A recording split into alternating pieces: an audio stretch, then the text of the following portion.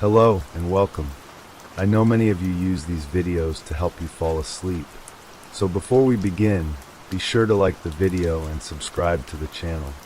Also comment where you're from and at what time you're watching. Take a moment to get comfortable, relax, and let yourself unwind.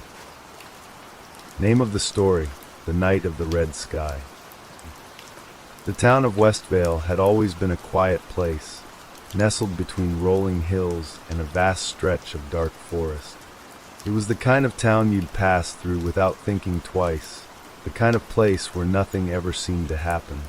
But that all changed on a night when the sky turned red. It started slowly, just as the sun was setting. At first, it was subtle, a strange hue in the sky, a flicker of crimson that barely caught anyone's attention. But as the evening wore on, the red deepened, spreading across the entire sky like a wound that would not heal. By nightfall, the sky was a solid, blood-red expanse. It was like nothing anyone had ever seen before. People in Westvale didn't know what to make of it. The old-timers spoke in hushed tones about old legends, about omens and signs. But most of the town just shrugged it off as something strange, a freak occurrence, nothing more. But as the days passed, the red sky didn't go away. It hung there every night, an ominous reminder that something was wrong. People started to notice that things were off. They began to feel uneasy, as if the very air around them had changed. It was subtle at first, but it grew stronger with each passing night. The red sky was no longer just a strange phenomenon. It was a warning. It wasn't long before the people of Westvale began to act differently. At first, it was small things. A man who'd always been quiet, kind, and thoughtful suddenly became short-tempered and aggressive. A mother, normally calm and loving, snapped at her children for no reason. But it didn't stop there. These changes grew more extreme. People who had once been familiar became strangers, their personalities twisted, their behavior erratic and unpredictable. As the nights wore on, strange things began to happen. People started vanishing. At first, it was just one person, a young woman who lived on the edge of town. Her house was found locked from the inside, but she was gone, leaving behind only a pool of blood. There were no signs of a struggle, no clues as to where she had gone. The only evidence was the bloodstain that remained on the floor. The town was in a state of shock. Whispers spread like wildfire. Where had she gone? What had happened to her? But no one had answers, and no one dared to ask the question that lingered in the back of everyone's mind. What would happen if the red sky didn't go away? Days passed, but the red sky never changed. And with each night that passed, more people disappeared. Sometimes it was a child, a teenager, or an elderly person. It didn't seem to matter who they were. They all vanished, leaving nothing behind but the bloodstains. Some said it was the sky's doing, that the red sky was some sort of curse. Others said it was the work of something far darker, something that had always been in Westvale, waiting for the right moment to awaken. And as the days turned into weeks, the town's once tight-knit community began to unravel. People stopped speaking to one another. There was a tension in the air, a palpable fear that grew with every passing night. People no longer went outside after dark. No one dared to look up at the sky. But even with the fear that gripped the town, there were still those who believed they could find answers. One of them was Ethan Westbrook, a young man who had grown up in Westvale and had returned only recently to care for his ailing father. Ethan had always been the skeptical type, the kind of person who didn't believe in superstitions or strange phenomena. But as he watched the town fall apart around him, he couldn't deny that something was terribly wrong. Ethan spent his days searching for answers. He combed through old books in the library, spoke to the townsfolk who still dared to speak, and even visited the local church, hoping that someone there might have some insight. But all he found were more questions. One evening, as the red sky settled over the town once again, Ethan decided to go out to the old cemetery on the hill. He had heard rumors about the place, stories of strange happenings, of voices in the night, of people who had disappeared without a trace. Some said the cemetery was cursed, that it held the secrets of Westvale's past. Ethan didn't believe in curses, but something about it called to him. As he walked through the overgrown path leading up to the cemetery, the sky above seemed to grow even redder, as if the earth itself was bleeding. The trees whispered in the wind, their branches creaking as if they were alive. The air was thick with tension, and Ethan couldn't shake the feeling that he was being watched. At the cemetery gates, Ethan stopped. He hesitated for a moment, but his curiosity pushed him forward. He pushed open the rusted gates and stepped into the graveyard. The gravestones were old, their inscriptions faded by time. The ground was uneven, and weeds grew up between the stones, as if nature itself was reclaiming the land. Ethan moved deeper into the cemetery, his footsteps slow and careful. He couldn't explain why, but he felt drawn to a particular grave, one that stood at the far end of the cemetery. The gravestone was cracked and weathered, the name barely legible. But as Ethan stepped closer, something caught his eye. A symbol was carved into the stone, an ancient design that looked almost like a twisted spiral. It was unlike anything he had ever seen before, and as he studied it, a chill ran down his spine. Suddenly, there was a sound behind him, a rustling in the bushes. Ethan spun around, but there was nothing there. He felt his heart pounding in his chest, the hairs on the back of his neck standing on end. And then out of the corner of his eye, he saw something move, a shadow, quick and fleeting, darting between the gravestones. His breath caught in his throat. He wasn't alone. Ethan started to walk toward the shadow, his curiosity now mingled with fear. He moved carefully, the sound of his footsteps muffled by the thick grass. He reached the spot where he had seen the shadow, but there was nothing there. Just empty graves and the eerie silence of the night. But as he turned to leave, he heard it, a whisper. It was faint at first, but it grew louder, the voice calling his name. Ethan, his blood ran cold. The voice sounded familiar, but it wasn't anyone he knew. It was a voice from the past, a voice that had been lost for years. He froze in place, his heart racing. The whisper came again, louder this time. Ethan, come closer. Something tugged at him, something dark and ancient. He took a step forward, his feet moving on their own, as if controlled by an unseen force. The red sky above seemed to pulse with energy, and the air felt thick, as though the very fabric of reality was beginning to tear. Ethan reached the center of the cemetery, where the gravestone with the strange symbol stood. And as he stood there, staring at the symbol, he felt a presence behind him, a cold, oppressive feeling that made his skin crawl. And then, from the darkness, a figure emerged. The shape was vague at first, just a shadow moving in the corner of his vision. But as it stepped into the faint light of the red sky, Ethan could see it clearly. It was a woman, pale, gaunt, her face twisted in agony. Her hair hung entangled, wet strands around her face, and her clothes were torn, as if she had been buried for centuries. She stepped closer, her eyes empty sockets of darkness. "Help me," she whispered, her voice chilling in the still night air. Ethan backed away slowly, his mind racing.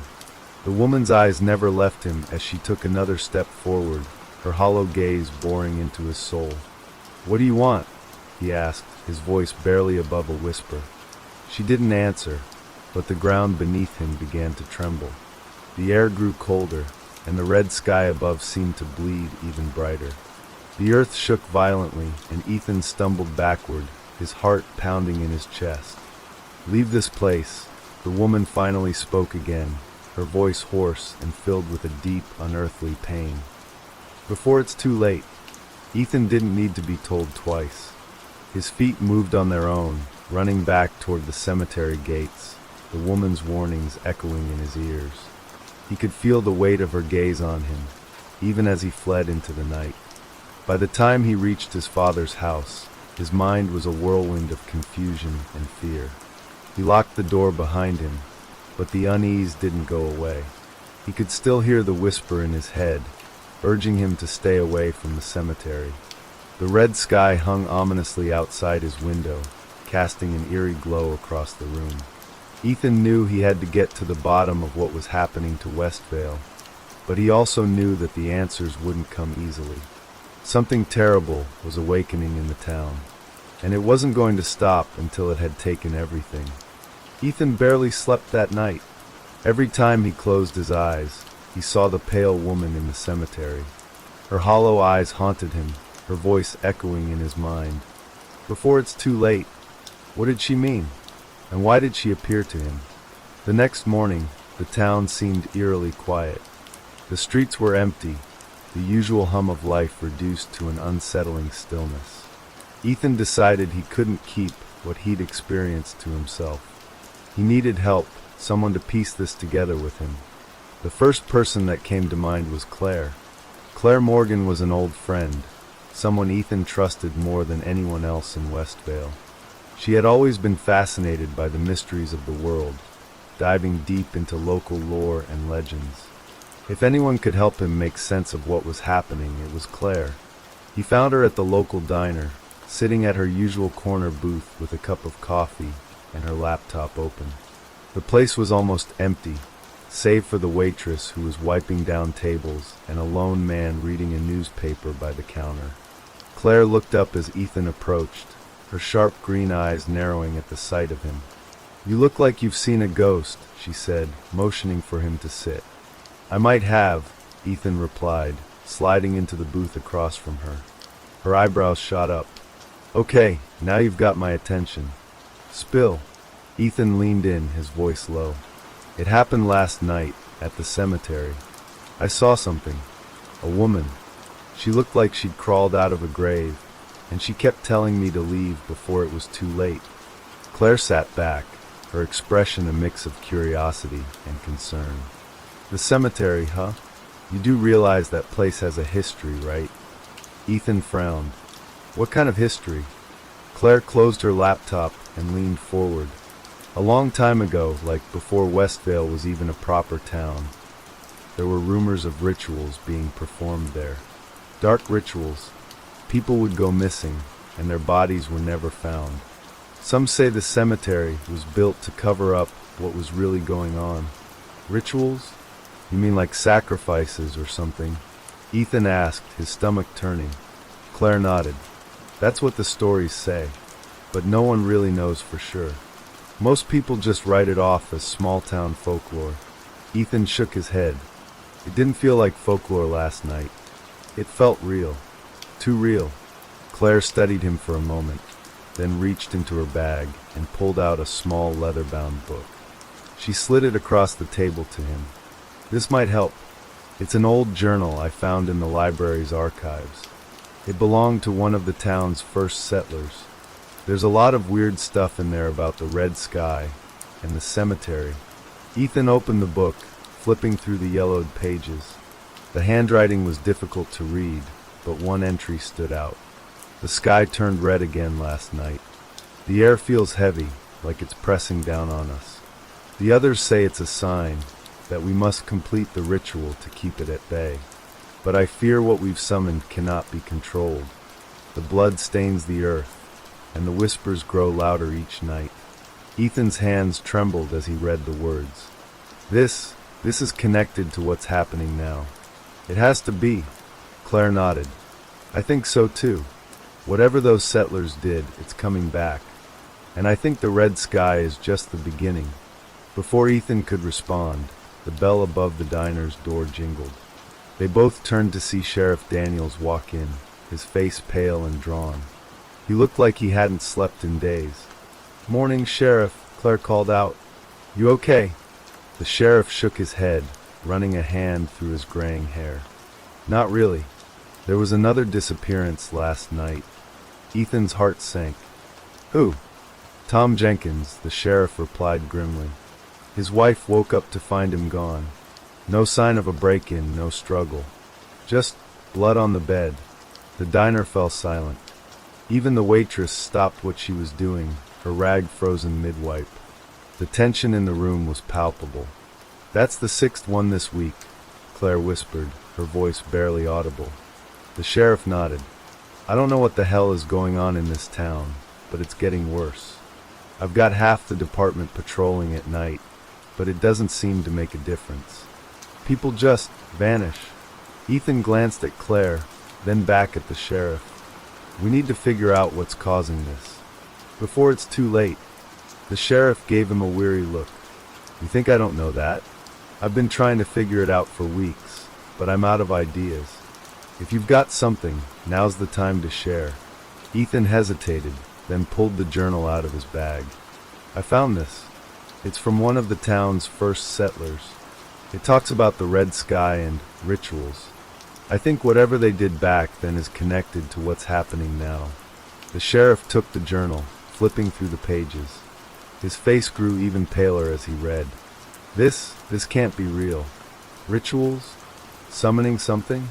You're telling me this is all because of some ancient curse? I don't know, Ethan admitted, but it's the only lead we've got. The sheriff let out a heavy sigh, rubbing his temples. All right, let's say for a second that this is true. What do we do about it? Claire spoke up. We need to find out exactly what they did and figure out how to stop it. The journal mentions a ritual. Maybe there's a way to reverse it. Ethan nodded. But we need more information.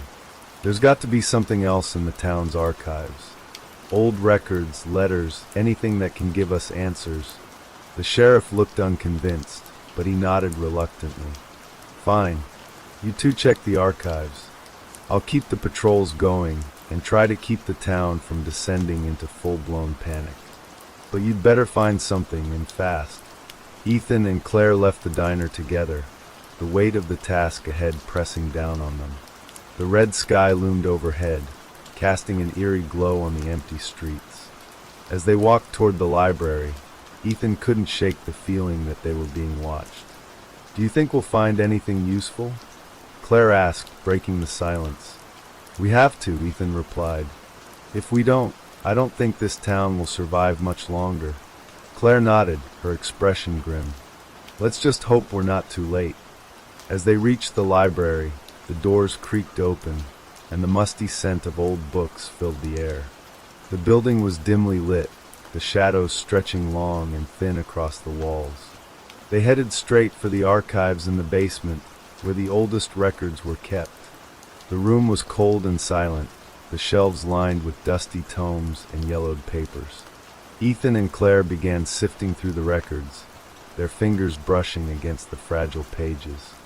It didn't take long for them to find something. An old map of Westvale, marked with symbols and notes that seemed to correspond to specific locations in the town.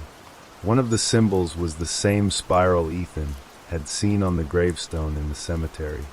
What's this? Claire asked, pointing to a note scrawled in the margin of the map. It read, "The heart of the red lies beneath." Beneath what? Ethan asked, his brow furrowing. Claire shrugged. I don't know, but if we can figure it out, we might be one step closer to stopping this. Ethan stared at the map, the pieces of the puzzle slowly coming together in his mind.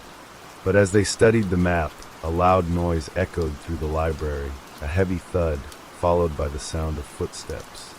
They froze, their hearts pounding. The library was supposed to be empty. Did you hear that? Claire whispered. Ethan nodded, his hand instinctively reaching for the flashlight in his bag. He clicked it on, the beam cutting through the darkness. Who's there? He called out, his voice trembling slightly. There was no answer, just the sound of the footsteps growing closer. Ethan tightened his grip on the flashlight, his pulse racing. And then from the shadows, a voice spoke, a low, guttural growl that sent shivers down their spines. You shouldn't be here. Ethan's grip on the flashlight tightened as the voice echoed through the room, chilling him to the bone. Claire moved closer to him, her eyes wide with fear. The footsteps grew louder, closer, until they seemed to stop just a few feet away from where they stood. Who's there? Ethan repeated, his voice barely steady. From the darkness, a figure emerged, tall and gaunt, with eyes that glowed faintly red in the dim light of the library basement. The man's face was hollow and pale, his lips curled into a sneer. He wore tattered clothes, as if he had been dragged through the dirt. "You're meddling in things you don't understand," the man growled, his voice raspy and unnerving. "Leave this place while you still can." Claire stepped forward, her voice shaking but firm. "Who are you? What do you know about the red sky?" The man's glowing eyes narrowed as he looked at her. "It's not for you to know. Turn back, or you'll share the same fate as the others." Ethan swallowed hard, his flashlight trembling in his hand. "What happened to them? The people who disappeared, what did you do to them?" The man didn't answer immediately. Instead, he tilted his head, studying them with an almost animalistic curiosity. Finally he spoke, his words slow and deliberate. "They were taken. Offered. You cannot undo what has already begun." "Offered to what?" Claire demanded, her voice rising. "What's happening in this town?" The man's face twisted into a sinister smile. "It's not the town you should fear. It's what lies beneath it." With that cryptic warning, the man turned and began to retreat into the shadows. Ethan, overcome by a surge of desperation, called out after him. "Wait! Tell us how to stop it." The man paused, his silhouette barely visible in the faint light. "You can't," he said simply, before disappearing into the darkness. Silence filled the room, broken only by the sound of their ragged breathing. Claire looked at Ethan, her face pale and drawn. "What do we do now?" Ethan shook his head, his mind racing. "We can't just stop. We need answers, and we're not going to get them standing here." Claire nodded, though she looked uneasy. "Let's keep looking. Maybe the map will tell us more." They returned to the table, their nerves frayed but their determination stronger than ever. Ethan studied the map again, focusing on the symbols scattered across it. One symbol in particular caught his attention, a spiral with an arrow pointing downward, located near the town's old well. "This," he said, pointing to it. "It has to mean something. The old well, it's been sealed off for decades. What if that's where the heart of the red is?" Claire's eyes lit up with recognition. "The well. I remember reading about it in one of the town's history books. They said it was closed after an accident, but there were rumors about something being buried there. Something the townspeople wanted to forget." Ethan nodded. "Then that's where we need to go." They packed up the map and journal and left the library, stepping out into the dim, eerie light of the red sky. The streets were deserted, the oppressive silence broken only by the occasional distant sound of a door creaking or a dog barking. The old well was located on the outskirts of town, near a small grove of trees. As they approached it, Ethan felt a growing sense of unease. The air around the well seemed colder, heavier, as if it were charged with an unnatural energy. The well itself was surrounded by rusted metal fencing, the gate chained shut with a heavy padlock. The stone structure was weathered and cracked, vines crawling up its sides. A wooden sign hung crookedly from the fence, the words "Keep Out" barely legible beneath layers of grime. "Looks inviting," Claire muttered, trying to mask her fear with sarcasm. Ethan pulled a pair of bolt cutters from his bag, their metallic clink echoing in the stillness. "Let's hope this works," he said, gripping the chain and snapping it with a sharp crack. The gate creaked open, and they stepped inside. The well loomed before them, its gaping mouth covered by a heavy wooden lid. Ethan could see symbols carved into the lid, spirals, crosses, and other shapes he didn't recognize. Claire ran her fingers over the carvings, her brow furrowed. "These look ancient. They're not just decorative, they were meant to keep something in. Or keep people out," Ethan said grimly. He grabbed the edge of the lid, struggling to lift it. It was heavier than he expected, but with Claire's help, they managed to slide it aside, revealing the dark, yawning abyss below. A foul stench wafted up from the well, making them both gag. Ethan shone his flashlight down into the darkness, but the beam barely penetrated the inky black.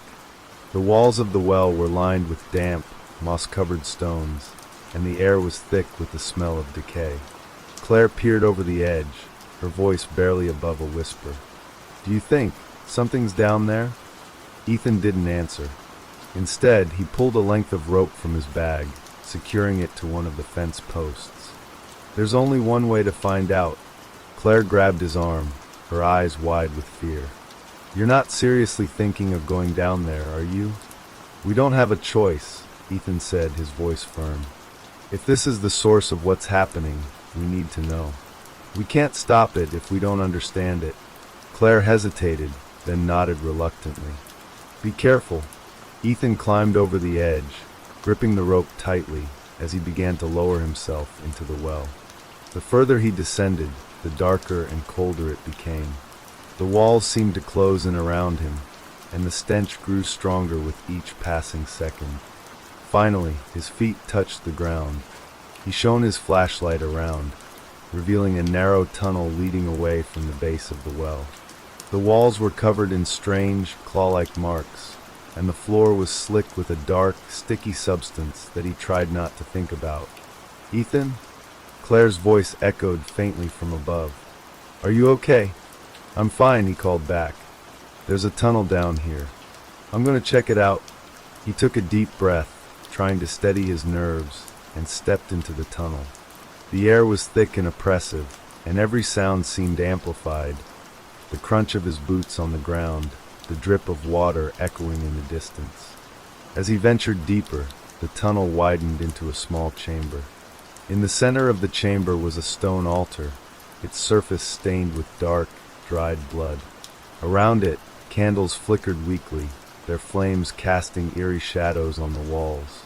Ethan's flashlight fell on something carved into the altar, a spiral identical to the one on the map. Beneath it, words were etched in a language he didn't recognize. But as he stared at them, they seemed to shift and twist, rearranging themselves into something he could read. "The blood of the living seals the pact. The heart of the red awakens." Ethan's heart pounded as he read the ominous inscription. The words seemed alive, crawling in his mind, filling him with dread. He instinctively took a step back, but his eyes couldn't leave the altar. The air in the chamber felt thicker, heavier, and his breathing grew shallow. "Ethan!" Claire's voice echoed faintly from the well above, snapping him out of his trance. "What's going on down there? Are you okay?"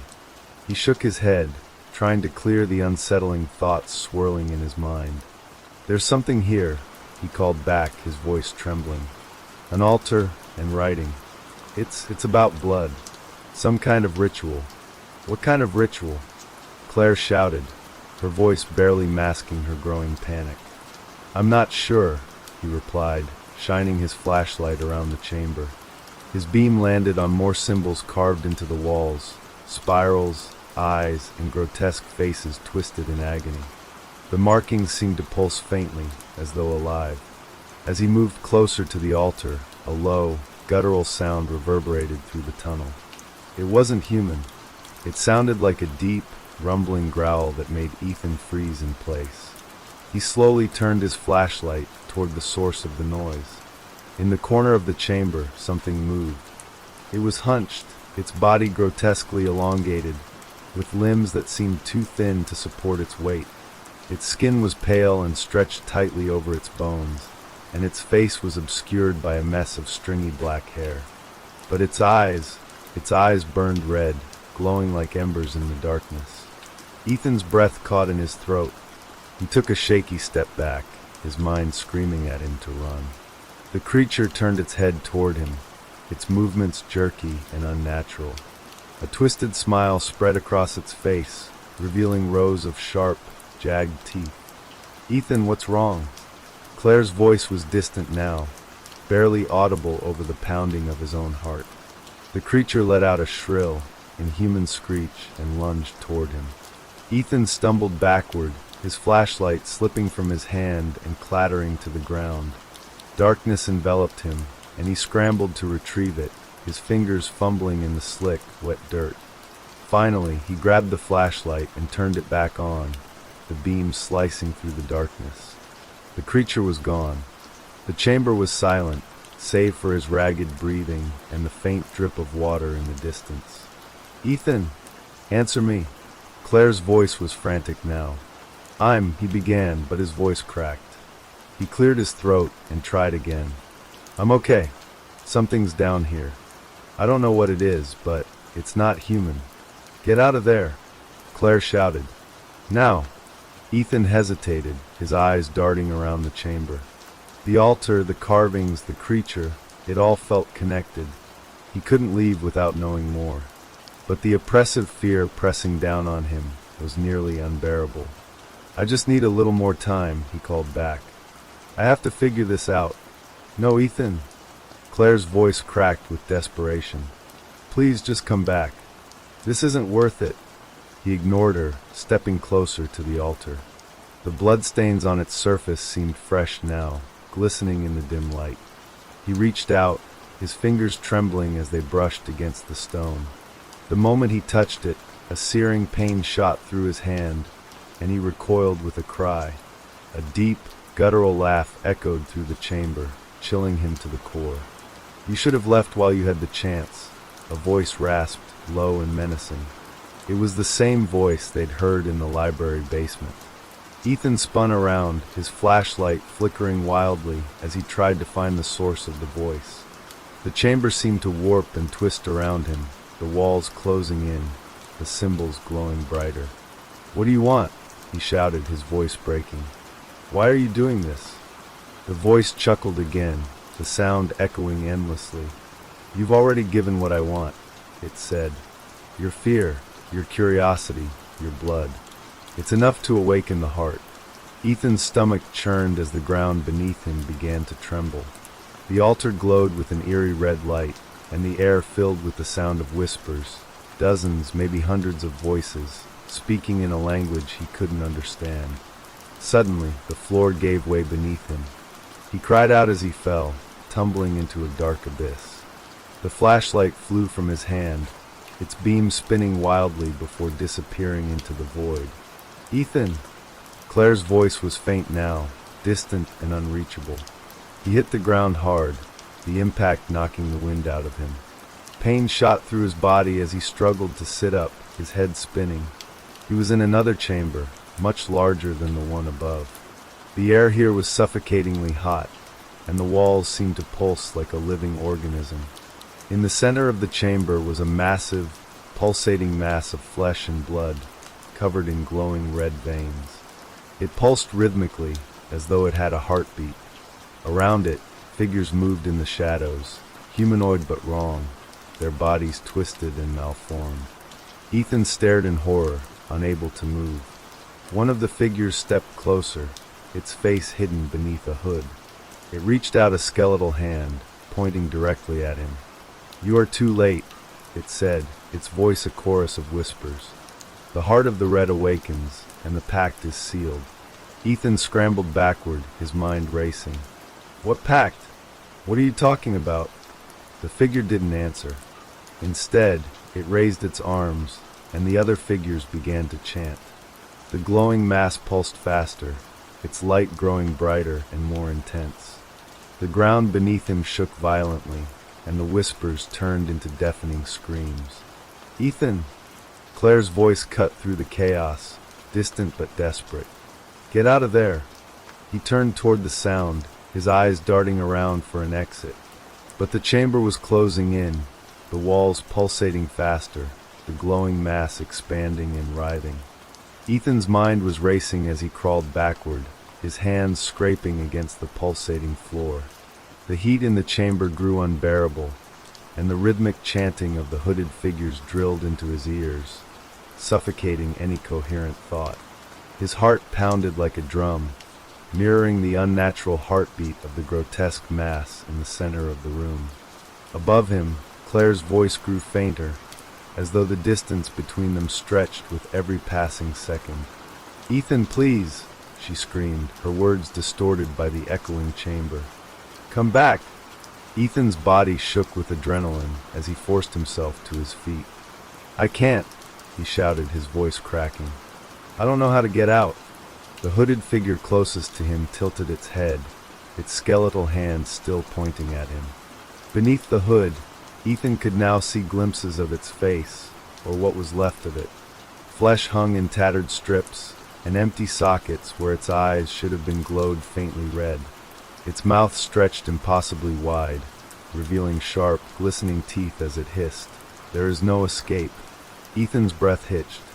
He stumbled back, nearly tripping over his own feet.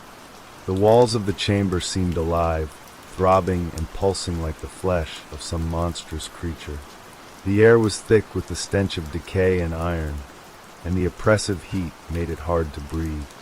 The chanting of the figures rose to a crescendo, and the glowing mass in the center began to twist and shift, forming grotesque shapes that seemed to mock the human form. Ethan's eyes widened in horror as the shapes stretched toward him, tendrils of flesh and light writhing like snakes. "No!" he shouted, his voice cracking. "Stay away!" One of the tendrils shot out, faster than he could react, and wrapped around his ankle. It burned like fire, searing through his skin and sending pain coursing up his leg. He screamed, trying to kick it off, but its grip tightened, pulling him closer to the mass. "Ethan!" Claire's voice broke through the noise again, louder this time. He looked up, his vision blurring, and saw a faint light above, the well. It seemed impossibly far, but it was his only chance. "Hold on!" Claire yelled. "I'm coming down." "No, Claire!" Ethan shouted back, panic lacing his voice. "Stay up there. Don't come down here." But it was too late. He heard the sound of the rope ladder unrolling and saw her silhouette descending into the darkness. The sight filled him with a mix of relief and dread. She couldn't see what he was seeing, not yet. He had to warn her. The hooded figure stepped closer, its bony hand outstretched. "Your defiance is futile," it rasped. "The blood sky has chosen you." Ethan gritted his teeth, ignoring the pain in his leg, and reached for a jagged piece of stone on the ground. Summoning every ounce of strength, he swung it at the tendril gripping him. The sharp edge tore through the fleshy appendage, and a spray of thick, black liquid erupted from it. The tendril recoiled with a shriek, and Ethan stumbled backward. Claire was halfway down the ladder when she froze, her eyes locking onto the grotesque scene below. Her face went pale, her mouth opening in a silent scream. "Oh my God! Ethan, what is this?" "Climb back up," Ethan yelled, waving her off. "You need to leave. Now." But she hesitated, her grip on the ladder tightening as her eyes darted between him and the glowing mass in the center of the chamber. "I'm not leaving without you." The ground trembled violently, nearly knocking Ethan off his feet. The glowing mass surged upward, splitting open like a grotesque flower. From its center emerged a figure, a towering, nightmarish being with elongated limbs and a face that seemed to shift and change, cycling through the visages of countless screaming faces. The chanting of the hooded figures ceased abruptly, replaced by a deafening silence. The creature turned its many-eyed gaze toward Ethan, its presence filling the chamber with a suffocating weight. "You are the catalyst," it said, its voice a cacophony of overlapping tones. "The blood sky rises because of you. The cycle must be completed." Ethan shook his head, his mind reeling. "I don't understand," he shouted. "What do you want from me?" "The pact," the creature hissed. "Your town spilled innocent blood long ago, and the sky bears witness. Only through sacrifice can balance be restored." Ethan's stomach turned as the creature extended one of its long, clawed arms toward him. His legs felt like lead, and every instinct screamed at him to run, but his body refused to move. Claire's voice snapped him out of his trance. "Ethan, look out." He turned just in time to see the creature's claw swipe toward him. He dove to the side, narrowly avoiding the attack, and landed hard on the ground. Pain shot through his shoulder, but he ignored it, scrambling to his feet. "Claire," he shouted, "get out of here. Climb back up." "No," she yelled back, her voice breaking. "Not without you." The hooded figures began to move now, their bodies twisting and contorting as they closed in on Claire. Ethan's heart pounded as he searched desperately for a way to stop them. The jagged piece of stone he'd used earlier caught his eye. He grabbed it and lunged at the nearest figure, swinging with all his strength. The stone connected with a sickening crunch, and the figure crumpled to the ground. But the others didn't stop. They swarmed toward Claire, their twisted forms moving with unnatural speed. "Claire, climb back up!" Ethan screamed, his voice hoarse and desperate. He threw himself between her and the advancing figures, swinging the jagged stone wildly. It connected with another hooded figure, sending it sprawling to the ground with an unnatural shriek. But for every one he struck down, two more seemed to take its place, their movements unrelenting and inhuman. "I'm not leaving you," Claire shouted, her voice trembling. She clung to the ladder, frozen between panic and determination. Her gaze darted to the monstrous being towering in the chamber, its shifting faces and glowing eyes fixed on Ethan. The sight of it seemed to drain the color from her face, but she didn't look away. The monstrous creature let out a guttural growl, the sound reverberating through the chamber and shaking the very ground beneath them. "You cannot defy the will of the blood sky," it intoned, its voice like 1,000 whispers colliding at once. "The cycle cannot be broken." Ethan's mind raced as the hooded figures closed in. He swung the stone again and again, but exhaustion was overtaking him. His breaths came in ragged gasps, and his arms felt like lead. He knew he couldn't keep this up much longer. "Claire," he shouted, his voice cracking. "There's no time. You have to go. Please, just go." Tears streamed down her face as she hesitated, her knuckles white as she gripped the ladder. "I'm not leaving you," she sobbed. "I won't." Ethan's heart ached, but he knew the truth. If she stayed, they would both die. Summoning every ounce of strength he had left, he lunged toward her and grabbed her arm. "I'll find a way out," he lied, his voice shaking. "But you have to go now." Claire shook her head, but the pleading in his eyes finally broke her resolve. She nodded, her movements reluctant and shaky, and began climbing back up the ladder. "You better come back," she whispered, her voice barely audible. Ethan didn't answer. He turned back to the hooded figures, his jaw clenched and his hands trembling. The creature in the center of the chamber watched him with a predatory gaze, its grotesque form shifting and pulsing. "You fight against inevitability," it said, its many voices overlapping. "But your sacrifice will come, whether you choose it or not." Ethan ignored it, his eyes scanning the chamber for anything he could use. His gaze landed on the glowing mass at the center, the heart of the red sky. It was pulsating wildly now, its light growing brighter and more erratic. The hooded figures seemed drawn to it, their movements becoming more frantic and disorganized as they chanted. An idea formed in his mind, reckless and desperate. If the heart was the source of all this, of the sky, the creature, the figures, then maybe destroying it could stop everything. But the thought filled him with dread. The heart was enormous, and its very presence radiated an overwhelming sense of power. Could he even reach it, let alone destroy it? The ground trembled again, and a deafening roar echoed through the chamber. The creature extended its long, clawed arms, pointing at Ethan. "You will kneel before the blood sky," it declared, its voice shaking the air. Ethan tightened his grip on the jagged stone. "Not a chance," he muttered under his breath. He darted toward the heart, weaving through the hooded figures as they reached for him with skeletal hands. His lungs burned, and every step felt heavier than the last, but he pushed forward, adrenaline driving him. The creature let out an ear-splitting screech and lashed out with one of its massive claws. Ethan barely dodged it, the claw scraping the ground inches from him and sending shards of stone flying. He stumbled but kept running, his eyes locked on the pulsating mass. He reached the base of the heart, its heat searing his skin and its glow blinding. Up close, it was even more grotesque.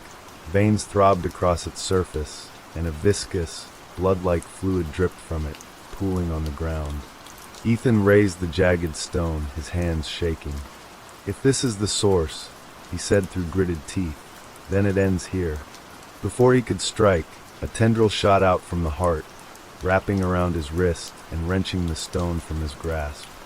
He cried out in pain as the tendril pulled him closer, its grip tightening like a vice. The creature loomed behind him, its shadow engulfing him. "You cannot destroy what is eternal," it said, its voice resonating with finality. "The blood sky is forever." Ethan struggled against the tendril, his body writhing as he fought to free himself. His mind raced, searching for another way. His eyes darted to the glowing veins on the heart's surface, and an idea sparked. With his free hand, he reached for the flashlight still clipped to his belt.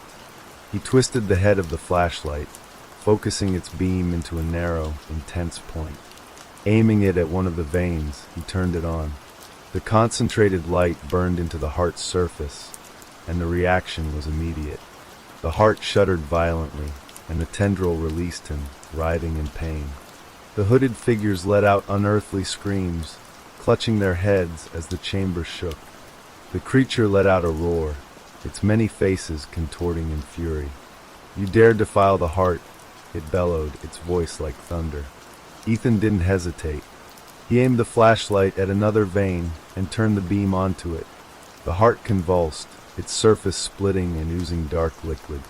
The hooded figures began to collapse one by one, their bodies disintegrating into ash. The creature lunged toward him, its claws slashing through the air. Ethan rolled to the side, narrowly avoiding the attack, and shone the flashlight directly into its shifting faces. It screeched, recoiling and shielding itself with its elongated arms. Ethan turned back to the heart, his flashlight shaking in his trembling hands. "This ends now," he muttered, focusing the beam on the largest vein. The beam of the flashlight struck the largest vein, and the reaction was instantaneous. The heart pulsed erratically, each throb sending shockwaves through the chamber. The veins across its grotesque surface began to burst one by one, spraying the air with thick, black liquid. The hooded figures that remained screamed in agony, their forms collapsing into piles of ash that scattered across the pulsating ground. Ethan's ears rang as the creature let out an ear-splitting roar, its many faces contorting into expressions of rage and pain. "You cannot stop the cycle," it bellowed, its voice shaking the walls. "The blood sky will consume everything." The heat in the chamber became unbearable, and Ethan's vision blurred as sweat poured down his face. He gritted his teeth, forcing himself to hold the flashlight steady despite the shaking of his hands. The heart began to split open, revealing a core of blinding red light that seemed to burn straight through his soul. Behind him, Claire's voice cut through the chaos. "Ethan, the ladder is breaking. We have to get out of here." Ethan turned his head, his heart sinking as he saw Claire clinging to the ladder, which was swaying dangerously. The bolts securing it to the stone walls had started to loosen, and the entire structure creaked under her weight. She looked down at him, her face pale with fear. "I'll be right behind you," he shouted back, though he wasn't sure if it was a promise he could keep. He turned his attention back to the heart. The veins were bursting faster now, and the glow of the core was becoming erratic, flickering like a dying flame. The creature lashed out in desperation, its claws scraping against the walls and sending chunks of stone raining down. Ethan dove to the side, narrowly avoiding a falling boulder, and landed hard on his shoulder. Pain shot through his body, but he forced himself to his feet. "You cannot destroy what has been sealed in blood," the creature hissed, its voice now weaker but still filled with malice. "You will die with the rest of them." Ethan ignored it, his focus unwavering. He aimed the flashlight at the very center of the heart, where the core's light burned brightest. With a trembling hand, he twisted the flashlight's head to its maximum intensity and turned it on. The concentrated beam pierced through the core, and for a moment, everything seemed to freeze. The heart let out a deafening, inhuman wail, its surface splitting open entirely. A torrent of red light erupted from it, illuminating the chamber in an otherworldly glow. The ground beneath Ethan's feet buckled, and the walls began to crack, massive fissures spreading outward from the heart. Ethan staggered backward, shielding his eyes from the blinding light. The creature let out one final roar, its form disintegrating into a cloud of ash that was swept away by the violent winds swirling through the chamber. The hooded figures were gone, and the chanting had ceased, replaced by an eerie silence. The ground shook violently, and Ethan knew the entire chamber was about to collapse. He turned and sprinted toward the ladder, his legs screaming in protest. "Claire! Go now!" he shouted, his voice barely audible over the rumbling earth. Claire didn't need to be told twice. She scrambled up the ladder as fast as she could, the rickety structure groaning under her weight. Ethan reached the base of the ladder just as the floor beneath him began to crumble. He grabbed the first rung and started climbing, his hands slipping on the sweat-soaked metal. "Come on, Ethan!" Claire yelled from above, her voice filled with urgency. She had reached the top and was reaching down for him, her hand outstretched. The ladder shook violently as another tremor rocked the chamber. Ethan climbed faster, his muscles burning with effort. Just as he reached the top, the ladder gave a final, ominous groan and began to collapse. He lunged upward, grabbing Claire's hand, and she pulled him onto solid ground just as the ladder crashed into the abyss below. They lay on the ground, gasping for breath, as the earth continued to quake beneath them. The glow from the chamber below grew brighter and brighter, until it suddenly imploded with a deafening roar. The red light vanished, and the tremors ceased, leaving only an eerie silence. Ethan and Claire sat up, their breaths ragged. The sky above them was no longer blood-red. It was dark, dotted with stars, as if the night had finally reclaimed its place. The oppressive heat was gone, replaced by a cool, almost soothing breeze. Ethan looked at Claire, his chest heaving. "Is it over?" Claire shook her head, her eyes wide with disbelief. "I don't know," she whispered. "But whatever that was, I don't think it's coming back." They sat in silence for a moment, the weight of what they had just experienced pressing down on them. Then, in the distance, the faint sound of sirens broke the stillness. Help was on the way, but neither of them knew how they would explain what had happened. Ethan stared at the spot where the well had been, now just a pile of rubble. The memory of the creature's words echoed in his mind. The blood sky is forever. He didn't know if the nightmare was truly over or if it would return someday. But for now, they had survived. And that would have to be enough. Ethan and Claire sat on the cool, damp ground, their breaths steadying as the stillness of the night settled around them. The rubble where the well had once stood was eerily quiet, as though the earth itself was holding its breath.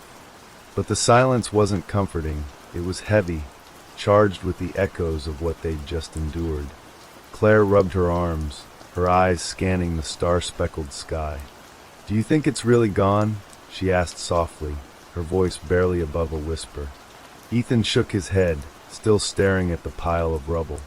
"I don't know," he admitted. "But whatever it was, we stopped it. For now." His voice faltered, and he swallowed hard. The memory of the creature's many faces, the unearthly glow of the heart, and the overwhelming feeling of dread lingered in his mind, refusing to fade.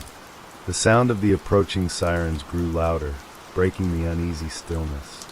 Claire turned toward the direction of the noise, relief flickering across her face. "Someone's coming," she said, her voice tinged with hope. "Maybe they'll believe us." Ethan scoffed lightly, though there was no humor in it. "Believe us?" He gestured to the destruction around them. "Claire, we barely understand what just happened. How do we explain this to anyone else?" She didn't respond, her gaze fixed on the distant lights of the emergency vehicles. The prospect of safety, of other people, felt like a lifeline, fragile but desperately needed. Yet beneath her relief, there was a lingering fear. What if this wasn't over? What if the red sky returned, stronger than before? The first responders arrived in a flurry of activity. Firefighters, paramedics, and police officers poured out of their vehicles, their flashlights cutting through the darkness. Claire stood up, waving them down, her voice hoarse as she called for help. Ethan remained seated, his body heavy with exhaustion, his mind still reeling. A paramedic knelt beside him, checking for injuries. "You're lucky to be alive," the man said, his tone professional but kind. "What happened here?" Ethan hesitated, glancing at Claire. She was speaking to a police officer, her hands gesturing animatedly as she tried to explain. He looked back at the paramedic and shook his head. "I don't even know where to start," he said quietly. The paramedic nodded, his expression softening. "Take your time," he said. "You've been through something traumatic. Just focus on breathing for now." Ethan did as he was told, inhaling deeply and letting the cool night air fill his lungs. But even as his body began to relax, his mind remained on edge. The creature's final words echoed in his head like a sinister warning. "The blood sky is forever." Hours later, as the sun rose and bathed the town in soft golden light, the chaos of the night began to fade. The emergency crews packed up their equipment, and the remaining officers promised to investigate the strange events further. But Ethan and Claire knew they wouldn't find anything. Not the creature, not the hooded figures, not the heart. Whatever had happened, it wasn't something that could be explained with logic or science. The two of them were given a ride back to Claire's apartment, where they collapsed on the couch in silence. The curtains were drawn tightly shut, but Ethan could still see the faint glow of daylight seeping through the edges. It felt surreal, almost like a dream, to see the sun again after the oppressive red sky. Claire broke the silence, her voice hesitant. "Do you think it's really over?" she asked, echoing her earlier question. Ethan leaned forward, resting his elbows on his knees. "I don't know," he admitted, "but I think we've done all we can." He looked at her, his expression weary but resolute. "We survived, Claire. That has to mean something." She nodded slowly, though her eyes were filled with uncertainty. "But what if it comes back? What if we didn't stop it, just delayed it?" Ethan didn't have an answer. He reached for her hand, giving it a reassuring squeeze. "If it comes back, we'll face it together," he said firmly. "But for now, we need to rest. We can't live in fear of something we can't control." Claire nodded again, this time with a little more conviction. She leaned back against the couch, her eyes drifting closed. Despite the lingering fear, exhaustion overtook her, and she began to drift off. Ethan stayed awake, his mind racing with unanswered questions. What was the blood sky? Why had it appeared? And why had they been the ones to survive when so many others had vanished? The creature's cryptic warnings and the strange symbols in the well haunted him, each thought a thread in an unraveling tapestry of dread. As he stared at the drawn curtains, the faintest tinge of red seemed to flicker at the edges of his vision. He blinked, his heart skipping a beat, but when he looked again, it was gone. Shaking his head, Ethan leaned back and closed his eyes, forcing himself to relax. For now, the sky was clear, the night was over, and they were alive. But deep down, he knew the blood sky's shadow would linger, waiting, watching. And in the quiet corners of his mind, he couldn't shake the feeling that the cycle was far from broken. The following days passed in a haze of unease. The town seemed to return to normal on the surface. Stores reopened, people walked the streets, and conversations buzzed with the usual chatter. But there was something different about the air. An unspoken tension clung to everyone, like a faint, invisible mist that no one dared acknowledge. Ethan and Claire stayed close, sharing an unspoken bond forged in the horrors they had faced. They didn't talk about the blood sky or the creature in the well, not even to each other. The experience felt too raw, too surreal to put into words. Instead, they focused on small, mundane routines, making coffee, tidying Claire's apartment, flipping through television channels without really watching. But the nightmares didn't stop. Every night, Ethan found himself back in the chamber beneath the well, the pulsing heart looming over him, its grotesque veins wrapping around his body and dragging him closer. He would wake up drenched in sweat, gasping for air, the creature's chilling words echoing in his ears. The blood sky is forever. Claire didn't fare much better. She would sit by the window late at night, staring out at the darkened town, her face pale and drawn. When Ethan asked what she was looking for, she would shake her head and mutter, "Just making sure." Making sure of what, she never said.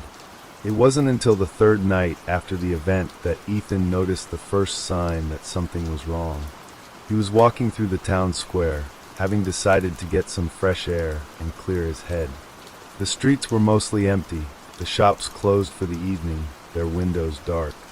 A few people lingered here and there, but they moved quickly, heads down, as if they didn't want to be seen.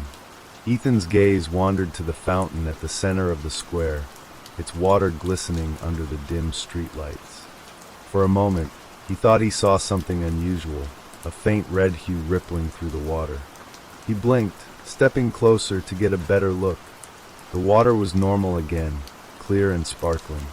Ethan frowned, his stomach twisting with unease. He shook his head, convincing himself it was a trick of the light, and turned to leave. But as he walked away, he couldn't shake the feeling that something, or someone, was watching him. That night, the red sky returned. Ethan and Claire were sitting in the living room, the television on but muted, the room dimly lit by a single lamp. Claire was sketching absent-mindedly in a notebook while Ethan read an old, dog-eared book he had found on her shelf. The atmosphere was quiet, almost peaceful. Then, without warning, the temperature in the room plummeted. Claire shivered, dropping her pencil. "Did the heater go out?" she asked, her voice trembling slightly. Ethan frowned, setting the book aside. "I don't think so," he said. He got up and checked the thermostat, but it was functioning normally. The chill in the air was unnatural, seeping into his bones and making his skin crawl. Before he could say anything, a faint red glow seeped through the edges of the curtains. Both of them froze, their eyes widening in unison. Claire stood up slowly, her hand gripping the back of the couch for support. "No," she whispered. "No, it can't be." Ethan moved to the window, his heart pounding. He pulled the curtain back just enough to peek outside, and his blood ran cold. The sky was blood red once more.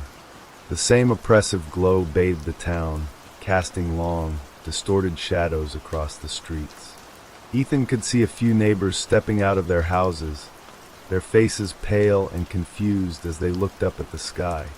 The scene was eerily silent, as if the world itself was holding its breath. Claire came up beside him, her hand clutching his arm. "What do we do?" she asked, her voice shaking. Ethan didn't answer. His mind was racing, searching for some kind of explanation, some kind of plan. But all he could think about was the creature's final words. "The blood sky is forever."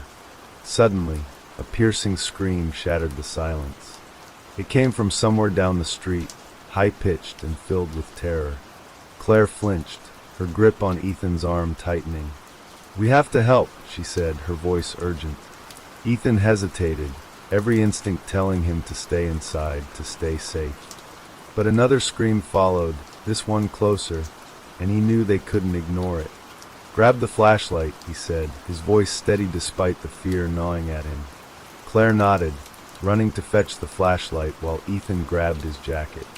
They stepped out into the night, the red glow washing over them like an ominous tide. The air was thick and heavy, each breath a struggle.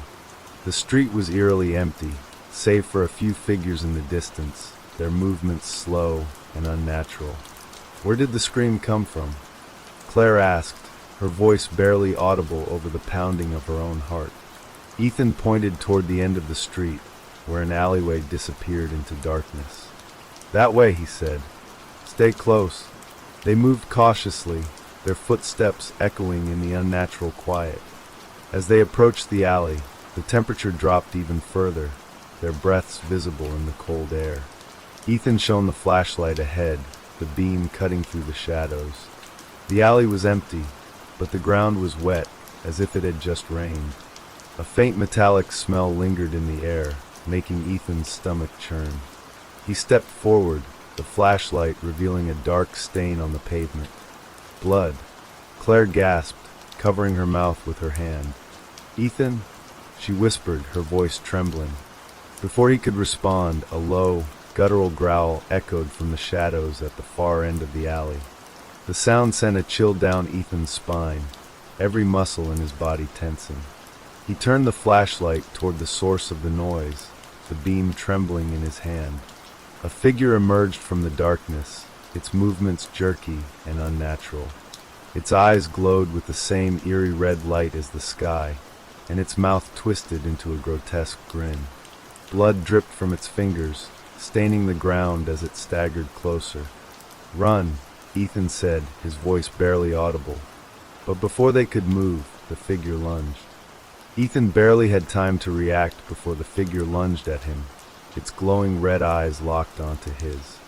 He shoved Claire behind him and swung the flashlight like a club, its beam scattering across the alley. The impact connected with a sickening crunch, and the figure stumbled back, letting out a guttural growl that didn't sound human. "Run!" Ethan yelled again, grabbing Claire's hand and pulling her away. They sprinted back toward the street, their breaths ragged and hearts pounding. The sound of heavy, erratic footsteps followed them, accompanied by a low, rasping growl that sent chills down their spines. As they reached the street, Ethan glanced over his shoulder. The figure was still coming, its twisted silhouette illuminated by the blood-red glow of the sky. It moved faster than it should have been able to, its limbs jerking unnaturally with every step. "We can't outrun it," Claire gasped, panic rising in her voice. She looked around desperately. "Where do we go?" Ethan scanned the street, his mind racing. Most of the houses were dark, their occupants likely too terrified to come outside. But then he saw it, an abandoned gas station at the corner of the block, its flickering neon sign casting an eerie light over the lot. It wasn't much, but it was their best shot. "That way," he shouted, pulling her toward the station. The glass door to the convenience store was unlocked, and they burst inside, slamming it shut behind them. Ethan grabbed a nearby shelf and shoved it against the door, barricading it as best as he could. Claire fumbled with the flashlight, her hands shaking, and turned it off to avoid drawing attention. They crouched behind the counter, their breaths coming in shallow gasps. The dim light from the street filtered through the cracks in the boarded-up windows, casting long shadows across the room. The silence was deafening, broken only by the pounding of their hearts. Ethan peered over the counter, his eyes fixed on the door. The figure hadn't followed them inside yet, but he knew it was out there, lurking in the shadows, waiting for the right moment. "What was that thing?" Claire whispered, her voice trembling. It wasn't human." Ethan shook his head, his mind reeling. "I don't know," he admitted, "but it looked wrong, like something was controlling it." Claire's eyes widened as a terrible thought occurred to her. "Do you think it's one of the missing people?" she asked. "The ones who vanished when the sky first turned red?" Ethan's stomach churned at the idea. It made too much sense, the jerky movements, the glowing eyes, the inhuman growls. Whatever force was behind the blood sky, it wasn't just taking people. It was twisting them, turning them into something else. A sudden bang on the door made them both jump, and Claire stifled a scream. The sound was followed by a low, guttural growl that reverberated through the room. Ethan grabbed a metal rod from behind the counter, probably part of an old display, and gripped it tightly, his knuckles white. The door creaked under the pressure of the figure's weight, the makeshift barricade holding for now. Ethan exchanged a tense glance with Claire. "If it gets in here," he started, his voice trailing off. He didn't have to finish the sentence. They both knew what would happen. "We have to find a way out," Claire whispered urgently. "There's got to be a back door or something." Ethan nodded, his adrenaline surging. "Stay close," he said, gripping the rod like a weapon. He led the way, moving cautiously through the darkened store. The aisles were cluttered with overturned shelves and discarded items, the smell of stale air and gasoline hanging heavy in the room. They reached the back of the store and found a door marked "Employees Only." Ethan tried the handle. It was locked. He cursed under his breath, looking around for something to force it open. "Here," Claire said, grabbing a fire extinguisher from the wall. She handed it to him, her hands trembling. "Use this." Ethan didn't hesitate. He swung the extinguisher with all his strength, the metal casing colliding with the lock. It took 3 hits, but the lock finally gave way, the door swinging open with a loud creak. The alley behind the store was dark and narrow, the red glow of the sky barely reaching the edges. Ethan and Claire stepped outside, their senses on high alert. The air was colder here, the silence even more oppressive. "Which way?" Claire asked, her voice barely audible. Ethan scanned their surroundings, his eyes narrowing. The alley stretched in both directions, each path disappearing into shadow. He chose the left, hoping it would lead them back to the main road. They moved quickly but cautiously, their footsteps echoing softly against the brick walls. The further they went, the more the oppressive feeling in the air seemed to grow, as if something was watching them from the darkness. Suddenly, a figure stepped out from the shadows ahead, its glowing red eyes piercing through the gloom. It wasn't the same creature from before. This one was smaller, its body hunched and twisted, its head cocked at an unnatural angle. Ethan raised the metal rod, his grip tightening. "Stay behind me," he said, his voice steady despite the fear clawing at his chest. The creature let out a low growl, its movements slow and deliberate as it advanced toward them. Ethan swung the rod, aiming for its head, but the creature was fast, too fast. It dodged the blow with unnatural speed, its glowing eyes narrowing. "Ethan, look out!" Claire screamed. Before he could react, the creature lunged at him, its claws raking across his arm. He cried out in pain, stumbling backward. Claire grabbed the fire extinguisher and swung it with all her strength, the heavy metal connecting with the creature's head. It let out a pained screech and collapsed to the ground, motionless. Ethan clutched his arm, blood seeping through his fingers. "Thanks," he said, his voice strained. Claire nodded, her chest heaving as she tried to catch her breath. "We have to keep moving," she said, her voice resolute. "There might be more of them."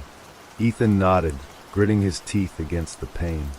Together they pressed on, the darkness closing in around them as the red sky loomed overhead. Ethan's arm throbbed as they navigated through the maze-like alleys. Claire tore a strip from her shirt and wrapped it tightly around the wound, though her hands were shaking. "This should stop the bleeding for now," she said softly, her voice edged with worry. "Thanks," Ethan muttered, forcing himself to focus on their surroundings. Every shadow seemed alive, every faint sound amplified by the eerie silence of the town. The oppressive glow of the red sky above only heightened the surreal horror of their situation. As they turned a corner, the alley opened into a small, deserted park. The swings creaked in the wind, moving ever so slightly though there was no breeze. A single street lamp flickered at the park's edge, its weak light casting long, distorted shadows. "Do you think they're all gone?" Claire whispered, her eyes scanning the empty playground. Ethan hesitated. "I don't know," he admitted, "but something tells me this isn't over. Whatever's happening, it's spreading. It's not just one or two people anymore." Claire's lips pressed into a thin line. "We need to find someone. Anyone who's still, normal." Her voice cracked slightly at the last word.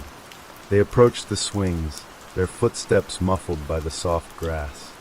The park seemed frozen in time, a snapshot of a place meant for laughter and life, now devoid of either. Ethan glanced at the ground, noticing faint trails of smeared blood leading toward the woods beyond the park.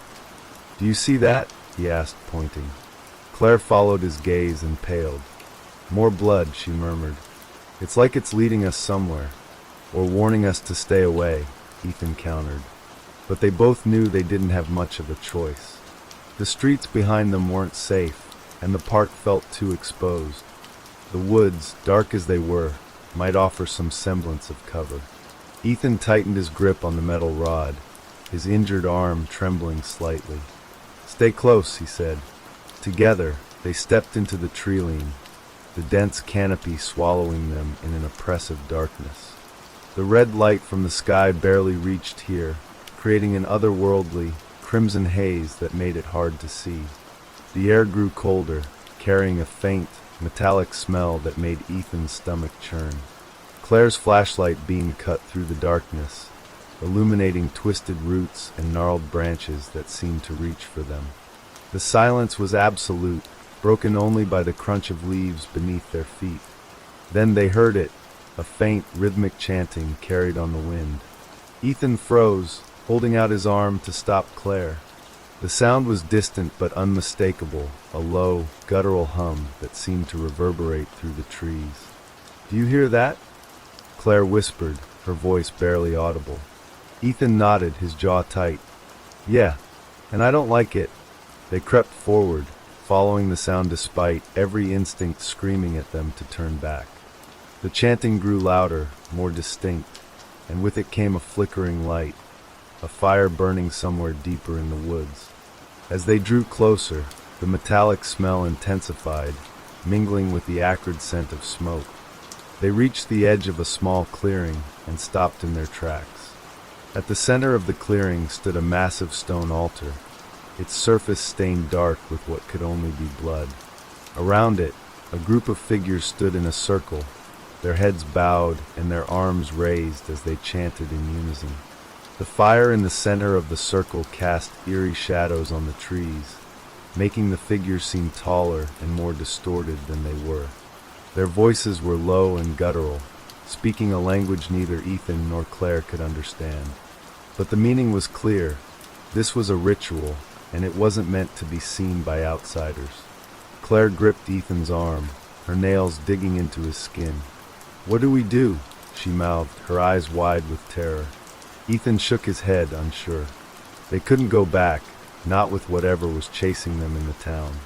But staying here felt just as dangerous, if not more so. He scanned the clearing, looking for any sign of what the ritual was meant to achieve. Then he saw it, a figure lying on the altar, motionless. At first, he thought it was a body, a victim of whatever dark ceremony was unfolding. But then the figure stirred, letting out a low, anguished moan. "They're alive," Ethan whispered, his voice tight. "They're sacrificing someone." Claire covered her mouth, her eyes welling with tears. "We can't just leave them," she whispered back. "We have to do something." Ethan clenched his jaw, his mind racing. Charging into the clearing would be suicide, but staying hidden felt like abandoning the person on the altar to a horrific fate. He tightened his grip on the metal rod, his resolve hardening. "Stay here," he said. "If things go south, run." Claire grabbed his arm, shaking her head furiously. "No way," she hissed. "I'm not leaving you." "Claire, please," Ethan said, his voice firm. "I need you to be safe. If we both go down, who's going to stop this?" Before she could argue further, the chanting reached a crescendo, and the figures raised their arms higher. A brilliant flash of red light burst from the altar, illuminating the entire clearing in an otherworldly glow. The ground beneath their feet trembled, and the air filled with a deafening hum. Ethan's heart raced as he watched the scene unfold. Whatever was happening, it was reaching its climax, and he was running out of time. The chanting abruptly stopped, leaving a silence so profound that it felt as though the forest itself was holding its breath. Ethan's palms were slick with sweat, his grip on the rod faltering as he braced himself for what was to come. Then, the figure on the altar screamed. It wasn't a normal scream. It was guttural and raw, filled with unimaginable pain. The red light intensified, spilling out from the altar like liquid fire, snaking across the ground in jagged patterns. The figures surrounding the altar began to sway, their heads tilting back unnaturally, as if offering themselves to the crimson sky above. Ethan made his decision. "Now's the time," he muttered under his breath. "Wait!" Claire grabbed his sleeve again, her voice trembling. "We can't just..." But Ethan was already moving. He sprinted toward the clearing, the rod raised like a weapon. The cultists, if that's what they were, barely reacted to his sudden presence. Their chanting had resumed, rising and falling in a dissonant rhythm that seemed to reverberate through Ethan's chest. "Hey!" Ethan shouted, his voice hoarse. "Let them go!" The closest figure turned to face him, and Ethan felt his stomach lurch. The person's face was wrong. Their eyes were black pits, their mouth stretched unnaturally wide in a grotesque grin. The figure tilted its head, studying him, before letting out a guttural growl. Ethan didn't wait for them to make the first move. He swung the rod with all his strength, connecting with the figure's shoulder. The force sent them stumbling back, but they didn't cry out in pain. Instead, they twisted their body unnaturally, snapping their head back into place with a sickening crack. "Claire!" Ethan yelled, panic rising in his chest. "Run!" Claire, however, didn't listen. She burst into the clearing, wielding a large branch she'd picked up on the way. "I'm not leaving you," she shouted, her voice shaking but resolute. More of the cultists turned toward them now, their movements jerky and inhuman. The chanting grew louder, faster, as if spurred on by their defiance. The red light from the altar pulsed like a heartbeat, casting long, flickering shadows across the clearing. Ethan and Claire stood back to back, their makeshift weapons raised as the cultists began to close in. "What's the plan?" Claire hissed, her eyes darting between the advancing figures. "Don't die," Ethan muttered grimly. One of the cultists lunged at Claire, and she swung the branch with a desperate cry. It connected with the figure's head, snapping their neck at an unnatural angle. But like the first one, they didn't go down. Instead, they straightened, their head hanging limply as they let out a low, guttural laugh. "This isn't working," Claire shouted, panic creeping into her voice. Ethan swung at another cultist, hitting them square in the chest. They stumbled back but didn't fall. The figures were relentless, their movements faster and more coordinated now, as if they were feeding off the energy from the altar. "We need to stop the ritual," Ethan said, his voice tight. "The altar, destroy it." Claire nodded, her grip tightening on the branch. Together, they pushed through the circle of cultists, dodging grasping hands and sidestepping lunges. The air around the altar was suffocating, thick with the stench of blood and smoke. The figure on the altar writhed in agony, their screams mingling with the chanting in a cacophony of horror. Ethan reached the altar first. He raised the rod high above his head and brought it down with all his strength, aiming for the glowing symbols carved into the stone. The impact sent a shockwave through the clearing, and the red light flickered briefly before returning, brighter than ever. "It's not enough," Claire yelled, joining him. She swung the branch at the base of the altar, splintering it against the stone. The light pulsed again, and this time, one of the cultists let out a shriek, clutching their head as they collapsed to the ground. "It's working," Ethan shouted, his voice filled with a mix of desperation and hope. He struck the altar again and again, each blow chipping away at the stone. More cultists began to falter, their movements growing sluggish as the chanting faltered. But the red light wasn't giving up without a fight. The ground beneath them shook violently, and a deafening roar filled the air. Ethan stumbled, nearly dropping the rod, as a crack split the altar down the middle. From within, a dark, viscous liquid began to pour out, bubbling and hissing as it touched the ground. "Ethan, look out!" Claire screamed. He turned just in time to see one of the cultists lunging at him, their black eyes burning with rage. He barely managed to raise the rod in time, catching the figure in the chest and shoving them backward. They fell into the bubbling liquid spilling from the altar, letting out an unearthly scream as their body dissolved into ash. "We're running out of time," Claire shouted, her voice barely audible over the chaos. Ethan nodded, his jaw set. With one final swing, he brought the rod down on the altar, aiming for the deepest crack. The stone shattered with a deafening explosion, sending shards flying in every direction. The red light flared one last time before extinguishing, plunging the clearing into darkness. For a moment, there was silence. Then, the forest erupted with the sound of screams.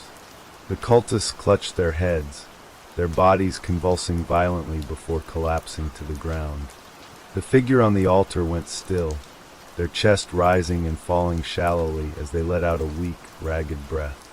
"Ethan, we did it," Claire whispered, her voice trembling with relief. But as they turned to leave, a low, rumbling growl echoed through the clearing, shaking the very earth beneath their feet. The growl deepened, resonating through the air like a thunderclap, shaking the ground beneath Ethan and Claire's feet. Both froze, turning toward the shattered remains of the altar. The viscous liquid spilling from the broken stone now surged upward, twisting and churning into a grotesque, towering form. "What is that?" Claire whispered, her voice barely audible over the rumble. Ethan took a step back, his knuckles white around the rod. The shape emerging from the liquid was humanoid, but horribly distorted. Its elongated limbs ended in claw-like fingers, and its face was a featureless void save for two glowing, blood-red eyes that pierced through the darkness. The creature let out an ear-piercing shriek, its head snapping in their direction.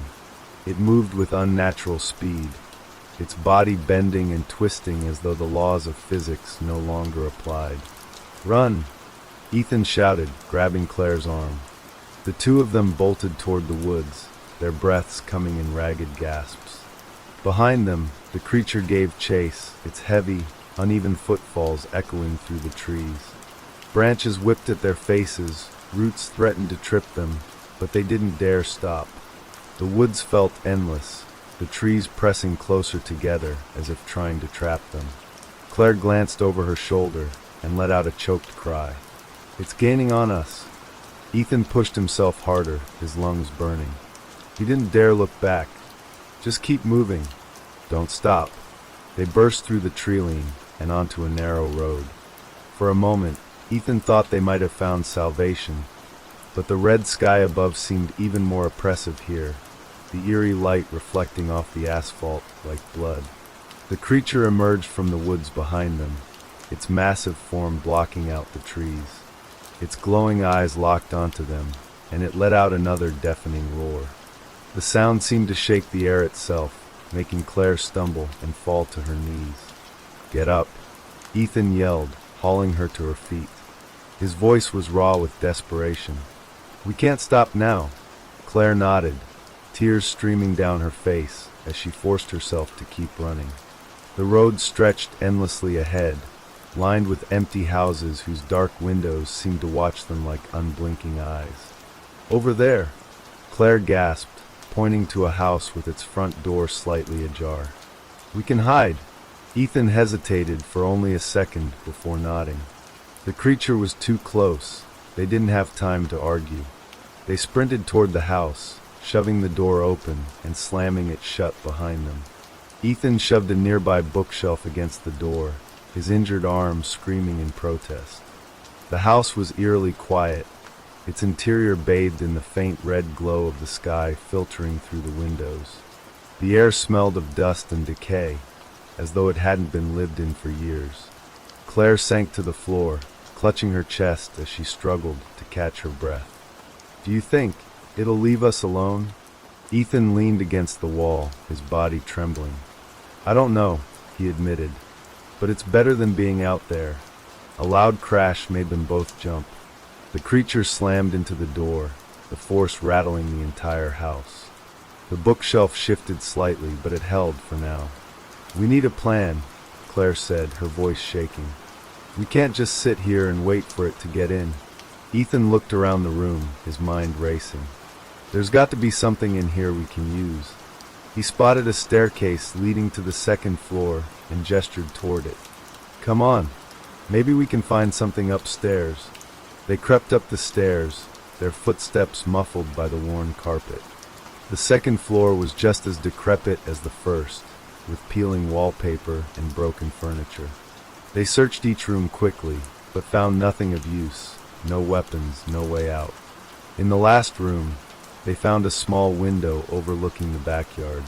Ethan peered outside, his heart sinking. The yard was overgrown with weeds, bordered by a tall, rusted fence. There was no way out. "Great," he muttered. "We're trapped." Claire sat on the edge of a dusty bed, her hands trembling as she clutched her knees. "What do we do now?" Ethan didn't have an answer. The creature's relentless pounding on the door below grew louder, more violent. It wouldn't hold for much longer. He sank to the floor, burying his face in his hands. "I don't know," he admitted, his voice barely above a whisper.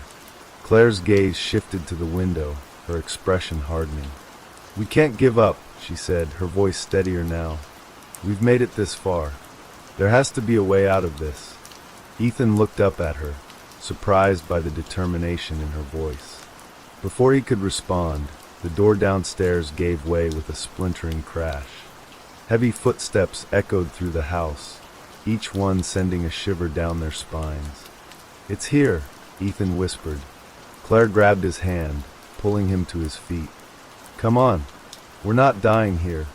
They stepped back into the hallway, their breaths shallow as the sound of the creature's movements grew closer.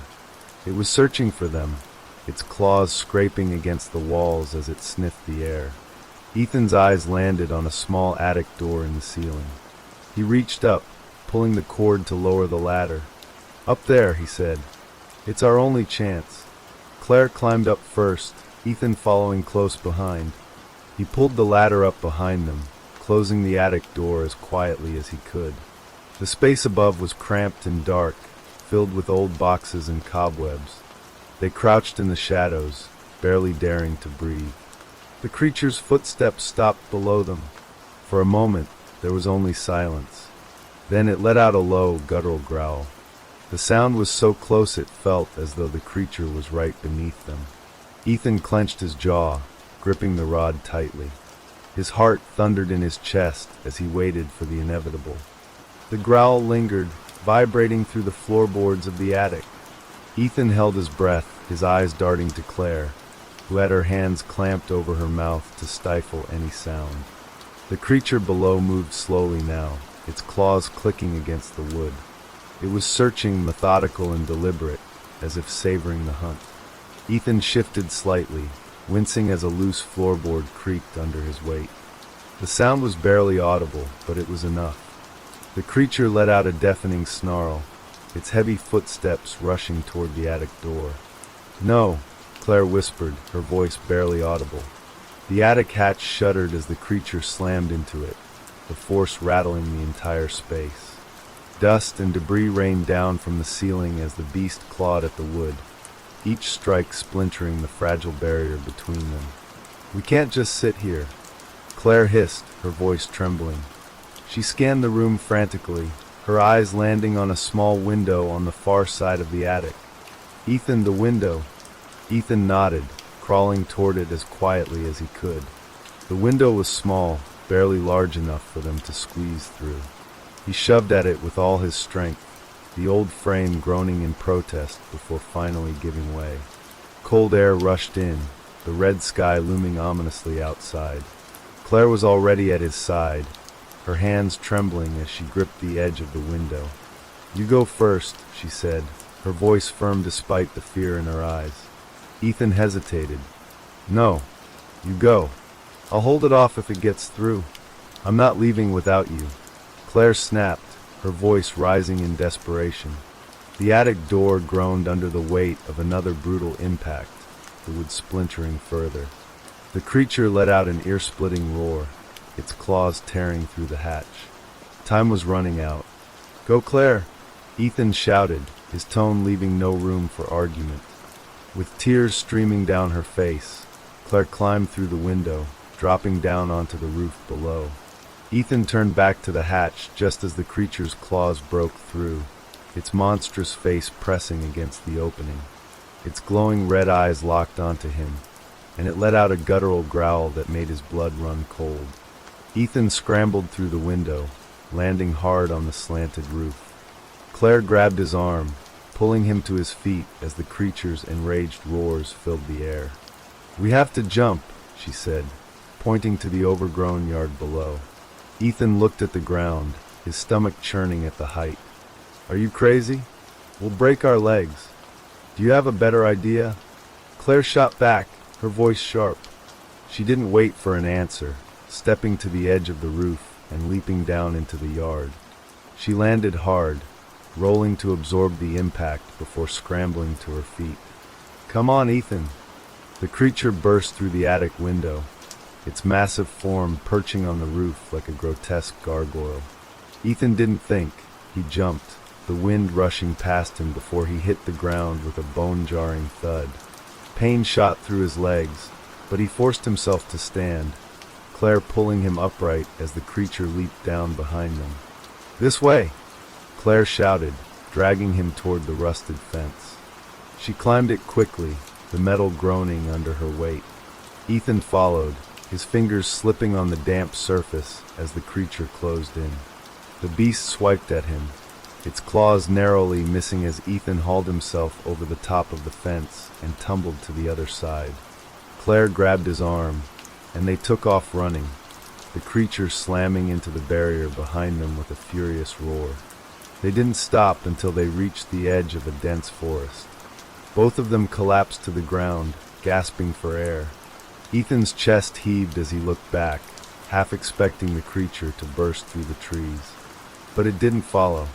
For the first time in what felt like hours, there was silence. "Do you think it's gone?" Claire asked, her voice barely above a whisper. Ethan shook his head, his eyes scanning the shadows. "I don't know, but we can't stay here." Claire nodded, wiping sweat and tears from her face. "Where do we go?" Ethan didn't have an answer. The red sky above seemed brighter now, casting everything in an unnatural glow. The forest stretched endlessly in every direction, the trees gnarled and twisted like skeletal hands. "Let's just keep moving," he said finally, pulling her to her feet. "We'll find somewhere safe." They entered the forest, the air growing colder with each step. The oppressive silence was broken only by the sound of their footsteps and the occasional rustle of leaves. Ethan couldn't shake the feeling that they were being watched, but every time he turned, there was nothing there. As they pushed deeper into the woods, the ground became uneven, littered with roots and rocks. Claire stumbled, catching herself on a tree. "Ethan, wait," she said, her voice shaking. "Do you hear that?" Ethan stopped, straining his ears. At first, he heard nothing but the wind. Then faintly he heard it, a low, rhythmic chanting. It was distant, almost indistinguishable from the rustling leaves, but it sent a chill down his spine. "Someone's out there," Claire whispered. "Maybe they can help us." Ethan wasn't so sure. The chanting grew louder as they moved closer, the words incomprehensible but filled with a strange, sinister energy. They emerged into a small clearing, and what they saw made their blood run cold. A circle of robed figures stood around a massive stone altar, their faces hidden beneath dark hoods. The altar was covered in strange symbols that glowed faintly in the red light. In the center of the circle, a figure lay motionless, their body bound with thick ropes. Claire grabbed Ethan's arm, her nails digging into his skin. "We need to get out of here," she whispered, her voice trembling. Before they could move, one of the robed figures turned toward them, their head falling back to reveal a face that was all too familiar. It was Mrs. Callahan, the kindly old woman who lived on their street. But her eyes were hollow, her expression vacant. She pointed at them, and the chanting stopped. All at once, the robed figures turned, their gazes locking onto Ethan and Claire. The clearing was dead silent as the robed figures stared at Ethan and Claire. The air grew heavy, oppressive, and Claire's grip on Ethan's arm tightened. "What do we do?" Claire whispered, her voice barely audible. Ethan's mind raced. "Run," he said under his breath. But before they could move, Mrs. Callahan raised her hand. A guttural, bone-chilling sound erupted from her mouth, something between a scream and a growl. The other figures joined in, their voices merging into an eerie cacophony that reverberated through the trees. "Go!" Ethan yelled, grabbing Claire's hand and pulling her back into the forest. They tore through the undergrowth, branches whipping against their faces and roots snagging their feet. The chanting behind them grew louder, impossibly fast, as if the figures were right on their heels. Ethan risked a glance over his shoulder, but saw only shadows moving unnaturally fast through the trees. "Keep running," he shouted, his voice strained. The forest seemed endless, the twisted trees closing in around them. Ethan's lungs burned, his legs screaming in protest, but he didn't dare stop. Claire stumbled again, this time falling hard to the ground. "Claire!" Ethan skidded to a stop, rushing to help her up. "I can't," she gasped, clutching her side. "I can't keep going." "You have to," Ethan urged, his voice desperate. He pulled her to her feet, glancing back. The chanting had stopped, but the silence was somehow worse. They pressed on, moving slower now as Claire limped beside him. The forest grew darker, the red glow of the sky barely penetrating the thick canopy above. A cold wind whispered through the trees, carrying faint whispers that sent shivers down Ethan's spine. "What is that?" Claire asked, her voice trembling. Ethan didn't answer. He didn't want to admit that he heard it too, voices, low and indistinct, coming from every direction. Suddenly, the ground beneath them gave way. They tumbled down a steep incline, crashing through branches and landing in a shallow ravine. Ethan groaned, pushing himself up and looking around. The ravine was narrow, its walls high and lined with jagged rocks. "Are you okay?" he asked, turning to Claire. She nodded weakly, brushing dirt from her face. "Where are we?" "I don't know," Ethan admitted, his voice hollow. He helped her to her feet, wincing as his own body protested. The whispers grew louder, echoing off the walls of the ravine. Ethan's heart pounded as he scanned their surroundings, looking for a way out. "This way," he said, pointing to a narrow path that wound deeper into the ravine. Claire hesitated. "Ethan, I don't think." "We don't have a choice," he interrupted. "They're coming." She nodded reluctantly, and they started down the path. The walls of the ravine seemed to close in around them, the air growing colder with each step. Ethan could barely see a few feet ahead, the darkness almost tangible. A sudden, bone-rattling scream pierced the air, echoing down the ravine. Claire froze, her eyes wide with terror. "What was that?" she whispered. Ethan shook his head, his throat dry. "I don't know. Just keep moving." The path twisted and turned, the walls of the ravine growing higher and more jagged. Ethan's sense of direction was gone, replaced by an overwhelming dread. The whispers seemed to follow them, growing louder and more distinct. "Do you hear that?" Claire asked, her voice shaking. Ethan nodded. The whispers were no longer random. They were words, spoken in a language he didn't understand. But beneath the strange syllables, he could make out something else, his name. "Ethan!" He froze, his blood turning to ice. The voice was clear now, and it wasn't coming from the whispers. It was behind him. Slowly he turned, his breath catching in his throat. A figure stood at the edge of the path, barely visible in the dim light. It was a man, or at least it had been. His skin was pale and stretched tight over his bones, his eyes hollow and glowing faintly red. "Ethan," the figure said again, its voice low and guttural. Claire grabbed his arm. "Don't," she whispered. The figure took a step forward, its movements jerky and unnatural. Ethan backed away, pulling Claire with him. "What do you want?" he demanded, his voice shaking. The figure tilted its head, a grotesque grin spreading across its face. "You don't belong here," it said, its voice echoing unnaturally. "You never did." Ethan's heart raced. "What are you talking about?" The figure's grin widened, its teeth sharp and glistening. "You'll see." Without warning, it lunged toward them, moving impossibly fast. Ethan grabbed Claire's hand and ran, the narrow path forcing them to move single file. The figure's guttural laughter echoed behind them, growing closer with each step. "There!" Claire shouted, pointing to a break in the ravine wall up ahead. Ethan didn't hesitate, veering toward the opening. They scrambled up the slope, the loose rocks and dirt making it almost impossible to climb. The laughter grew louder, closer. "Faster!" Ethan urged, pushing Claire up ahead of him. They reached the top, just as the figure's outstretched hand clawed at the edge of the slope. Ethan kicked at it desperately, dislodging a rock that sent the creature tumbling back down into the darkness. They collapsed on the ground, gasping for air. The forest stretched out before them, eerily silent once again. "What was that thing?" Claire asked, her voice barely above a whisper. Ethan shook his head, his hands trembling. "I don't know, but we can't stop now." Ethan helped Claire to her feet, and they stumbled forward into the forest, their legs weak and trembling from the escape. The oppressive silence returned, broken only by the crunch of their footsteps on the dry, brittle leaves beneath them. The red sky above seemed dimmer now, its eerie glow flickering like a dying ember. "Do you think we're safe?"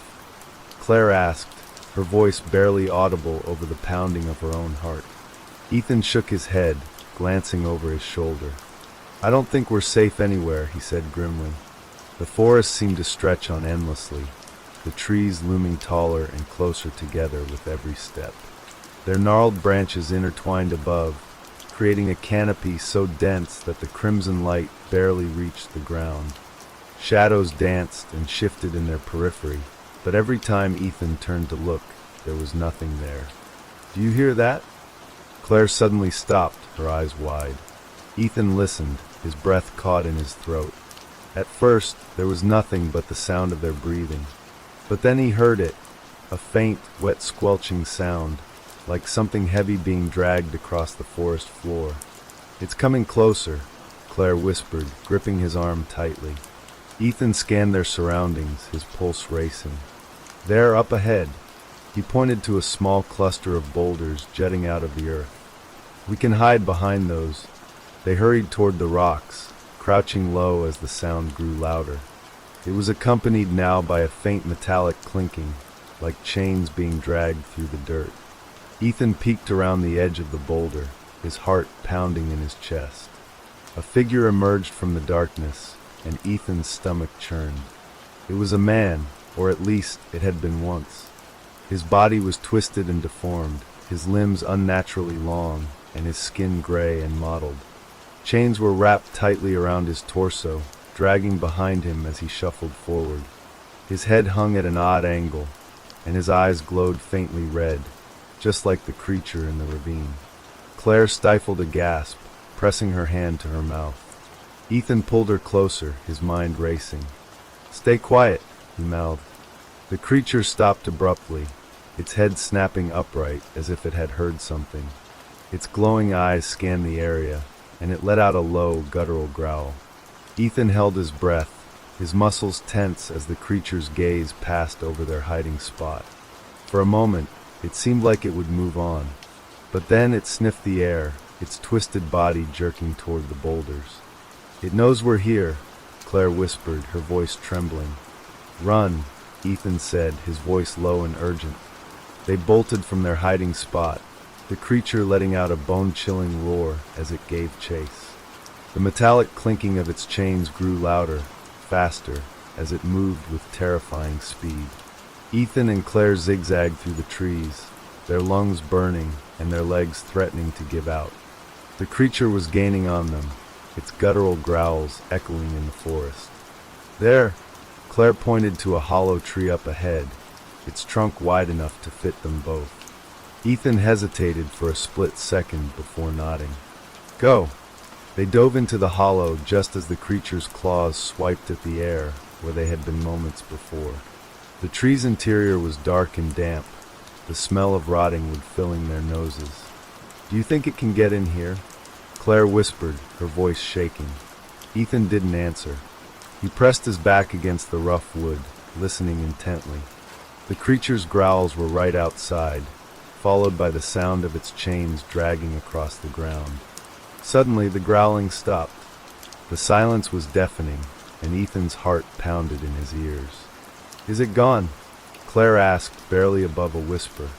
Ethan leaned forward, peering through a small crack in the trunk. The forest outside was still and empty, the red light casting long shadows across the ground. "I think." A massive claw slammed against the tree, splintering the wood and sending both of them scrambling backward. The creature let out a deafening roar, its glowing eyes peering through the crack. "Run!" Ethan yelled, shoving Claire toward the back of the hollow.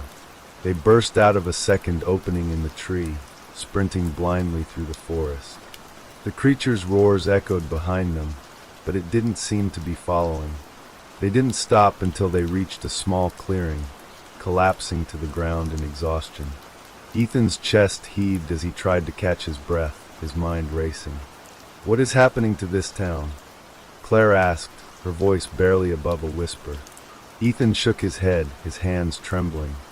I don't know, but we need to find a way out of here, now. As they sat there, trying to gather their strength, a low rumble echoed through the forest.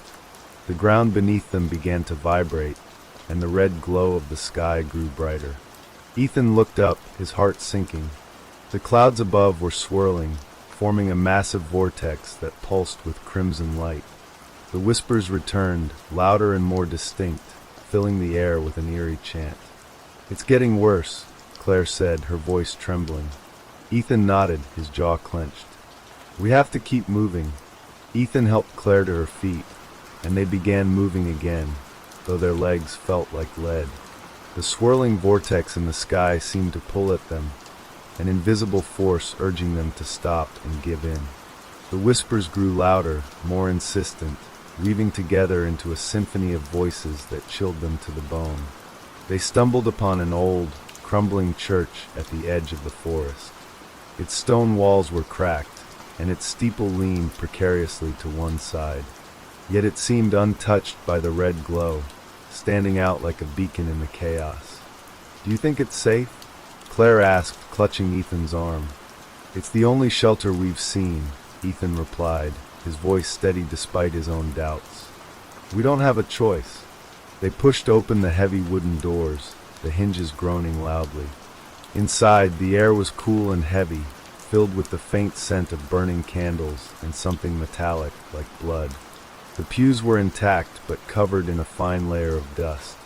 At the far end of the aisle, an altar stood, draped in a tattered red cloth. Claire hesitated at the doorway. Something feels wrong here. Ethan turned to her, his expression serious. Everywhere feels wrong right now. At least we're not out in the open. Reluctantly, Claire stepped inside, and they shut the doors behind them. The sound of the storm outside was muffled now, the church's thick walls insulating them from the horrors they had just escaped. As they moved deeper into the building, they noticed strange symbols etched into the walls and floor. Circles, triangles, and other shapes intertwined in an intricate pattern, all glowing faintly in the dim light. Do you think someone lives here? Claire asked, her voice low. Ethan shook his head. No, but someone was here recently. He pointed to the altar, where a candle still burned, its wax dripping onto the cloth below. The whispers outside grew louder again, seeping through the walls like a distant chant. Claire covered her ears, her face pale. It's like they're inside my head, she said, her voice trembling. Ethan reached out to her, his hand steady. Focus on me, Claire. Just breathe. We'll figure this out. Suddenly, a loud bang echoed through the church, and they both froze. The sound had come from behind the altar. Did you hear that? Claire whispered. Ethan nodded, his heart pounding. Stay here. I'll check it out. No. Claire grabbed his arm, her eyes wide. Don't leave me alone. Ethan hesitated, then nodded. Okay. Stay close. They moved toward the altar, their footsteps echoing in the empty space. As they rounded the corner, they saw a trapdoor set into the floor, slightly ajar. The faint sound of movement came from below. Ethan motioned for Claire to stay back as he knelt down, gripping the edge of the trapdoor. With a deep breath, he pulled it open, revealing a set of stone steps descending into darkness. What is this place? Claire asked, her voice barely audible. I don't know, Ethan said, staring down into the abyss. But we need answers. And I think they're down there. Claire hesitated, her fear evident. But when Ethan started descending, she followed, unable to bear the thought of being left behind. The stairs were narrow and uneven, the air growing colder with each step. The whispers seemed to intensify, echoing around them as if the very walls were speaking. At the bottom, they found themselves in a cavernous space, lit by flickering torches mounted on the walls. The symbols from the church above were carved into the stone here as well, their glow brighter and more menacing. In the center of the room stood a massive stone altar, similar to the one above but far more elaborate. Chains hung from its sides, and the floor around it was stained dark with what could only be blood. "What is this place?" Claire asked, her voice shaking. Before Ethan could answer, a figure stepped out of the shadows. It was a man, his face pale and gaunt, his eyes glowing faintly red. He wore a long, tattered robe, and in his hands he held a ceremonial dagger. "You should not have come here," the man said, his voice deep and resonant. Ethan stepped in front of Claire, his fists clenched. "Who are you? What's happening to this town?" The man tilted his head, a faint smile playing on his lips. "The sky is a warning, a doorway to something greater. You cannot stop what is coming." Claire gripped Ethan's arm tightly. "What do you mean? What's coming?" The man's smile widened, and he raised the dagger, pointing it at them. "The end. And you have been chosen to witness it." Before Ethan could react, the torches around them flared, their flames turning blood red. The ground beneath their feet began to tremble, and the whispers rose to a deafening roar. "We need to get out of here," Ethan said, grabbing Claire's hand. But as they turned to flee, the trapdoor slammed shut above them, and the man's laughter echoed through the chamber. "You cannot escape," he said, his voice reverberating. "The doorway has opened, and there is no turning back." The symbols on the walls began to pulse, their glow growing brighter with each beat. The air grew thick, suffocating, as the room seemed to close in around them. "Ethan, what do we do?" Claire cried, her voice desperate. Ethan looked around frantically, his mind racing. He didn't have an answer. Ethan's heart pounded as the room seemed to shrink around them. He gripped Claire's hand tightly, pulling her closer as the robed man began to chant in a guttural, ancient language. Each word he spoke sent shivers down their spines, as if the sounds themselves carried a dark and unrelenting power. "We have to stop him," Ethan whispered, glancing at the man. The symbols on the walls pulsed in rhythm with his words, casting an eerie glow that bathed the room in crimson. "How?" Claire whispered back, her voice barely audible over the growing hum of energy in the air. "We can't even get out of here." Ethan's eyes darted around the room, searching for anything that might help them. His gaze fell on the torches mounted on the walls. Their flames burned unnaturally red, but they were fire nonetheless. "Stay behind me," he told Claire, his voice firm. He grabbed one of the torches, the heat licking at his hand as he wrenched it free from its bracket. The man paused his chanting, his glowing eyes narrowing as he turned to face Ethan. "You cannot fight what has already begun," he said, his tone mocking. "The doorway is open, and soon they will come through." "Not if we stop you," Ethan said, his voice steady despite the fear clawing at his chest. The man laughed, a deep, guttural sound that echoed through the chamber. "You cannot stop me, boy. You cannot stop them." Ethan didn't wait for him to finish. He lunged forward, swinging the torch at the man. The flames danced wildly, illuminating the room in flashes of light and shadow. The man dodged with unnatural speed, his movements fluid and almost serpentine. Claire watched in horror, her back pressed against the wall. She wanted to help, but her legs felt like lead, and her mind was clouded with fear. Ethan swung the torch again, this time catching the edge of the man's robe. The fabric ignited instantly, and the man let out an inhuman shriek, the sound reverberating off the walls. For a moment, the chanting stopped, and the pulsing symbols dimmed. The energy in the room seemed to waver, as if the spell was losing its strength. "Claire, now!" Ethan shouted. "We have to find a way out." Claire snapped out of her paralysis and began searching the walls for another exit.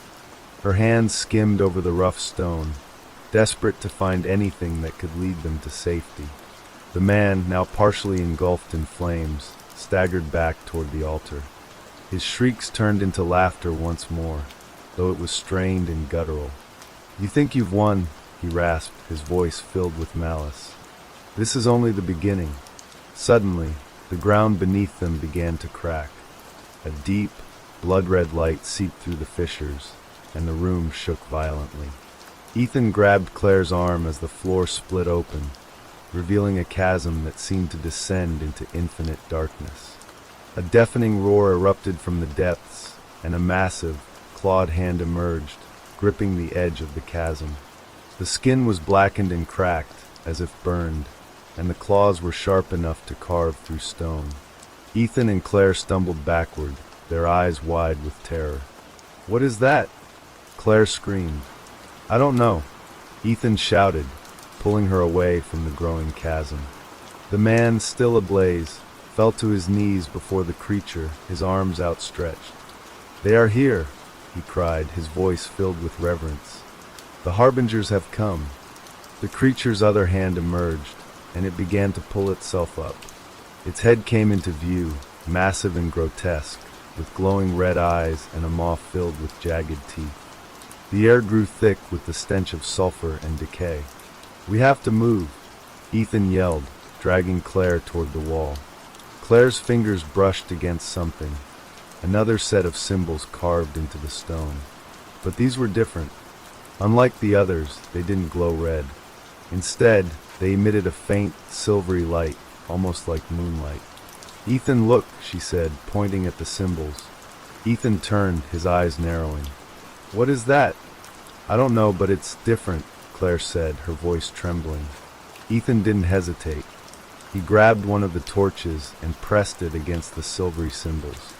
The moment the flame touched the carvings, they flared to life, the light spreading across the wall like a ripple in water.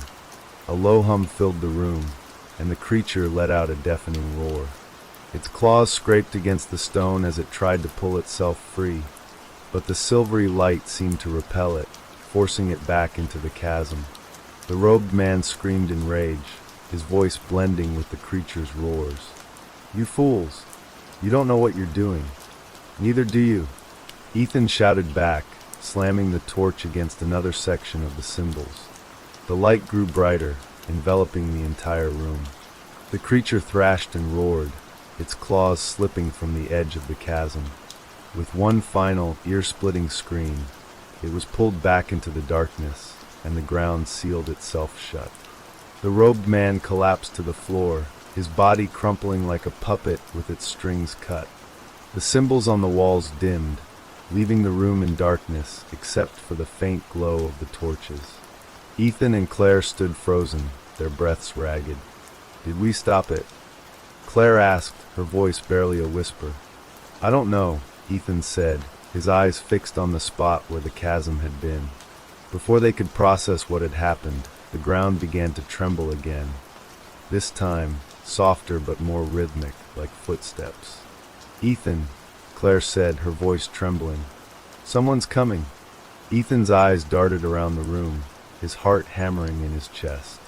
The rhythmic tremors grew louder, more distinct, like the footsteps of something far too large to be human. The air seemed to grow colder, the faint glow from the torches flickering wildly, as if they too were afraid. "Who's there?"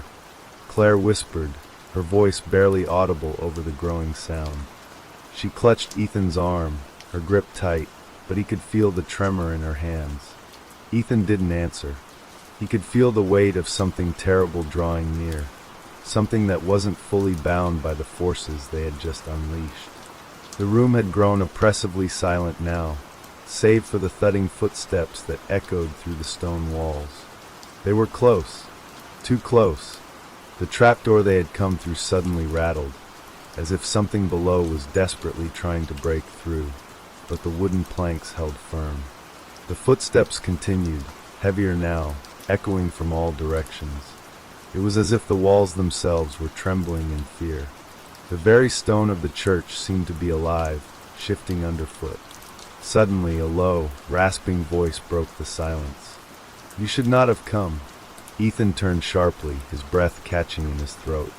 A figure had appeared at the far side of the room, silhouetted against the dim light of the torches. It was a woman, her face obscured by a hood, her long, black cloak billowing around her like smoke. Her presence was unnervingly calm, as though she were the still center of a storm. "Who are you?" Ethan demanded, his voice hoarse with fear. The woman stepped forward, her movements almost imperceptible, but her gaze was fixed on them. There was no warmth in her eyes, only a coldness that sent a shiver down Ethan's spine.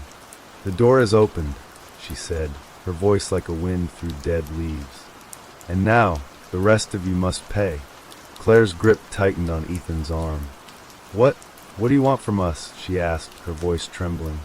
The woman's lips curled into a faint, eerie smile. "What I want is irrelevant. What they want is far more important." A cold, guttural laugh echoed from the depths of the church, making both Ethan and Claire flinch. The woman stepped aside, revealing the figure that had been following them. It was another man, but this one was different. His body was bloated and unnatural, skin stretched too tight across his face, his eyes black pits with no pupils, just endless voids. His arms were long and spindly, and his fingers ended in claws that seemed to scrape against the stone floor as he advanced. He had a look of hunger in his eyes, a hunger that made Claire recoil in fear. The woman's voice rang out again, sharp and final. "He is here, the harbinger of the end." Ethan's stomach churned as the creature moved closer. The room felt colder, darker, and the once hopeful symbols on the walls now seemed like ancient warnings. The harbinger's twisted figure was nearly upon them when Ethan snapped into action. "Claire, run!" he shouted, grabbing her hand and pulling her toward the far side of the room. The woman and the harbinger didn't move, but their presence seemed to fill the entire space, suffocating them. They darted toward the exit, but as they neared the door, something blocked their path. Another figure emerged from the shadows, and this one was different still. Its face was a mass of shifting shadows, its form unclear, but its eyes burned with the same blood-red glow as the sky above. "No one leaves," the voice hissed, a chorus of whispers crawling into Ethan's ears, as though the very walls were speaking. The sound of chains rattling echoed from every direction, growing louder with each passing moment. Ethan pulled Claire back as the door slammed shut with a deafening bang. They were trapped. "We're surrounded," Claire whispered, her voice breaking. The woman, still standing calmly in the center of the room, spoke again. "There's no escaping the red sky. You are marked, both of you. You are part of the end now." The harbinger's claws scraped against the stone floor, drawing closer to them. Ethan felt his throat tighten, his pulse quicken as the air around them grew thick with dread. "No!" Ethan shouted, gripping Claire's hand tightly. "We're not part of this. We won't let it happen." But the woman only smiled, her eyes glinting with a dark, ancient knowledge. "It is not your choice to make, child. You are already part of it." She raised her hand, and the room seemed to shift, the walls vibrating as if the entire church were alive, folding in on them. Ethan could feel the weight of something greater pulling at him, something dark and unstoppable. His heart raced, and his breath came in ragged gasps as he tried to make sense of what was happening. He couldn't think, couldn't plan. He only knew one thing: he had to protect Claire. He couldn't let this, whatever this was, take her. "Claire, listen to me," he said, his voice trembling. "I'm not going to let them take you. We're going to find a way out." Claire looked up at him, her eyes filled with fear but also something else, a glimmer of hope. She nodded. The woman's voice rang out again, louder this time. "You don't understand. The door has opened, and you have stepped inside. Now there's no turning back." Ethan's mind raced. He thought of the symbols on the walls, the faint silver glow they had seen earlier. The only thing that seemed to repel whatever dark forces were here had been that strange light. But how could they trigger it again? How could they use it to escape? Suddenly, the ground beneath them rumbled once more. The harbinger's claws scraped along the floor, but this time, Ethan wasn't going to let fear paralyze him. "Claire," he said urgently, "we need to find that light again. The symbols, the ones on the walls. They're our only chance." Before Claire could respond, the harbinger lunged, its claws slashing through the air. Ethan shoved her aside just as the creature's claws grazed his arm, tearing through his sleeve and drawing blood. The pain flared, but Ethan gritted his teeth, his resolve hardening. "No," he hissed. You won't get us. The blood from Ethan's wound dripped down his arm, but he didn't have time to focus on the pain. The Harbinger was right in front of them, its claws outstretched, gleaming in the dim light. The floor beneath them seemed to tremble with the weight of the creature's power. Every breath Ethan took felt heavy, suffocating, as though the very air was being pulled away by the supernatural force around them. "Claire, move!" Ethan shouted, shoving her away from the oncoming claws. He threw himself into the creature's path, the torch still clutched in his hand. The Harbinger recoiled, but not out of fear, rather as if it were toying with him, measuring him up. Its black eyes glowed with hunger, but the twisted figure didn't strike immediately. It hovered, just beyond the reach of the torch, its cold breath coming in short, ragged gasps. The room felt darker, as though the shadows themselves were closing in on them. Behind him, Claire gasped, and Ethan knew she was watching. He could hear her soft footsteps as she scrambled away, looking for any escape. "Ethan," Claire's voice broke through the panic. "The symbols. You said the symbols." Ethan turned his head briefly, but the Harbinger didn't move. It waited, its empty eyes watching every movement they made. Ethan's gaze darted around the room, searching for anything that would activate the silvery glow they had seen earlier, the only thing that had stopped the creature before. The symbols on the walls flickered faintly, their light weak and fading. But there, just in the corner of his vision, was a new set. A larger symbol, etched in the stone floor, glowing with the same eerie silver. It pulsed rhythmically, its glow faint at first, but growing with every heartbeat. "Claire, over here!" Ethan shouted, his voice full of urgency. Claire stumbled toward him, her eyes wide with fear. She followed his gaze to the new symbol on the floor. Her breath hitched in her throat as she saw it, and without a word, she rushed to Ethan's side. Ethan could feel the Harbinger's presence looming behind them, but he didn't dare look away. "We have to activate it. Together," he said, his voice shaking but firm. Without hesitation, Claire knelt beside him, her fingers brushing against the cold stone. The moment her hand touched the symbol, a shock of cold electricity shot through her, making her gasp. Ethan grabbed her hand, their palms pressing against the glowing symbols in unison. The room seemed to hold its breath. For a moment, nothing happened. The whispers returned, louder now, swarming in their ears like 1,000 voices speaking at once. Ethan gritted his teeth, his heart pounding in his chest. He wasn't sure if it was the symbols or their fear that was making the air feel so thick. He could barely breathe. Then a sudden pulse, a wave of energy, rippled through the room. It wasn't a shock, but a presence, like something vast and ancient stirring beneath their feet. The ground beneath them trembled, and the room seemed to shake with an unseen force. The Harbinger screeched, its claws scraping against the stone floor in pain. The creature's body twitched as if it were being torn apart from the inside, its black eyes widening in terror. It stepped backward, but it couldn't retreat.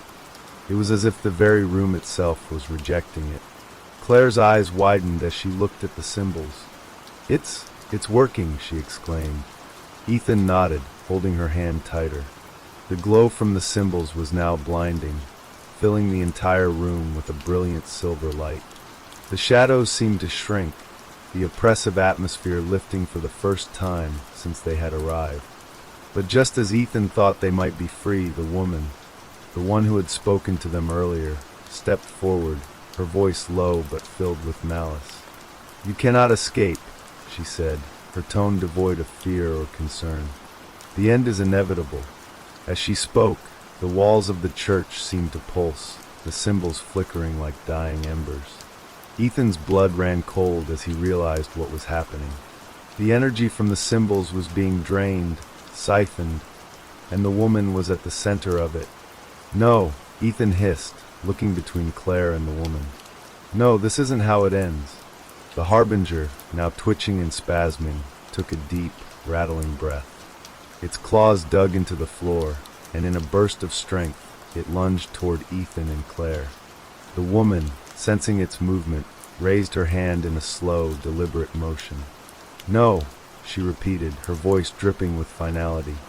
"This is how it ends." The air crackled with energy, and the ground beneath them splintered, sending a shockwave through the room. Ethan and Claire were thrown back, slamming into the stone wall as the world around them seemed to twist and warp. The silver light from the symbols sputtered, flickering like a dying flame, but the harbinger didn't stop. It was too strong. Claire cried out, but Ethan could barely hear her over the deafening roar of the creature. His vision blurred, but one thing was clear.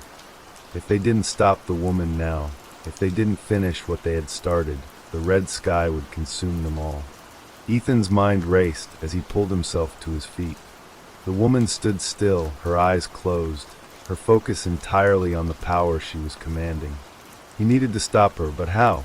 His gaze flicked to the walls once more. The symbols, they were weakening. It was the only thing that could stop this. If he could reach the heart of the power source, if he could. "Claire, we need to get to the altar," he shouted, his voice cracking with desperation. She nodded, fear in her eyes, but there was no time to waste. Together, they stumbled toward the altar at the far end of the room. The harbinger screeched behind them, but Ethan didn't dare look back. The altar, a massive stone structure, seemed to pulse with energy, a deep hum emanating from within. The woman's voice followed them, mocking and cold. "It's too late for all of you." Ethan's fingers brushed the stone altar, and he felt a jolt of energy course through his arm. But this time, it didn't feel like the power he had used before. It was stronger. This was where the true force of the red sky was concentrated. The time to act was now. Ethan gritted his teeth, his pulse pounding in his ears. The altar felt alive beneath his fingers, the stone humming with an ancient, primal power. He glanced at Claire, who was breathing heavily beside him, her wide eyes filled with fear but also a glimmer of determination. She nodded, understanding that they had no choice but to act quickly. "The altar," Ethan said, his voice rough. "We can't let her keep drawing power from it. If we destroy it, maybe we can stop her." Claire swallowed hard, her eyes flickering to the woman standing at the far side of the room. The figure was calm, almost serene, her hands still raised, the silver light from the symbols on the walls flickering erratically. Ethan's fingers brushed the edges of the altar, feeling the cold stone pulse beneath his touch. The energy was rising, swirling around them like a storm. The harbinger's screeches filled the air, distant but growing louder with every second. Ethan's grip tightened, as if by sheer force of will he could prevent the inevitable. He turned to Claire. "Do you see the sigils on the altar? They're connected to the symbols on the walls. If we can activate them, we might reverse the flow of energy." Claire looked closely at the altar, her gaze following the intricate patterns etched into the stone. The sigils were faint, worn by time and age, but they were there, silent witnesses to a ritual far older than anything they could comprehend. "I think I see them," she said softly, "but we'll have to break the link first. If we don't, we'll just feed the power into her." Ethan nodded. He didn't have to tell her that the risk was immense. They were playing with forces beyond their understanding, and the consequences of failure would be dire. He took a deep breath, trying to steady his shaking hands, and then pressed his palm flat against the center of the altar. The moment he did, a violent surge of energy shot through him, making his vision blur. His teeth clenched against the onslaught, his body trembling as the force overwhelmed him.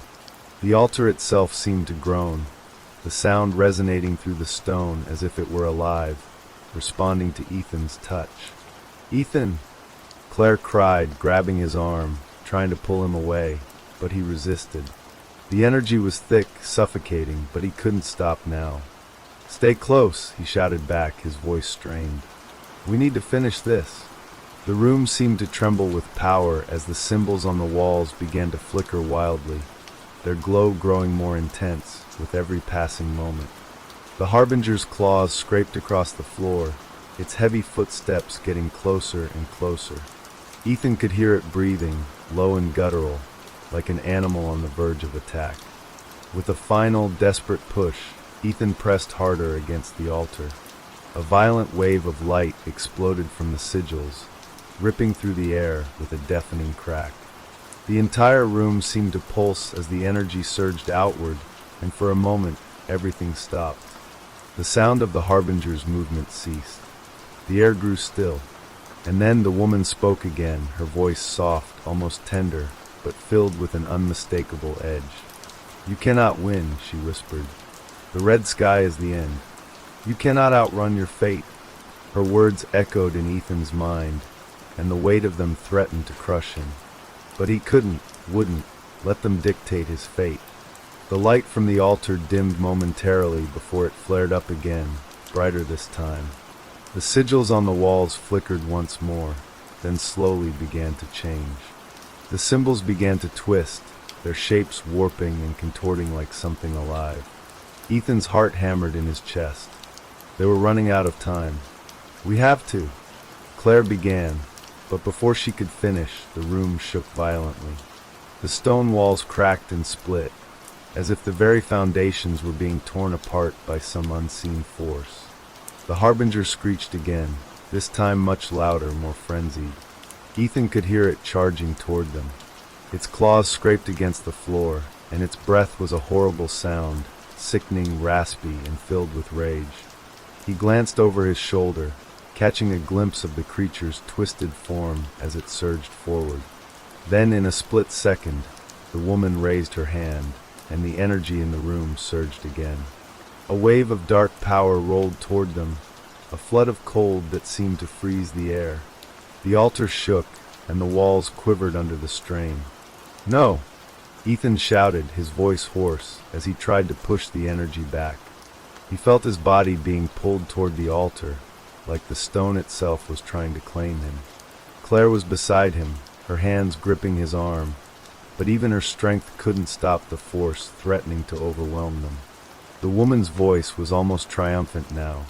"You think you can stop it? You cannot." Ethan's thoughts raced, a single idea forming in his mind. It was their only chance. He didn't know if it would work, but they had no other choice. "Claire, we have to," Ethan began, but the words died in his throat as the Harbinger lunged. It was too fast. The creature's claws scraped across the stone floor, and in the blink of an eye, it was upon them. Ethan shoved Claire out of the way, taking the brunt of the attack. The Harbinger's claws raked across his chest, tearing through his jacket and drawing blood. Pain erupted through his body, but he didn't stop. He couldn't stop. With every ounce of strength he had left, Ethan pushed forward, using the momentum to knock the Harbinger back. He reached out, his hand finding the sigil etched into the altar. The moment his palm made contact, the power surged again, this time with an overwhelming force that sent shockwaves through the room. The walls cracked. The floor trembled. The very air seemed to scream in agony. "No," the woman cried, her voice trembling with rage. The room exploded with light. The world seemed to fracture, splitting into jagged shards of light and shadow. Ethan's body felt like it was being torn apart from the inside, his skin burning with the intensity of the energy coursing through him. His vision blurred, the altar before him flickering like a mirage in a storm. For a moment, it felt like time had stopped altogether, the air heavy, thick with an oppressive silence that crushed all sound. And then it exploded. A shockwave of pure energy burst from the altar, a blinding, searing white light that engulfed everything. The force of it sent Ethan and Claire sprawling to the ground, their bodies slamming into the stone with bone-crushing force.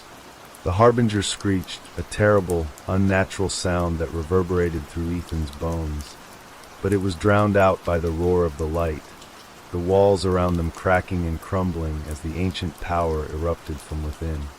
For what felt like an eternity, Ethan could do nothing but lie there, helpless. The light blazed brighter, and he could feel the heat of it searing his skin. But it wasn't just the physical pain that tore at him. It was the overwhelming sense of loss, of something terrible being unleashed. It felt like the world was being unmade, like everything was slipping away into the dark. Then, just as suddenly as it had begun, the light flickered, and the explosion of energy halted. Ethan gasped, his chest heaving for breath. His body felt weak, every muscle aching, but there was no time to rest. He pushed himself up, his vision still swimming as he tried to focus.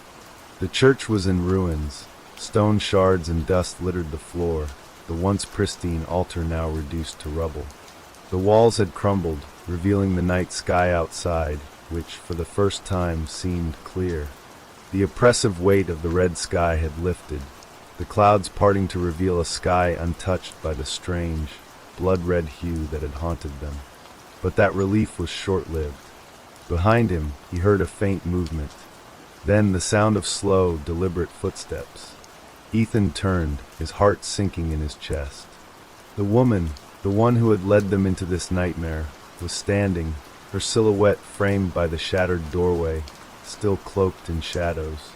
Her eyes were black, voids of emptiness, and her lips curled into a cruel smile. "You think you've won," she said, her voice low and mocking. "You are nothing but pawns in a game you cannot understand." Claire shakily stood up beside Ethan, her eyes wide with fear. What do you want from us?" The woman tilted her head, as though amused.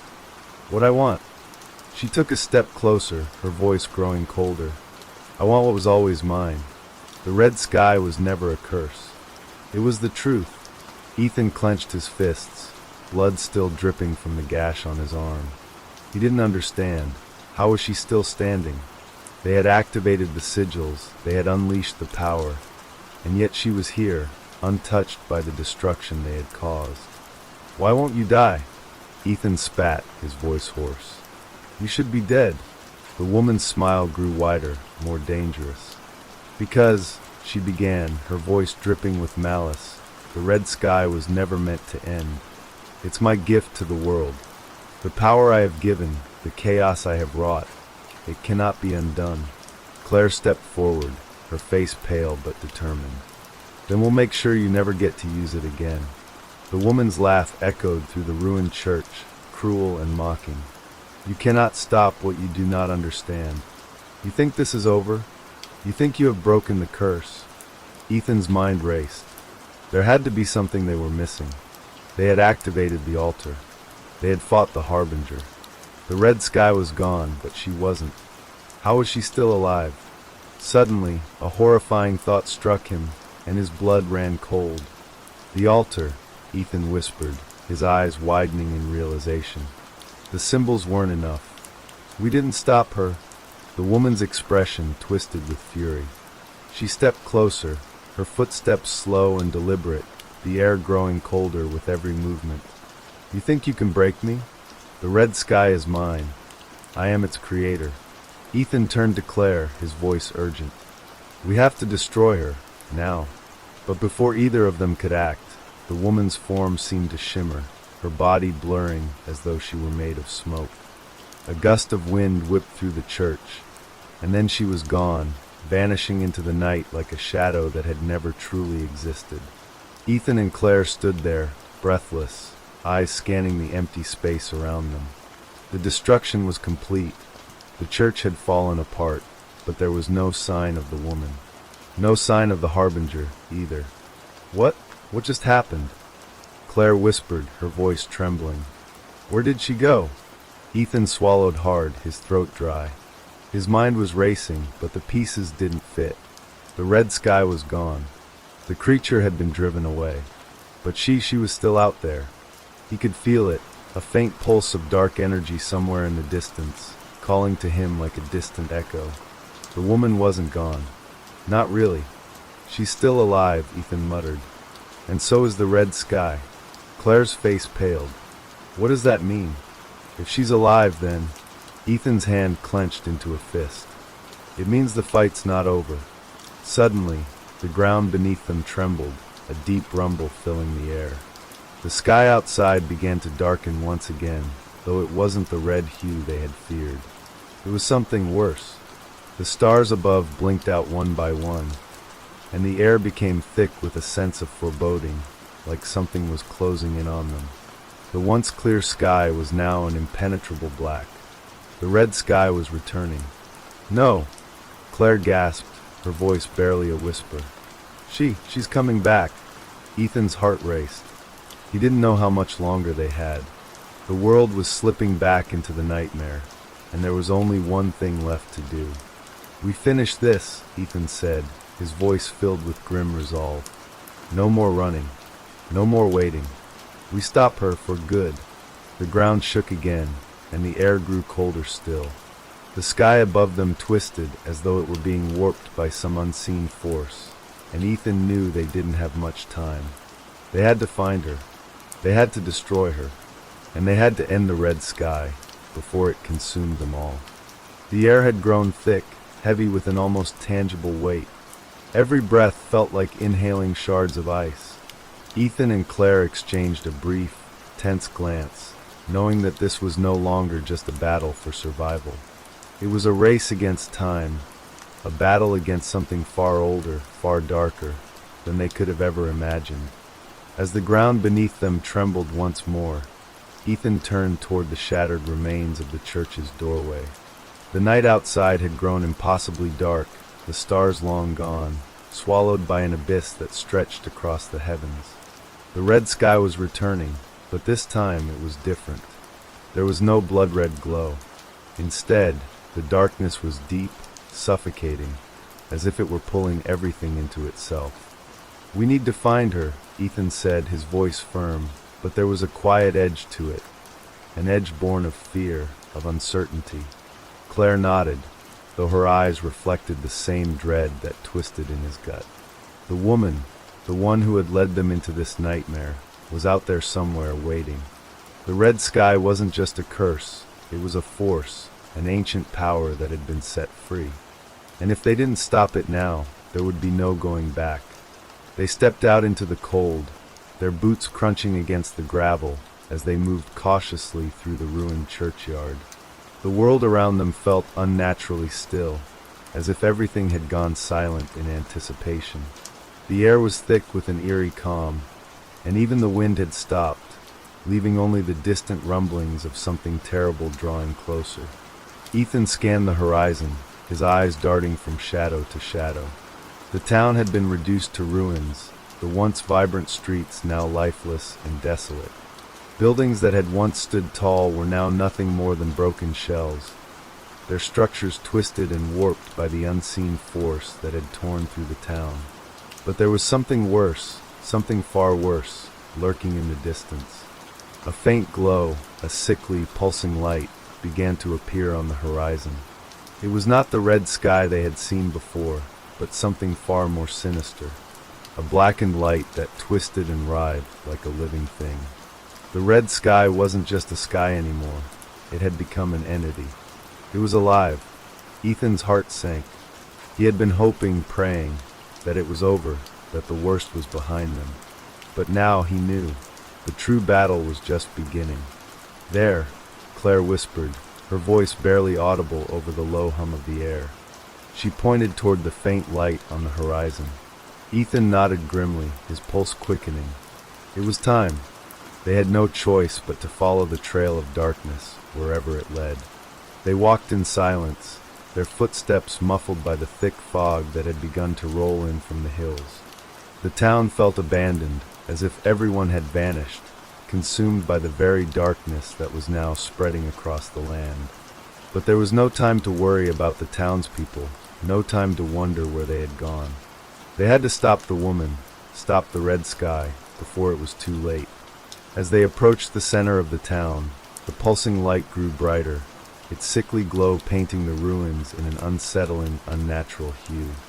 The streets were eerily empty, save for the occasional pile of rubble and broken glass that littered the ground.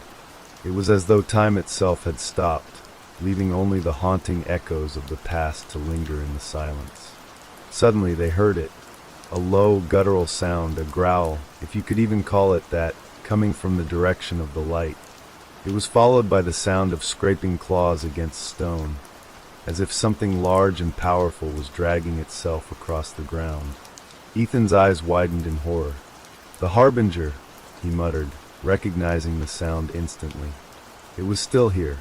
The creature that had once terrorized them, the one that had been unleashed by the woman, was not finished. And neither was she. They quickened their pace, the air growing colder with each step. As they neared the source of the light, they saw her, standing in the middle of the square, her back turned to them. The woman. She was no longer the serene, almost angelic figure they had seen before. Now she was a shadow of herself, her features distorted, her body writhing with dark energy. Her clothes fluttered around her like tendrils of smoke, her skin pale and stretched tight over her bones. But it was her eyes that terrified them most. Those black, empty voids that seemed to suck in all light, all hope, leaving nothing but a bottomless abyss. "You came," she said, her voice cold and filled with venom. "I've been waiting." Ethan's breath caught in his throat. "What do you want from us?" he demanded, stepping forward. She didn't answer immediately. Instead, she raised her arms high above her head, and the ground beneath their feet began to tremble again. The pulsing light grew brighter, as if it were feeding on her energy, feeding on her will. The air around them grew thick with an oppressive force, as though the very atmosphere had turned to lead. "I want nothing," she finally said, her voice eerily calm. "But you cannot stop it.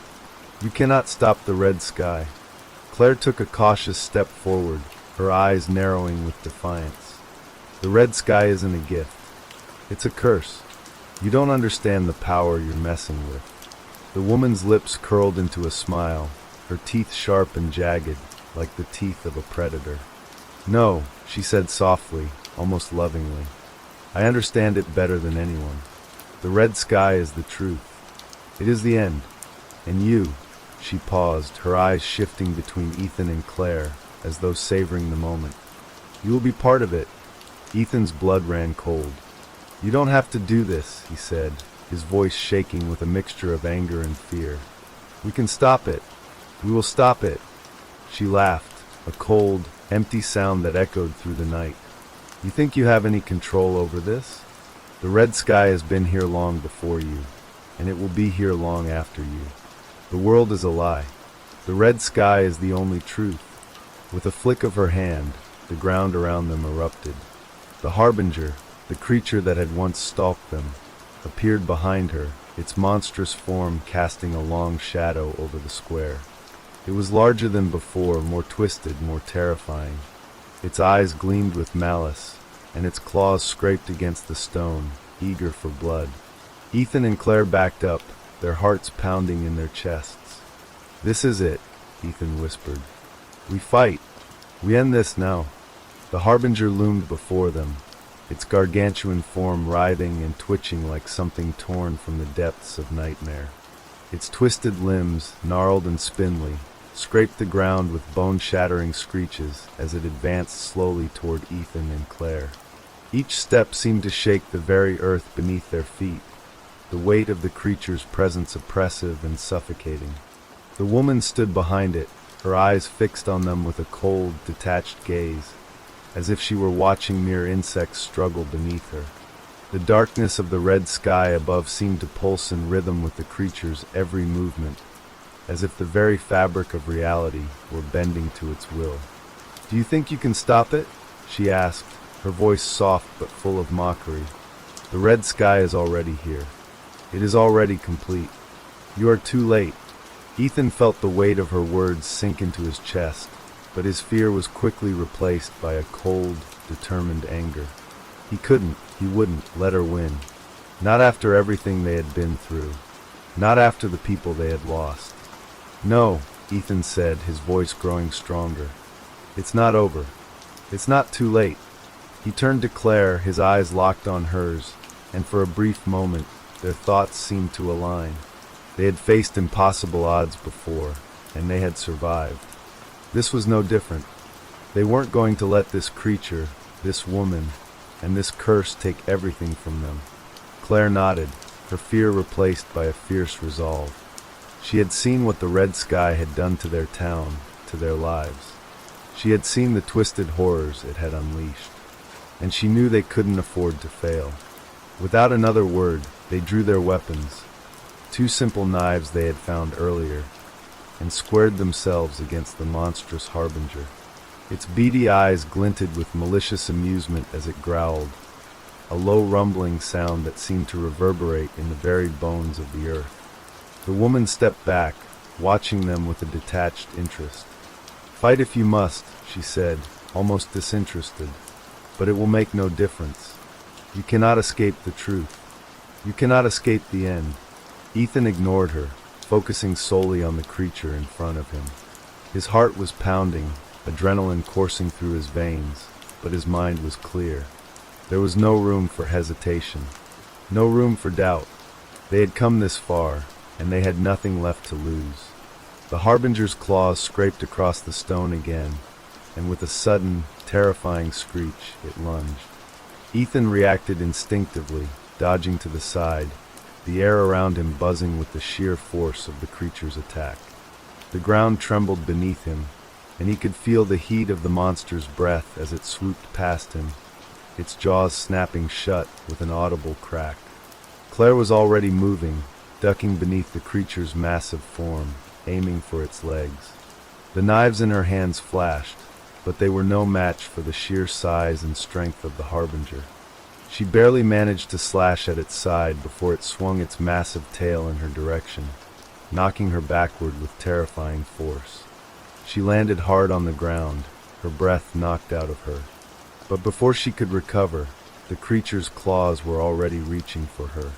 Ethan's heart froze as he saw Claire struggle to push herself up, but her legs were too weak from the blow. She couldn't get out of the way in time. "Claire!" Ethan screamed. Without thinking, he rushed forward, using every ounce of strength he had left. The harbinger's claws were inches from Claire's body when Ethan reached them. With a cry of desperation, he hurled himself at the creature's arm, his knife sinking deep into the monster's flesh. The harbinger howled in pain, its claws retracting as it reeled back. Ethan gritted his teeth, wrenching the blade free. But the creature was already recovering, its blood thick and black, oozing from the wound as it turned its monstrous gaze on him. But Ethan wasn't done. He couldn't be. The woman's laughter rang in his ears, cold and taunting. "It's futile, you know. You can't kill what's already dead." Ethan's grip tightened around the knife.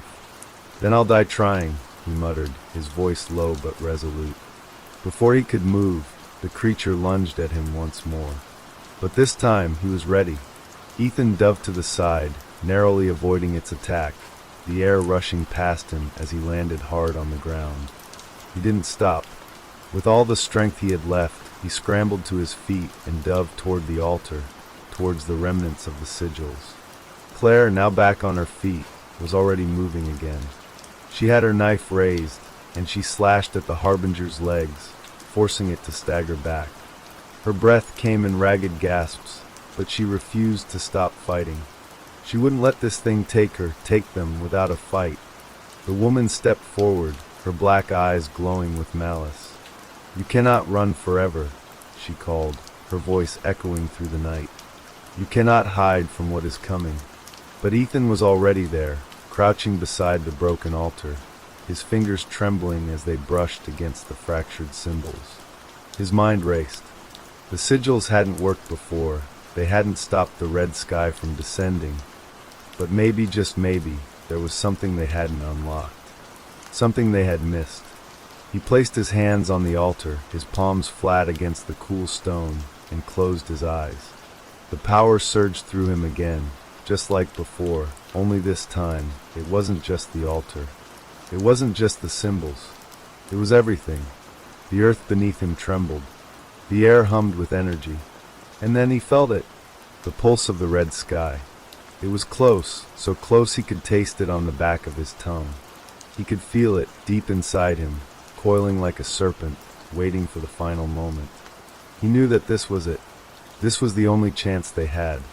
With every ounce of strength he had left, Ethan called upon the power of the altar, channeling it through his body, his mind, his soul. He focused on the creature in front of him, on the woman behind it, on the red sky above them all. And then, With a scream that tore from his chest, he unleashed everything. The world around Ethan exploded with light, the air crackling with a force so powerful that it made his teeth ache. The sigils beneath his palms flared to life, their ancient symbols glowing a fierce, blinding white. For a moment, everything seemed suspended in time, motionless, still, as if the very fabric of reality had been torn and woven together again. The red sky above them raged, swirling in a chaotic vortex, feeding on the power that Ethan had unleashed. The Harbinger howled, its massive body writhing in agony as the light struck it. The ground beneath its feet split open, cracks racing outward in all directions like the veins of some ancient, dying beast. The creature's claws scraped against the earth as it fought against the energy that held it in place, but it was no use. The power Ethan had called upon was too strong. The woman, standing at the edge of the altar, gasped. Her eyes widened, then narrowed in fury. "You think this will stop me?" she sneered, her voice thick with venom. "You cannot kill what is already dead. You cannot defeat the end." But her words were drowned out by the deafening roar of the Harbinger, which was now fully engulfed in the blinding light. Ethan felt a surge of energy course through him, his body trembling with the force of it, his mind teetering on the edge of consciousness. The power was overwhelming, pushing him to the brink of his limits, but he couldn't stop. He couldn't afford to stop. Claire moved beside him, her knife raised, her eyes locked on the woman who stood there, unblinking, as if this were all part of some twisted plan. "We're not going to let you win," she spat, her voice fierce. The woman's lips twisted into a cruel smile. "You've already lost," she whispered, her voice almost a caress. "The red sky will consume all. It will take you, take everyone, and you will never escape its truth." But Ethan wasn't listening to her anymore. The power that surged through him was too great to ignore. The altar's light was blinding now, and the pulse of energy was growing stronger, quicker, until it seemed like the entire world was vibrating, shaking. The very ground beneath their feet felt as if it were going to tear open and swallow them whole. Ethan's hand tightened around the altar, his eyes locked on the swirling darkness above. He could feel it, the red sky. Its heart was beating in time with his own. But it was weakening. The creature, the woman, they were weakening. The Harbinger gave one final scream as the light engulfed it entirely. And then, as if the air itself had been shattered, the creature was gone. No trace, no body, only an empty, gaping void where it had once stood. Ethan stumbled back, gasping for air as the light began to fade, the oppressive darkness slowly lifting. His heart thundered in his chest, but there was no time to rest. The woman was still standing, her expression twisted in shock, her power slipping away. The red sky was beginning to retract, but there was still one last thing they needed to do. The woman's eyes flashed with pure hatred as she took a step forward, her body shaking with rage. "You think you can defeat me?" she hissed, her voice barely recognizable beneath the growing fury. "The red sky is eternal. It cannot be stopped. I cannot be stopped." Claire stepped in front of Ethan, her stance firm, her knife raised. "It's over," she said, her voice cold but resolute. "You were wrong. You thought you could control it, but you were just a pawn in a game much bigger than you. This ends now." The woman let out a scream of fury, her form warping and distorting before their eyes. Her skin began to crack and peel away, revealing a twisted, rotting figure beneath. She had been wearing a mask, one that was now slipping away, exposing the true horror of her existence. Her face was a pale, decaying mess of flesh and bone, her eyes nothing more than hollow pits. But she wasn't finished. The red sky was still with her, still giving her power. The ground trembled as the woman raised her arms, calling upon the last of her strength. "You think you can stop the end? You can't," she screamed. "I am the red sky. I am the beginning and the end." But as she raised her hands to summon whatever final force she had left, Ethan reached into his jacket, pulling out the last piece of the altar's shattered sigil. With a forceful cry, he threw it into the air.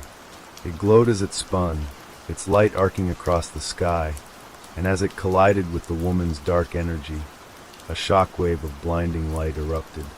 The woman screamed, her voice rising to a pitch that tore at the very air. The ground beneath her feet cracked wide open, and the sky above her swirled and churned. The last remnants of the red sky were consumed by the power of the sigil, the sky turning back to its natural, star-filled darkness. The clouds parted, and the oppressive atmosphere began to lift. For a brief, eternal moment, there was silence, and then the woman was gone. The earth beneath them stopped shaking, and the night returned to a peaceful calm. The oppressive, suffocating air was replaced by a crisp, cool breeze. The stars above twinkled once again, their gentle light a stark contrast to the horrors they had just endured. The red sky had faded, retreating into whatever dark abyss it had come from. Ethan and Claire stood together in the quiet aftermath, their hearts still racing, but their bodies exhausted. The battle was over. The town was saved, but they knew deep down that it wasn't really over. There would always be remnants of the red sky, buried deep within the world, waiting to be unearthed again. There would always be people like the woman, desperate for power, for control, and they would be ready, because now they knew the truth. They turned and walked away, the sounds of their footsteps echoing in the silence of the night. As they walked away, the weight of everything they had endured slowly began to settle into their bones. The terror, the darkness, and the relentless pull of the red sky, all of it had been conquered. But a lingering feeling gnawed at the edges of their minds. The woman's final words echoed in Ethan's mind. I am the beginning and the end. Could it truly be over? Or was there more to this curse, more they couldn't yet understand? They didn't know. But for the first time in what felt like an eternity, they were free. Free of the red sky, free of the monsters that had plagued their town, free from the oppressive weight that had haunted their every step. The stars above twinkled brightly, as if to reassure them that the nightmare had passed. The winds whispered through the trees, carrying with it the scent of something fresh, something new. It was as if the world itself had exhaled a deep sigh of relief. But even as they walked side by side, they couldn't shake the feeling that the world had changed forever. There were no more screams, no more madness, only the quiet hum of the night, and with it, a promise that the peace they fought so hard for would be fragile, fleeting, just as all things were. But for tonight, at least, they were safe. Name of the next story, The Widow's Lantern. The winds howled outside, fierce and unyielding, battering against the old lighthouse as it stood tall against the raging storm. Inside, the keeper, Jonah, sat in his small, dimly lit quarters, his eyes fixed on the flickering light of his oil lamp. The storm had been relentless for hours, with waves crashing violently against the jagged rocks below, as if the sea itself were trying to tear the earth apart. Jonah had been the keeper of the lighthouse for years, each night spent in solitude, far from the bustling world. He had grown accustomed to the silence, the isolation. The rhythmic sound of the waves crashing against the rocks was his only companion, along with the occasional call of seabirds or the distant cry of a ship's bell in the stormy night. But tonight, something felt different. As he sat near the window, staring out into the tempest, Jonah noticed something strange in the distance, something he had never seen before. Amid the storm, a faint light flickered on the shore, just beyond the rocks. It was a soft, almost haunting glow that seemed to pulse with the rhythm of the storm. His heart quickened. Who would be out there in this weather? He muttered to himself, a feeling of unease creeping over him. But curiosity soon overtook him. There was no reason for anyone to be there, but still the light beckoned. He grabbed his coat, a thick woolen thing that barely kept out the cold, and trudged toward the door. The wind howled as it tore at the lighthouse, but Jonah stepped out into the storm, determined to investigate. The heavy rain stung his face as he made his way down the slippery, rock-covered path that led to the shore. Each step felt like it could be his last, but the light drew him forward, guiding him through the darkness like a moth to a flame. The closer he got to the shore, the more distinct the light became. It was a lantern, glowing softly in the mist, sitting alone on the sand, its flame flickering and swaying with the wind. Jonah's heart raced, his breath quickening as he approached. The lantern was placed carefully on a stone, its glow a strange contrast to the darkness of the night. Who would leave a lantern here? Jonah wondered aloud, though his voice was drowned by the storm. He knelt down beside it, reaching out to touch the cold metal of the lantern. As his fingers brushed the surface, a chill ran up his spine. The air seemed to grow colder, the wind howling louder, as if something unseen was closing in on him. Suddenly, a voice broke through the storm. It was faint at first, barely audible, like a whisper carried on the wind. Jonah froze, his hand still on the lantern, his heart pounding in his chest. "Help me!" The voice was soft, almost a plea. Jonah's eyes darted around, searching for the source. There was no one in sight. The shore was empty, save for the lantern, which still flickered eerily in the dark. His mind raced, trying to make sense of what was happening. He had heard of ghost stories, tales of the sea and spirits of the drowned, but he never believed them until now. "Who's there?" Jonah called out, his voice trembling against the fury of the storm. There was no answer, only the deafening crash of waves against the rocks and the incessant howl of the wind. But then the voice came again, clearer this time, closer. "Help me, please." Jonah's blood ran cold. The voice was unmistakable now, a woman's voice, filled with desperation. It seemed to come from the direction of the lantern, yet there was no one there. His instincts screamed at him to run, but something held him in place, a force beyond his control. "Where are you?" Jonah shouted, his mind racing with fear and confusion. "Who are you?" For a moment there was silence. Then, as if the storm itself had whispered in his ear, he heard it. A name, soft and mournful, carried by the wind. "Eliza!" The name echoed in his mind, and Jonah felt an icy shiver run down his spine. The lantern flickered, its light dimming for a moment before it blazed brightly once more, casting long shadows across the shore. Then from the corner of his eye, Jonah saw it, something moving in the mist, a figure barely visible in the fog. It was a woman, her form shimmering like a ghost, draped in a long, flowing gown that fluttered in the wind. Her hair, dark and wild, whipped around her face as she moved closer, her eyes glowing with a strange, unnatural light. She was beautiful, but there was something unsettling about her presence, something hollow and sorrowful that made Jonah's heart skip a beat. "Eliza!" Jonah whispered, almost not believing his own words. The woman's lips moved, but no sound came from her mouth.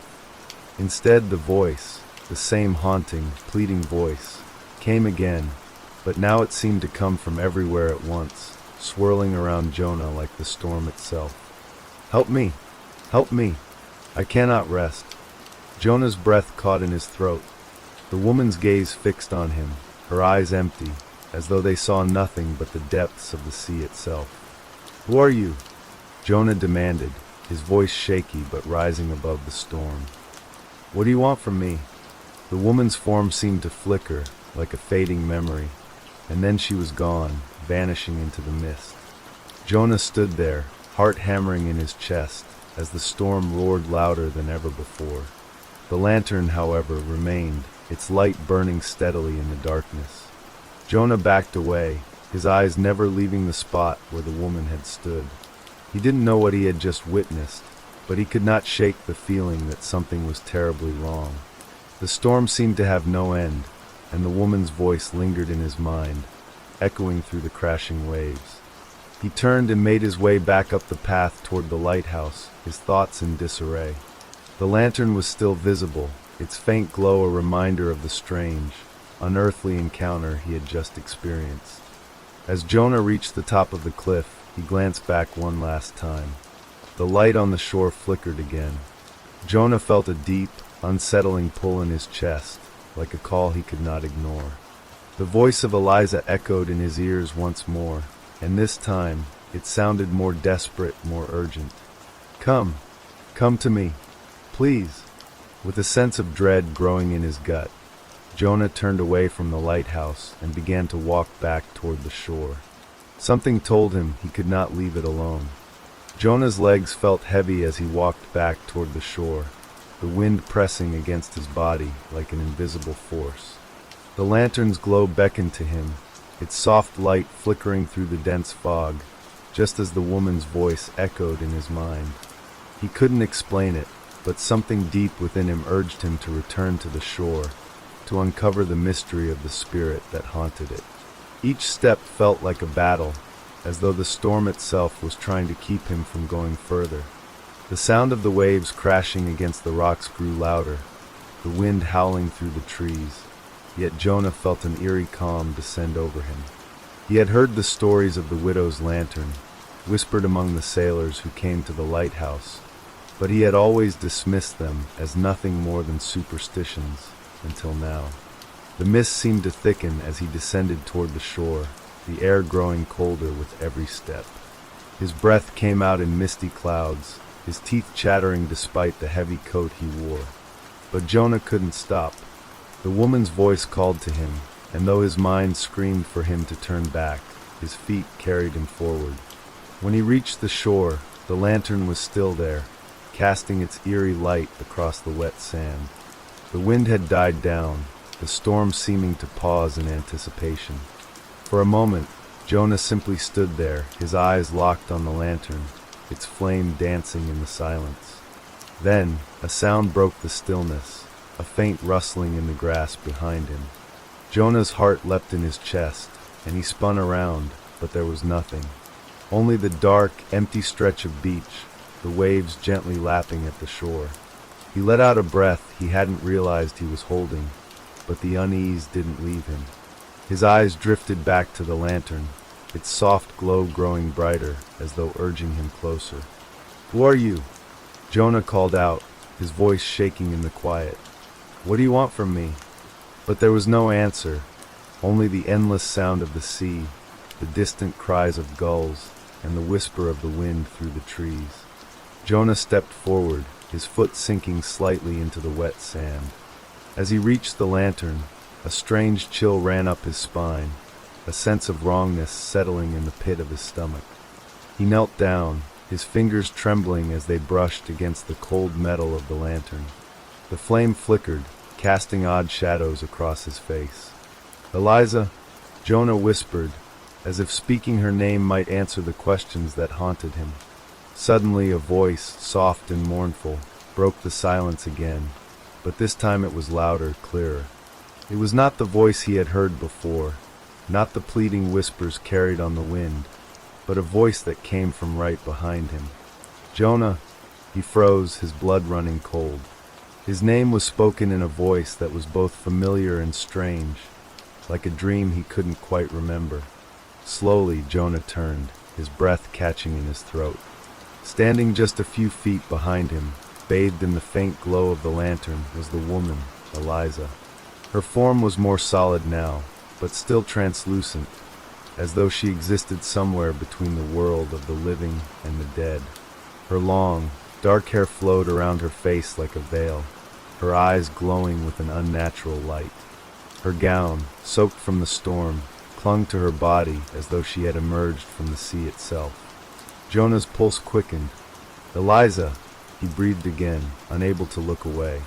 "What do you want from me?" Her lips parted, but no words came. Instead, the voice, that same haunting whisper, rose up once more, wrapping around him like a cold wind. "I need you.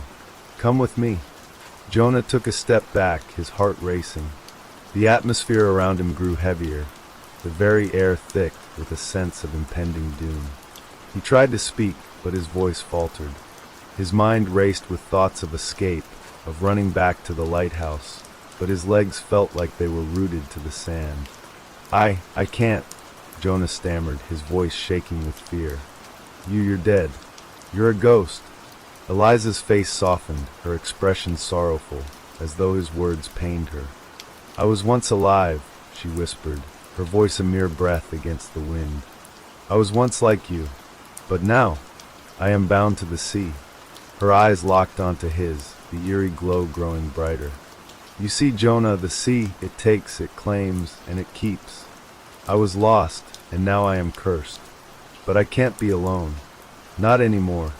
Jonah's chest tightened, his breath coming in shallow gasps. What do you want from me? She took a slow, deliberate step forward, the soft sound of her gown rustling in the air. I want you to join me, she whispered. I want you to come with me into the depths. The sea will claim you as it claimed me.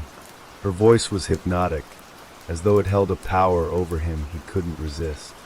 Jonah felt his limbs growing weak, his thoughts hazy as though the fog had settled in his mind, clouding his judgment.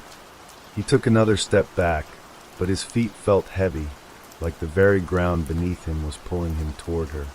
No, he gasped, his voice barely above a whisper. I won't. Eliza's expression twisted into something darker, more sorrowful. The light from the lantern flickered wildly, casting strange shadows across her face.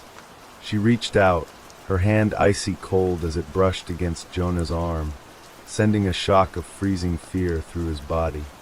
I have waited so long, she said, her voice almost pleading. I can't bear this loneliness any longer. You must come with me. I can't be alone in the dark waters. You don't understand. You don't know what it is to drown over and over again.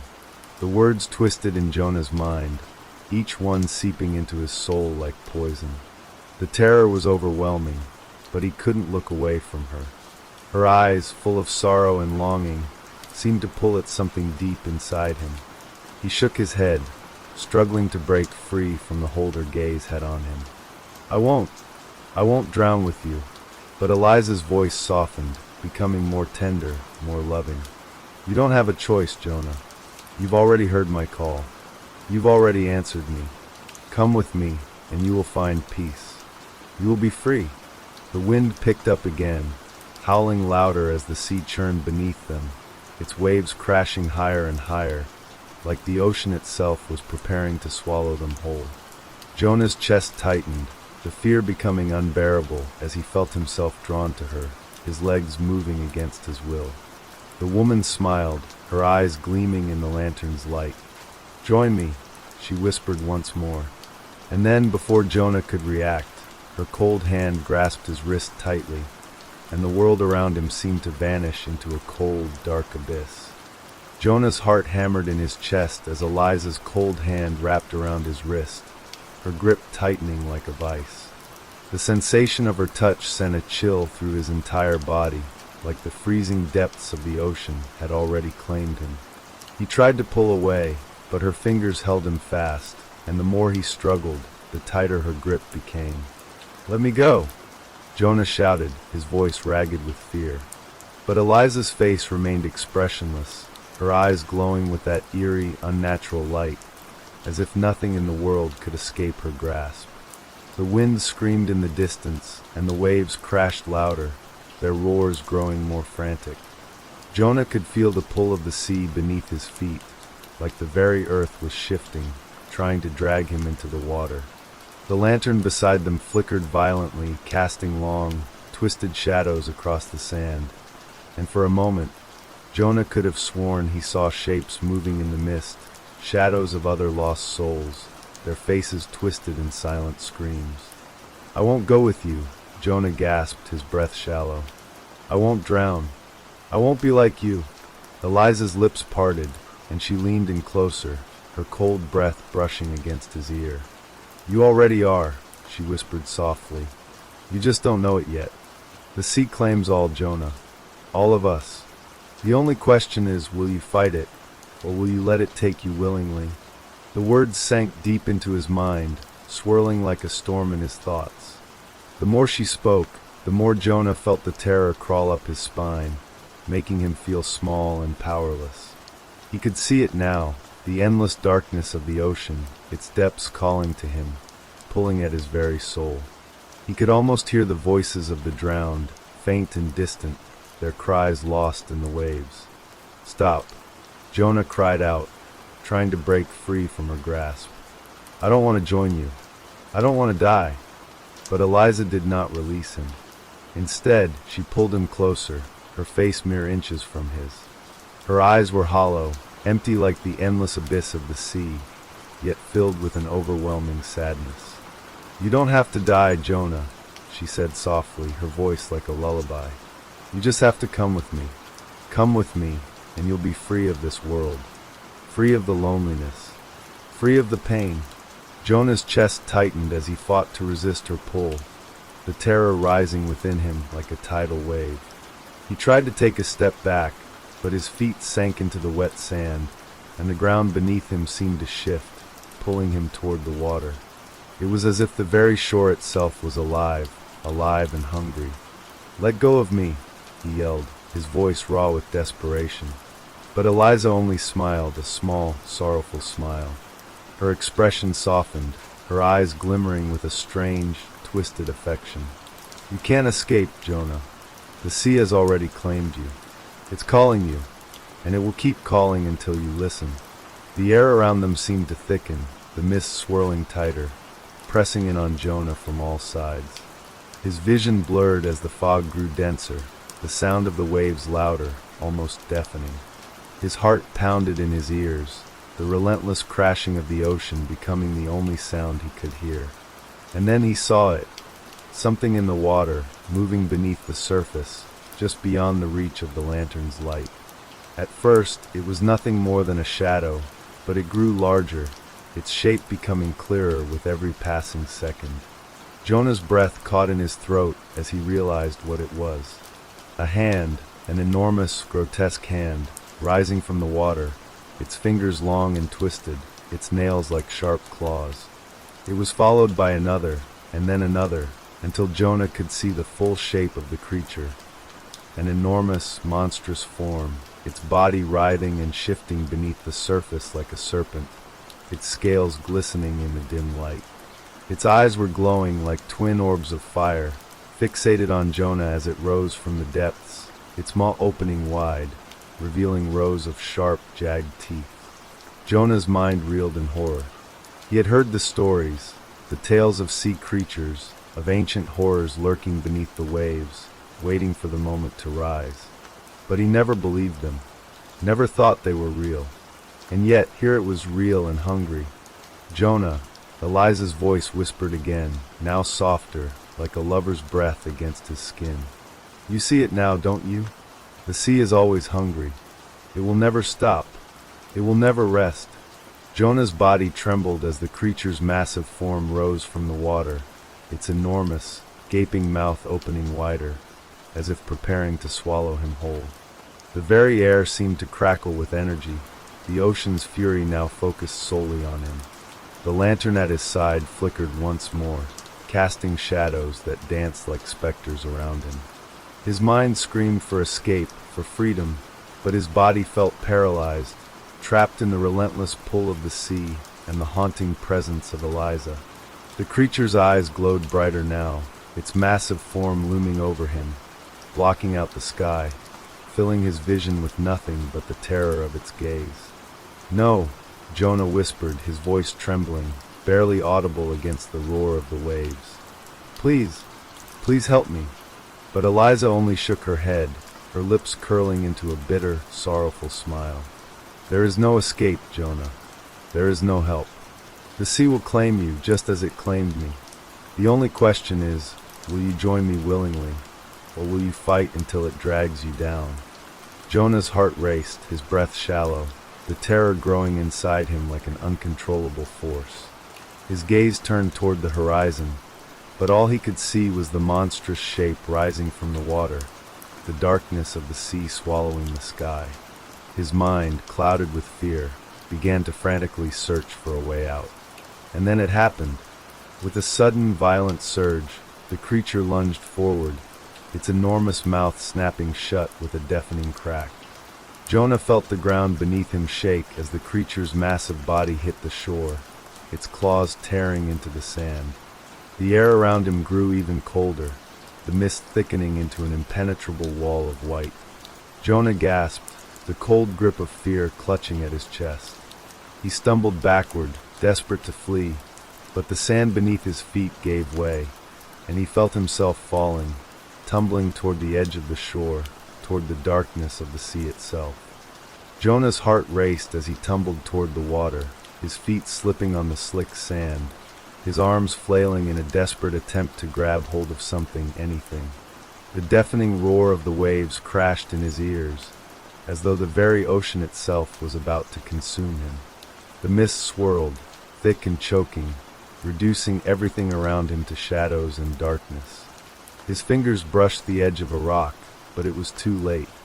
With a final lurch, the ground beneath him gave way entirely. He was pulled toward the sea, his body weightless in the icy grip of the water, the cold sinking deep into his bones as the waves rushed over him. His breath caught in his throat, the salt water seeping into his mouth as he struggled to stay afloat. Panic surged through him, his chest tightening with each desperate breath he took. But the water seemed endless, like a vast, cold abyss pulling him down into its depths. "Jonah!" The voice was soft, distant, and yet unmistakable. Eliza's voice. Her words rang in his ears, as though she were right there with him, whispering from just beneath the surface of the water. He twisted his head, trying to spot her, but the mist was so thick that he could barely see more than a few feet in front of him. "Jonah," she whispered again, this time closer, like a lover's breath, echoing in the darkened space. "It's so easy to let go. You don't have to fight anymore. Come with me." Jonah's body trembled with fear and exhaustion, his strength waning with each passing moment. The water was cold, so cold it burned, and the pull of the sea was relentless, dragging him further away from the shore with each wave. His lungs burned as he gasped for air, but the surface of the water seemed to recede with each desperate breath, the sea swallowing him whole. He could feel it. Something was waiting beneath the waves, something ancient and dark, a presence that had been there long before Eliza ever spoke to him. "No," he screamed, though the sound was lost to the roaring sea. "I won't go." But the water seemed to laugh at him, mocking him as it rose higher and higher, the pressure of the ocean around him building like the weight of the world. Jonah's head was spinning, his limbs growing heavier, as if the very water was seeping into his veins, dragging him under. "Join me, Jonah," Eliza's voice coaxed again, sweet and soft, but this time there was something else in it, something darker, something twisted. "You belong here. This is where you've always been meant to be." His eyes flickered open, and through the thick, swirling mist, he saw her again, Eliza, her form faint but unmistakable, standing just at the edge of the water. She was no longer translucent, no longer the ghostly figure that haunted his dreams. Now she was solid, her face pale and drawn, her eyes glowing with an unsettling fire. "Don't fight it," she said, her voice almost pleading now, her outstretched hand reaching toward him. "Come with me. Together we can be free. Together we can escape this world." Jonah's body ached with the cold, and every muscle screamed for him to give in, to let go. The water around him seemed to pulse, alive with a strange, unnatural force, as though the ocean itself had become a part of her, part of the curse that bound them both. "I won't," Jonah gasped, though it felt like the words barely left his throat. His head was spinning, his vision blurry, and the water pressed down on him like a heavy weight. "I won't drown," but the sea was deaf to his cries. With a final violent surge, the water seemed to rise up around him, swallowing him whole, dragging him down into the depths. Jonah screamed, his body convulsing as the coldness seeped deeper into his skin, into his very soul. The last thing he saw before the darkness enveloped him completely was Eliza's face, her expression soft, almost kind, as she held out her hand to him. Then, everything went black. Jonah awoke with a gasp, his lungs burning for air. He shot up from the cold, wet sand, his body trembling as though he had been drowning for hours. He was back on the shore alone. The wind howled around him, and the mist still clung to the beach, but the terrifying figure of Eliza was gone. His heart pounded in his chest, the memory of her face lingering in his mind, a haunting reminder of what had almost happened. Jonah took deep, shaky breaths, trying to steady himself, his hands trembling as he pressed them against the wet sand. What was real? What had just happened? The lines between the living and the dead, between the world he knew and the world beyond, had blurred so completely that he wasn't sure anymore. The sound of the waves crashing against the shore was deafening now, and the air smelled of salt and rot. Jonah tried to stand, but his legs were weak, like jelly, and the weight of what had just transpired hung heavily on his chest. The water lapped at his feet, its cool touch a stark reminder of how close he had come to being claimed by the sea. Jonah! That voice again. Eliza's voice. Jonah froze, his heart nearly stopping in his chest. The voice was faint, but unmistakable. He turned slowly, his body trembling as he searched the fog for her presence. But there was nothing. The beach was empty. No lantern. No figure. No trace of the spirit who had almost dragged him into the sea. Jonah, the voice called again, and this time it was louder, closer. You can't run from me forever. His blood ran cold as he took a step back, his eyes wide with fear. No matter how far he went, no matter how much he tried to escape, the sea would always be there, calling to him, pulling him under. And Eliza would always be there, waiting. Jonah turned, his legs nearly buckling beneath him as he stumbled back toward the lighthouse, every instinct screaming at him to get inside, to get away from the shore before it was too late. But the voice followed him, faint but persistent, like a whisper carried on the wind. You belong to me now, Jonah. And as Jonah reached the door of the lighthouse, the lantern flickered in the distance, its eerie glow shining through the mist once more. It was still waiting for him, and the sea, it was still calling. The fog rolled in thicker, and Jonah knew there would be no escaping it. Not this time. The sea had claimed him, and now it would never let him go. Jonah's hand trembled as it gripped the cold metal of the lighthouse door. He could feel the weight of the sea pressing down on him, suffocating him, as if the ocean itself were closing in around him, pulling him into its depths. He wanted to run, to escape, but every step he took felt like he was walking deeper into the very heart of the nightmare. With a frantic shove, Jonah pushed the door open and stumbled inside, his body shaking from head to toe. The familiar, musty scent of the lighthouse filled his lungs, but it offered little comfort. The walls, once sturdy and reliable, now felt like they were closing in on him, their old wood groaning in protest. He didn't dare look back. He could feel her presence, like a shadow creeping just behind him, waiting for the right moment to strike. He rushed up the winding staircase, his breath ragged, each step a painful reminder of the terror he'd just escaped. The storm outside was raging harder now, the wind howling like the anguished wails of the lost souls beneath the waves. The light of the lantern at the top of the lighthouse flickered as if it, too, were fighting against the pull of the sea. Jonah's pulse raced as he reached the top, his fingers slick with sweat as he reached for the crank that powered the light. But before he could even touch it, a cold voice filled the room. Jonah! His heart stopped. He knew that voice. He knew it too well.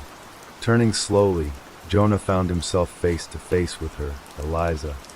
She stood just inside the doorway, her pale figure almost blending into the fog that had followed her. Her eyes, now darker than before, glowed with an unnatural light. The expression on her face was no longer sorrowful, but twisted, almost cruel. You can't escape me, Jonah, she said, her voice low, filled with a terrifying finality. The sea has claimed you. There is no running from it. There's no hiding from it. Jonah's breath hitched as he backed away from her, his body slamming into the cold metal rail of the lighthouse's catwalk. The lantern's glow seemed to dim, its light flickering weakly as if it were about to go out. Please, Jonah begged, his voice cracking. He could hear the faintest echoes of the storm outside, but they sounded far away now, muted. His world had shrunk to this narrow room, the oppressive presence of Eliza pushing in on him from all sides. Please, I don't want to be like you. I don't want to die. Eliza tilted her head, her lips curving into something that wasn't quite a smile. Die? she repeated, her voice soft and dangerous. Jonah, you're already dead. You've been dead the moment you stepped onto this cursed shore. The sea claimed me. It's claimed you now too. The words hit him like a physical blow, stealing his breath away. Jonah felt the ground beneath him begin to tremble, as if the lighthouse was shaking with the very force of the ocean below, its power rising to claim him.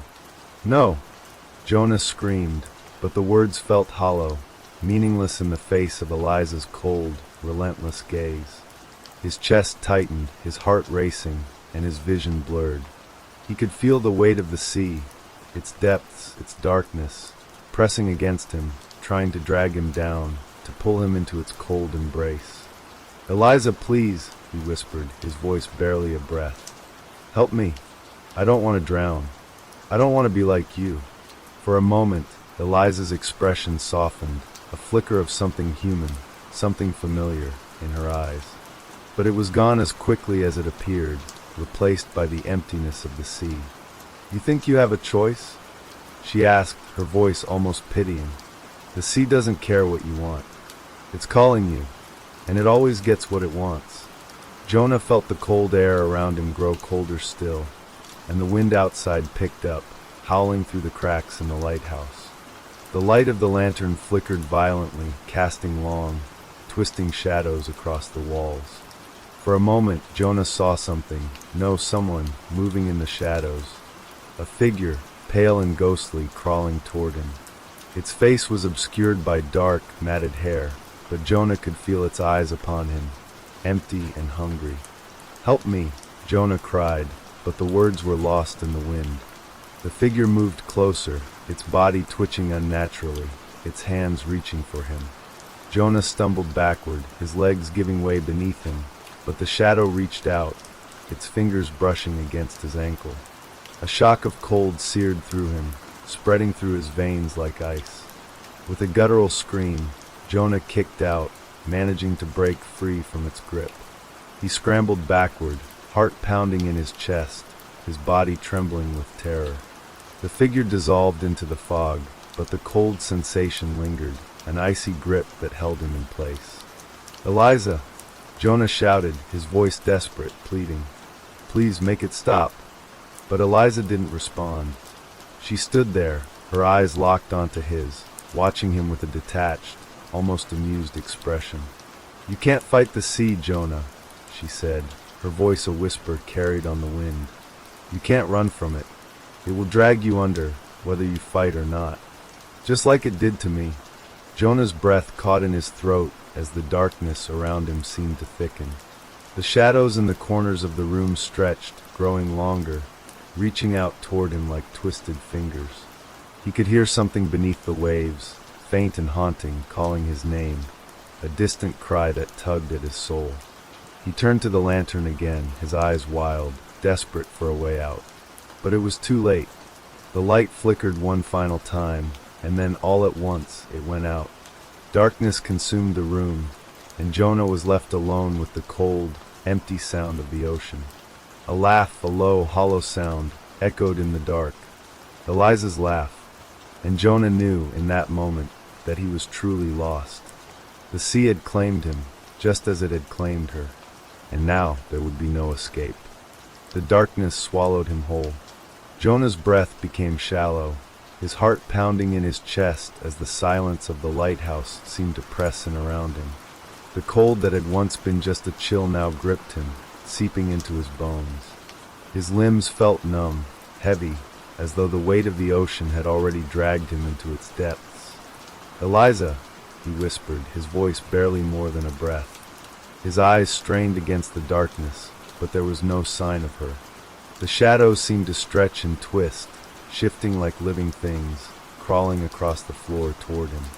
He could feel the oppressive weight of the sea bearing down on him, its pull tightening around his chest. Then a sound, soft, distant, but unmistakable, the faintest whisper of water. He turned, his pulse quickening. The lantern was out, but the mist outside had crept through the cracks in the windows, and the faint light of the moon barely cut through the fog. Jonah's mind spun, trying to make sense of the scene. The lighthouse creaked, its old bones groaning as the storm outside raged. "Eliza?" Jonah called again, his voice cracking. "What do you want from me? What did you mean? I don't want to die. I don't want to become like you."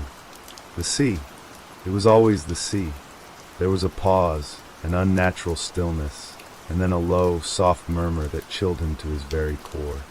It came from all around him, as if the walls themselves were speaking. "You're already becoming like me, Jonah." The voice came again, colder this time, hollow and distant. "You were always meant to join us, to follow the call of the sea. You just couldn't hear it before." Jonah's stomach churned as the voice seemed to swirl around him, wrapping around him like a net. The water, the sea, the call that Eliza had spoken of. He could hear it now, faint but unmistakable, like the lapping of waves against rocks, the murmur of the deep calling his name. It was both beautiful and terrifying. His body trembled as he took a step back, his eyes darting to the window, but all he could see was the mist. The water had come so close now, he could feel it, could almost taste the salt in the air. He could hear the creatures beneath the surface, calling to him, beckoning him with their dark, ancient voices. The shadows seemed to grow longer, darker, as if the sea itself were creeping closer. "No," Jonah whispered, shaking his head. I won't listen to it." But his voice trembled with uncertainty. His hands, slick with sweat, grasped at the railing around the lighthouse's catwalk, and for a moment it seemed to give way beneath his touch. The floor was shifting, the sea's hunger pulling at his feet, at his legs, as though the very earth beneath him was being swallowed by the waves. The whisper came again, louder this time, more insistent. "Jonah, come with us."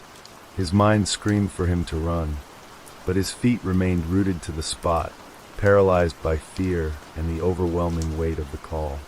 The walls seemed to close in around him, the very air growing thick with the damp scent of the sea. Jonah turned quickly, his heart racing, and nearly stumbled into the lantern.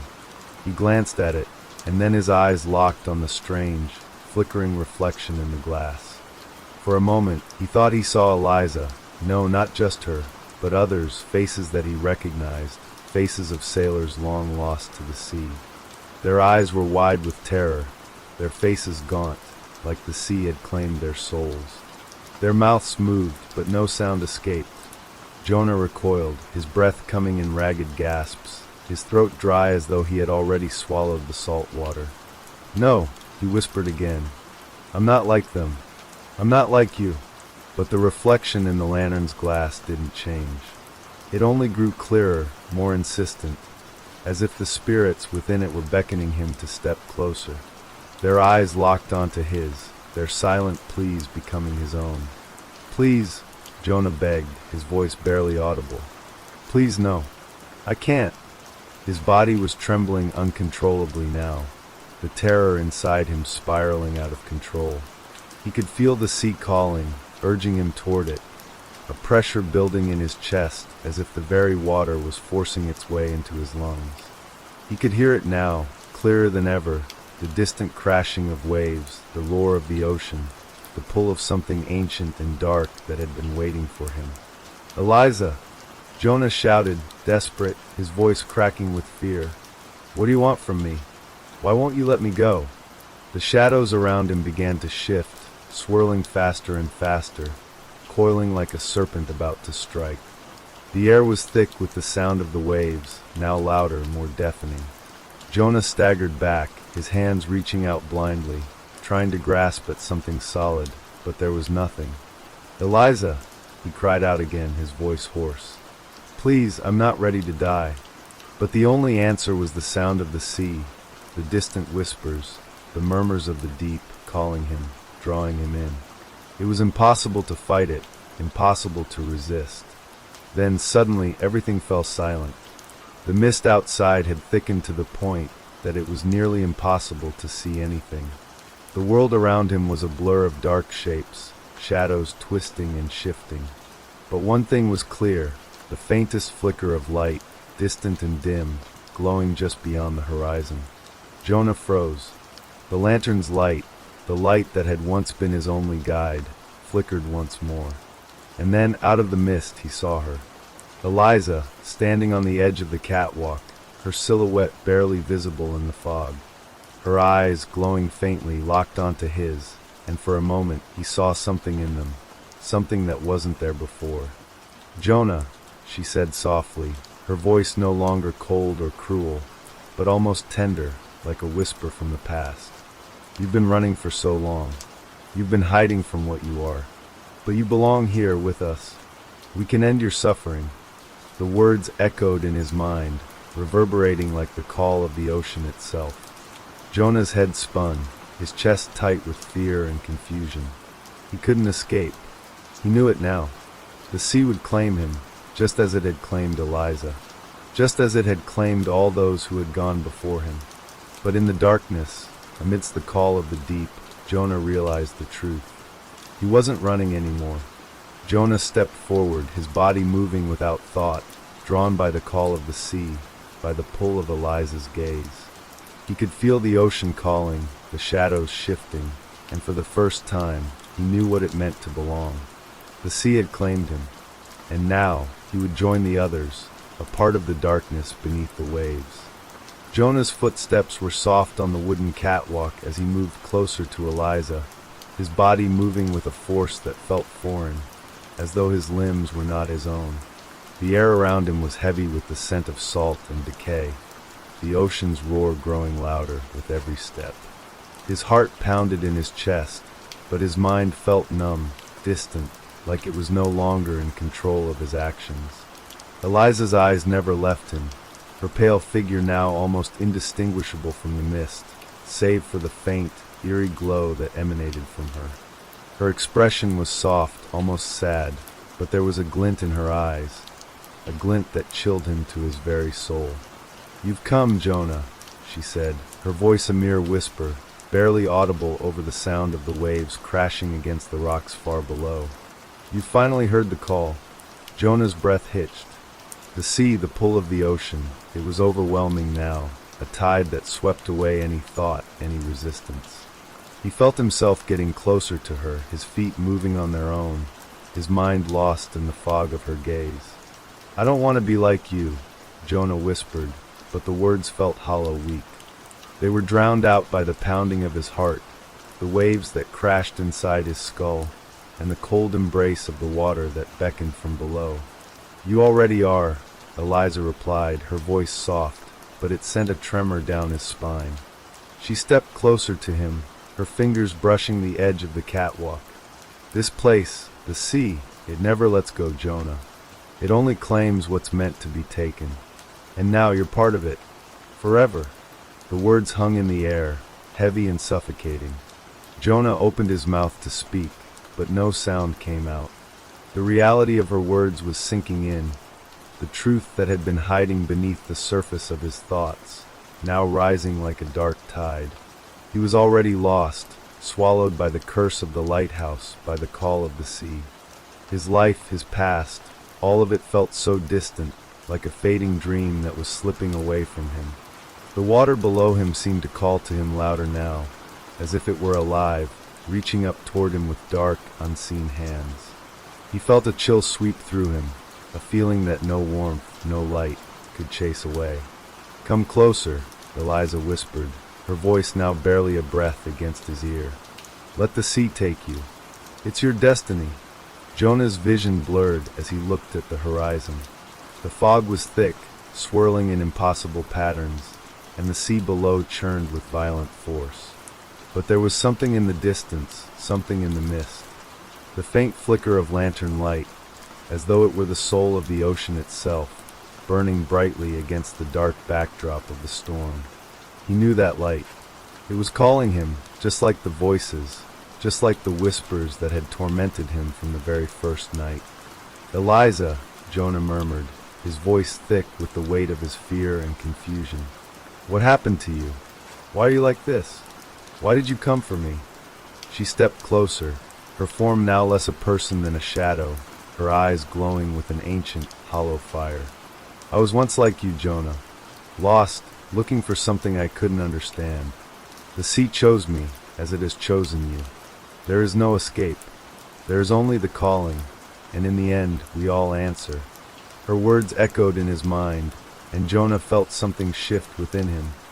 A deep, unshakable pull, an undeniable desire to step forward to join her. The darkness of the ocean was no longer an enemy, it was a part of him. He could feel it now, the weight of it pressing against his chest, pulling him toward it like a magnet. "I can't," he gasped, his voice trembling. "I don't want to drown. I don't want to—" The words died in his throat as he felt a surge of coldness wash over him, as if the sea itself had reached up to claim him. He stumbled, his legs giving way beneath him, and for a moment he felt as though he might fall. But Eliza was there, her hand on his arm, steadying him. "You will never drown, Jonah," she said softly, her voice soothing like a lullaby. "You will be one with the ocean. You will become the waves, the tide. You will never be alone again." Jonah's head spun, the ocean's call overwhelming him, drowning out all other thoughts. The sea had claimed him, just as it had claimed Eliza. He could feel it now, a part of him, sinking deeper into his very soul, wrapping him in its cold, endless embrace. A flash of movement caught his eye. Far below, on the shore, a shadowy figure stood, barely visible through the mist. The figure was beckoning him, its arms stretched wide, as if calling him to join it. Jonah's heart skipped a beat as he recognized the figure. It was the same shadow he had seen in the lantern's reflection. A sailor, lost long ago to the sea, his face pale and gaunt, his eyes hollow with the endless hunger of the ocean. He was calling Jonah, his voice a whisper on the wind. Jonah stepped toward the edge of the catwalk, his body moving almost without thought. The wind howled around him, tugging at his clothes, pulling him closer to the precipice. "Eliza, what if I don't want to?" he whispered, his voice barely audible against the storm. But Eliza's voice was the only sound he heard now. "There is no choice, Jonah. The sea is already inside you. You can feel it. Let go. It's the only way to find peace." The words echoed in his mind, wrapping around him like chains, pulling him closer to the edge. The mist swirled around him, thick and oppressive, and the water below beckoned him, dark and eternal. Jonah's eyes locked on the figure on the shore. It was closer now, its face more distinct, no longer the ghostly figure he had seen in the lantern, but a man, a sailor, eyes wide with the same hunger he felt stirring deep within him. His heart hammered in his chest. The pull of the sea was too strong, the desire to be free from his torment too great. He could no longer remember why he had fought, why he had resisted. Everything that had once mattered, his life, his past, his fears, had dissolved into the fog. Jonah took a step forward, his foot leaving the solid ground of the lighthouse catwalk. The wind roared around him, the waves crashing against the rocks below, as though they were celebrating, waiting for him to join them. And in that moment Jonah knew. The sea had claimed him. The waves rose up to meet him, and he fell into the darkness. Jonah's body plunged into the cold, unforgiving water. The force of the waves crushed against him, pushing him deep into the depths, the roar of the ocean swallowing every sound, every thought. For a brief moment, he felt the sting of the salt water filling his lungs, his body twisting and turning in the violent current. His hands flailed, grasping for something, anything to hold on to, but there was nothing. Only the dark, endless water. His vision blurred, and all he could see were shadows dancing beneath him, flickering like the ghosts of sailors long dead, their bodies dragged into the deep, their souls forever lost to the ocean's hunger. The cold clung to him, suffocating him, and he fought to keep his senses, to find some spark of life within the overwhelming embrace of the sea. But it was useless. The ocean was too strong, too powerful. It had claimed him, just as it had claimed Eliza and the others before her. Jonah's body was no longer his own. It moved with the current, pulled further and further into the abyss. The sea had become his master, and he was nothing but a puppet in its grasp. He could feel the pressure building, the deep, unrelenting pressure of the ocean's depths. It pressed in on him from all sides, crushing him, suffocating him. His mind screamed for air, but there was none. His chest ached as the cold swallowed him whole, and the water seemed to pulse around him, alive with the presence of something ancient and powerful, something far older than the storms that raged above. And then, as if by some twisted mercy, everything went black. When Jonah opened his eyes, he was no longer in the cold, crushing embrace of the ocean. He was standing, or at least it felt like he was standing. The air around him was thick with fog, the world muted and distorted, as though he were seeing it through a veil. The scent of salt and decay hung in the air, but there was something else, something that made his stomach churn. A low, mournful wail echoed through the mist, distant but unmistakable. It was the sound of the ocean calling, the same sound that had lured him, that had beckoned him toward the shore. His heart pounded in his chest, and he took a shaky step forward, his legs unsteady, as though they weren't quite his own. The fog parted before him, revealing a vast, empty expanse. The ground beneath his feet was wet, slick with seawater, and the air felt thick with the presence of something ancient. Jonah could feel it, a pressure in the air that weighed on him, something that existed just beyond his reach, something dark and insistent. And then, through the mist, he saw her again. Eliza. She stood at the edge of a vast, swirling abyss, her pale figure bathed in the faint glow of the lantern. Her eyes were wide, glowing with that same eerie light, her face as distant and cold as the sea itself. She turned toward him, her expression unreadable, and for the first time, Jonah saw the truth in her eyes. She wasn't just lost to the sea. She was the sea. She was its spirit, its hunger, its endless call.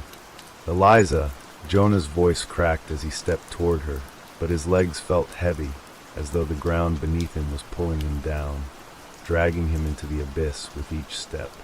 Eliza, what is this place? Where am I? She didn't answer him right away. Instead, she gazed at him, her eyes dark with the weight of ages, and for a moment, Jonah thought he saw something flicker in her expression. Pity? Regret? Perhaps.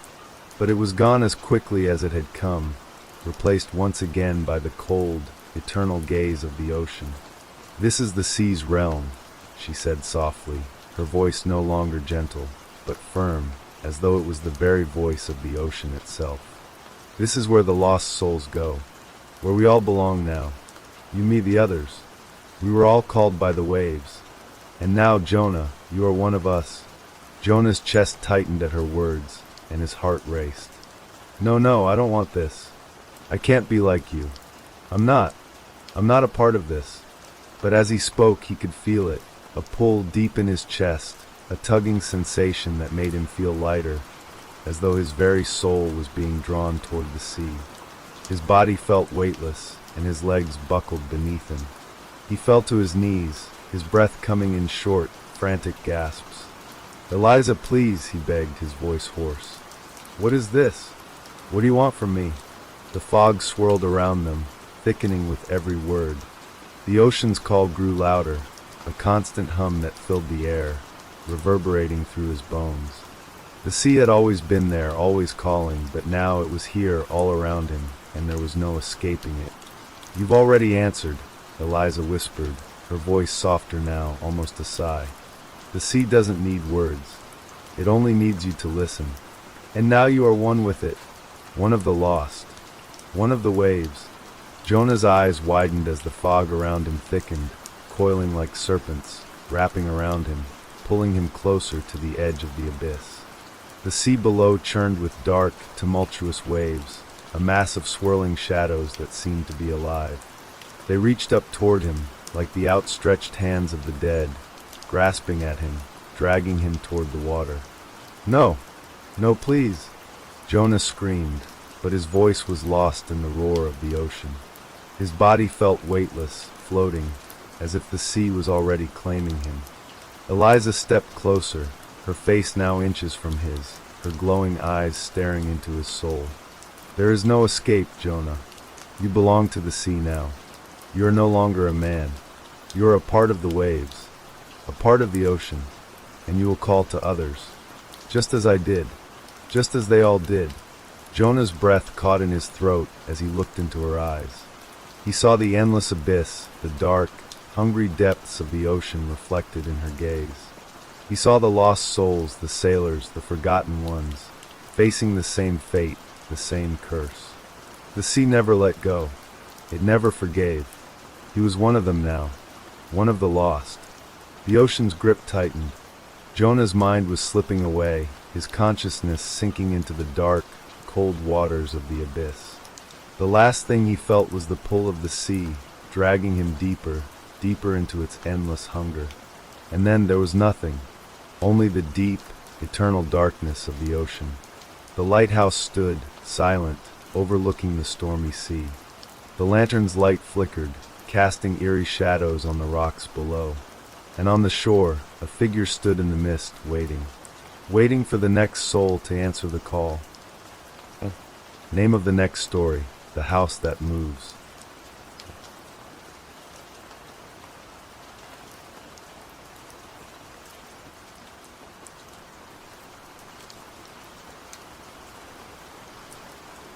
The Thompson family had always dreamed of living in a place where they could start fresh, away from the noise of the city.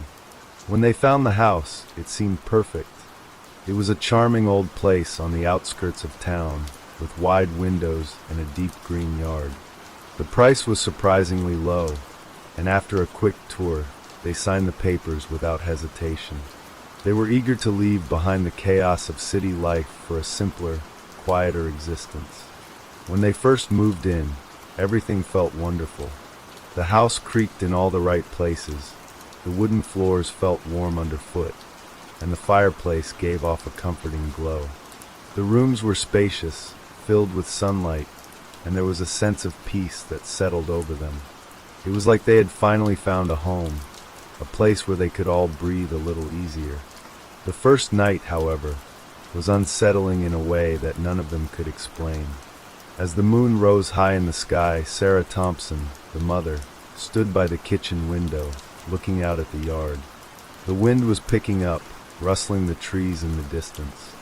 The house seemed to shift with the gusts, a soft groan from the wooden walls, but it wasn't anything out of the ordinary. Or so she thought. She shook her head and went to bed, chalking it up to exhaustion. The next morning, she was up before anyone else, making coffee in the kitchen. She glanced out the window and froze. The house, the entire house, had moved. It wasn't in the same spot anymore. The front yard was facing a completely different direction, and the driveway that had been there last night was now on the other side of the house. Sarah blinked, rubbed her eyes, and looked again. The house was definitely not in the same place. The garden, the fence, even the road seemed different, though she couldn't tell exactly how. She stepped outside, and the morning sun hit her face, making everything seem oddly bright, almost too bright. She looked toward the barn at the edge of the property. Last night, it had been to the left of the house, but now it was far behind it. A shiver ran down her spine as she turned around to look at the front of the house. Her husband, Tom, was already standing at the doorway, staring out at the yard in disbelief. "Tom," Sarah said quietly. "The house, it moved." Tom frowned and walked toward her, his eyes scanning the yard, his face pale. "That's not possible," he murmured, but even as he said it, he knew something was wrong. He could feel it in the pit of his stomach, a cold, sickening sensation. "Maybe we're just tired, Sarah," he said. "It could just be the angle of the light, or the way the house was built. Let's not overthink it." But Sarah couldn't shake the feeling that something wasn't right. The house had moved. There was no denying it. She couldn't explain how or why, but the nagging feeling in her chest told her to keep her eyes open, to stay alert. That night, as they all sat down for dinner, a sense of unease settled over them. The house was still. The wind had died down and everything was quiet, but the atmosphere felt thick, like the air itself was holding its breath. Tom tried to make light of it. "Maybe we're just adjusting to the place. It's old, you know. Could be all the creaks and groans are just part of it settling in. It's probably just some odd quirk of the house."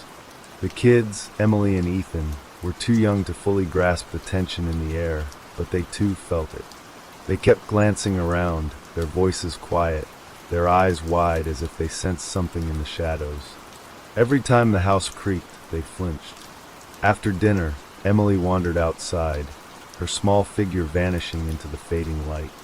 "Emily, get back inside," Sarah called, her voice tight with worry. But Emily didn't respond. Tom quickly stood up and walked toward the door, his boots heavy against the wooden floor. "Emily," he shouted. The door slammed open, and Emily was standing there, looking out at the yard with a distant expression, her eyes wide. She turned to her parents, her face ashen. "It moved again," she whispered. Sarah and Tom exchanged a look. They didn't have to ask her what she meant. The next morning, things were even worse. The house had shifted again, this time more dramatically. The front door was now facing an entirely different direction, and the driveway had shifted entirely. The barn that had been to the back left of the property was now right in front of them, as though the house had dragged it along. "No," Sarah whispered. "This can't be happening." She looked around, but the land, the roads, everything, nothing made sense anymore. The house was shifting places, not by just a few feet, but miles at a time. There was no explanation for it. They were completely isolated from the rest of the world. "We need to leave," Tom said, his voice harsh. "This is too much. We can't stay here." But as soon as they tried to leave, they realized something terrifying. The road that led them out of the area, the road that had been there the night before, was gone. They were trapped. With nowhere else to go, they decided to spend the night, hoping the morning would bring some clarity. But as the sun dipped below the horizon, something darker began to take hold. The house began to shift again, as though it were alive, and this time it felt different. There was a low, guttural rumble, like the sound of earth moving, followed by a deep creaking noise, the kind that made the air seem to bend around them. The walls of the house groaned and twisted as though they were stretching. Tom rushed to the windows, his face turning pale as he looked out into the yard. "Something's out there," he said, his voice trembling. "We need to get away." But it was too late. They were no longer alone. From the shadows of the yard, figures began to emerge. They were tall, thin, and their faces were obscured by darkness. The movement was fluid and unnatural, as if the figures were made of smoke or mist. They moved toward the house, walking slowly, deliberately. "They're here," Emily whispered, her voice small. She had seen them first, just like she had sensed the house moving before. She was no longer afraid. Instead, she was drawn to them. Tom looked to Sarah, his face etched with fear. "What are they?" "I don't know," Sarah whispered back, but she could feel it. Their presence, like an invisible weight pressing down on her chest. She knew they weren't human. They were something else, and the house had brought them here. The door of the house opened, creaking as though it had a life of its own, swinging wide. The figures stopped at the edge of the yard, their hollow, empty eyes fixed on the open door. The house was waiting, calling them. "We have to leave," Tom said again, his voice breaking. He grabbed Sarah's hand and pulled her toward the door, but just as they reached it, the house groaned louder, the walls bending inward. The very ground beneath their feet seemed to shudder. "We can't leave," Sarah whispered. "We're part of it now." And with that, she turned back toward the house, her body moving with a force she couldn't explain, as though something was pulling her inside. The house had moved again, but this time it was different. It was no longer just a place. It was a being, and it was searching for them, for her family. They were part of it now, trapped in its endless hunger, and it would not rest until it found what it was searching for. The house was alive. The realization hit Sarah like a wave, suffocating and overwhelming. It wasn't just an old building with creaky floors and shifting walls. It had a will, a purpose, and it had drawn them into its web, inch by slow inch. The air inside felt thick, like it was closing in around them, the walls pressing closer with each passing second. Tom stood frozen by the door, eyes wide with disbelief. "We can't just stay here, Sarah. We need to get out now." His voice was trembling, but there was an urgency to it. as though the house itself might swallow them whole if they didn't leave. But Sarah couldn't move. Her legs felt rooted to the floor. The house was pulling her in. Every creak, every shift of the floorboards seemed to hum with an eerie, low sound, like the house itself was breathing, alive with an unspoken hunger. Sarah felt the floor beneath her feet shift ever so slightly, and she looked around in confusion. The walls were no longer static. They were subtly changing shape, the angles warping as if the house were twisting, distorting the very space around her. "Sarah, please." Tom's voice broke through her daze. He reached for her, pulling her away from the threshold of the door. She stumbled backward into his arms, snapping back to reality. "What's happening?" Sarah asked in a breathless whisper, her mind racing to process everything she had seen and felt. "Why is it doing this?" Tom's face was pale, his eyes frantic. "I don't know, but whatever it is, we can't fight it. We have to get out of here, we have to." The words died in his throat as a loud, shuddering sound filled the room, the walls groaning under an immense pressure. The house seemed to throb, a heavy, thudding pulse emanating from deep within its bones. Sarah looked up in horror. The house wasn't just moving, it was searching for something or someone. "Do you hear that?" Sarah whispered, her voice quivering. Tom nodded slowly, his face grim. It's alive, like it's reaching out for something." As if on cue, a low, creaking sound echoed from somewhere deep within the house. It was a sound that wasn't like anything they had heard before. Not the typical groaning of old wood settling, but something far darker. Something sinister. "I think it's looking for us," Sarah murmured, her voice barely audible. And just like that, the house responded. A sudden jolt of movement caused them both to stumble. The ground beneath their feet seemed to shift, and the walls swayed ever so slightly, as though the house itself had tilted on its foundation. The door slammed shut with a loud, resounding bang, trapping them inside.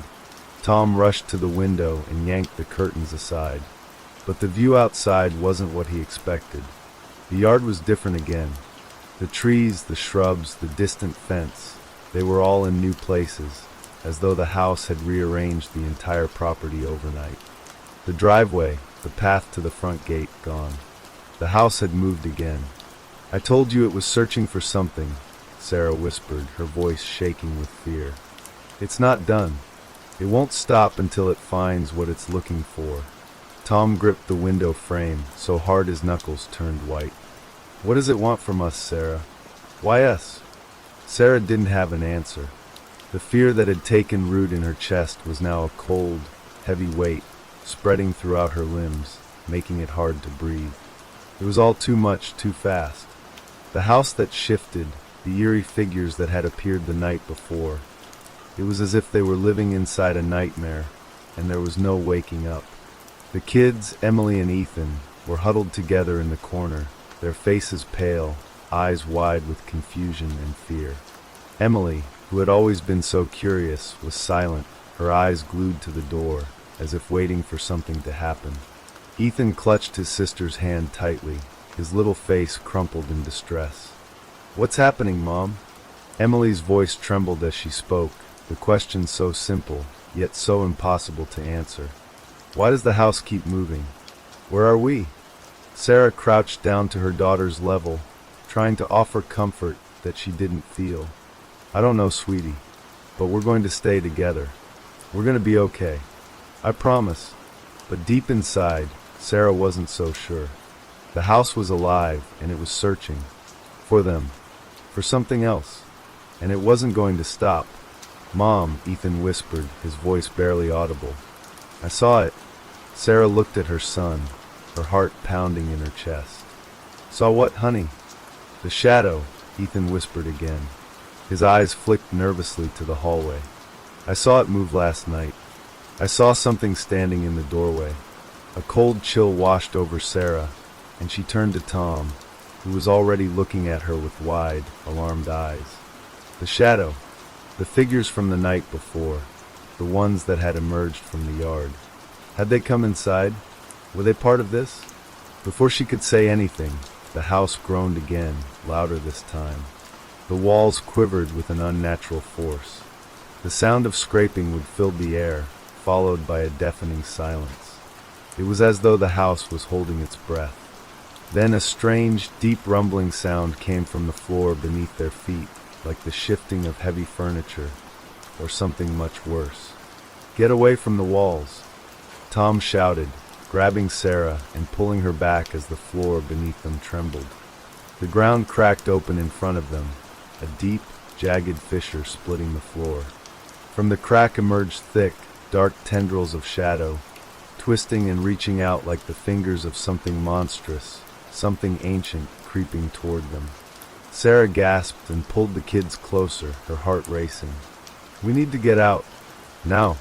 But there was no way out. The door had sealed shut, and the windows were covered in the same dark mist that had crept in from outside. It was as if the house itself was closing them in.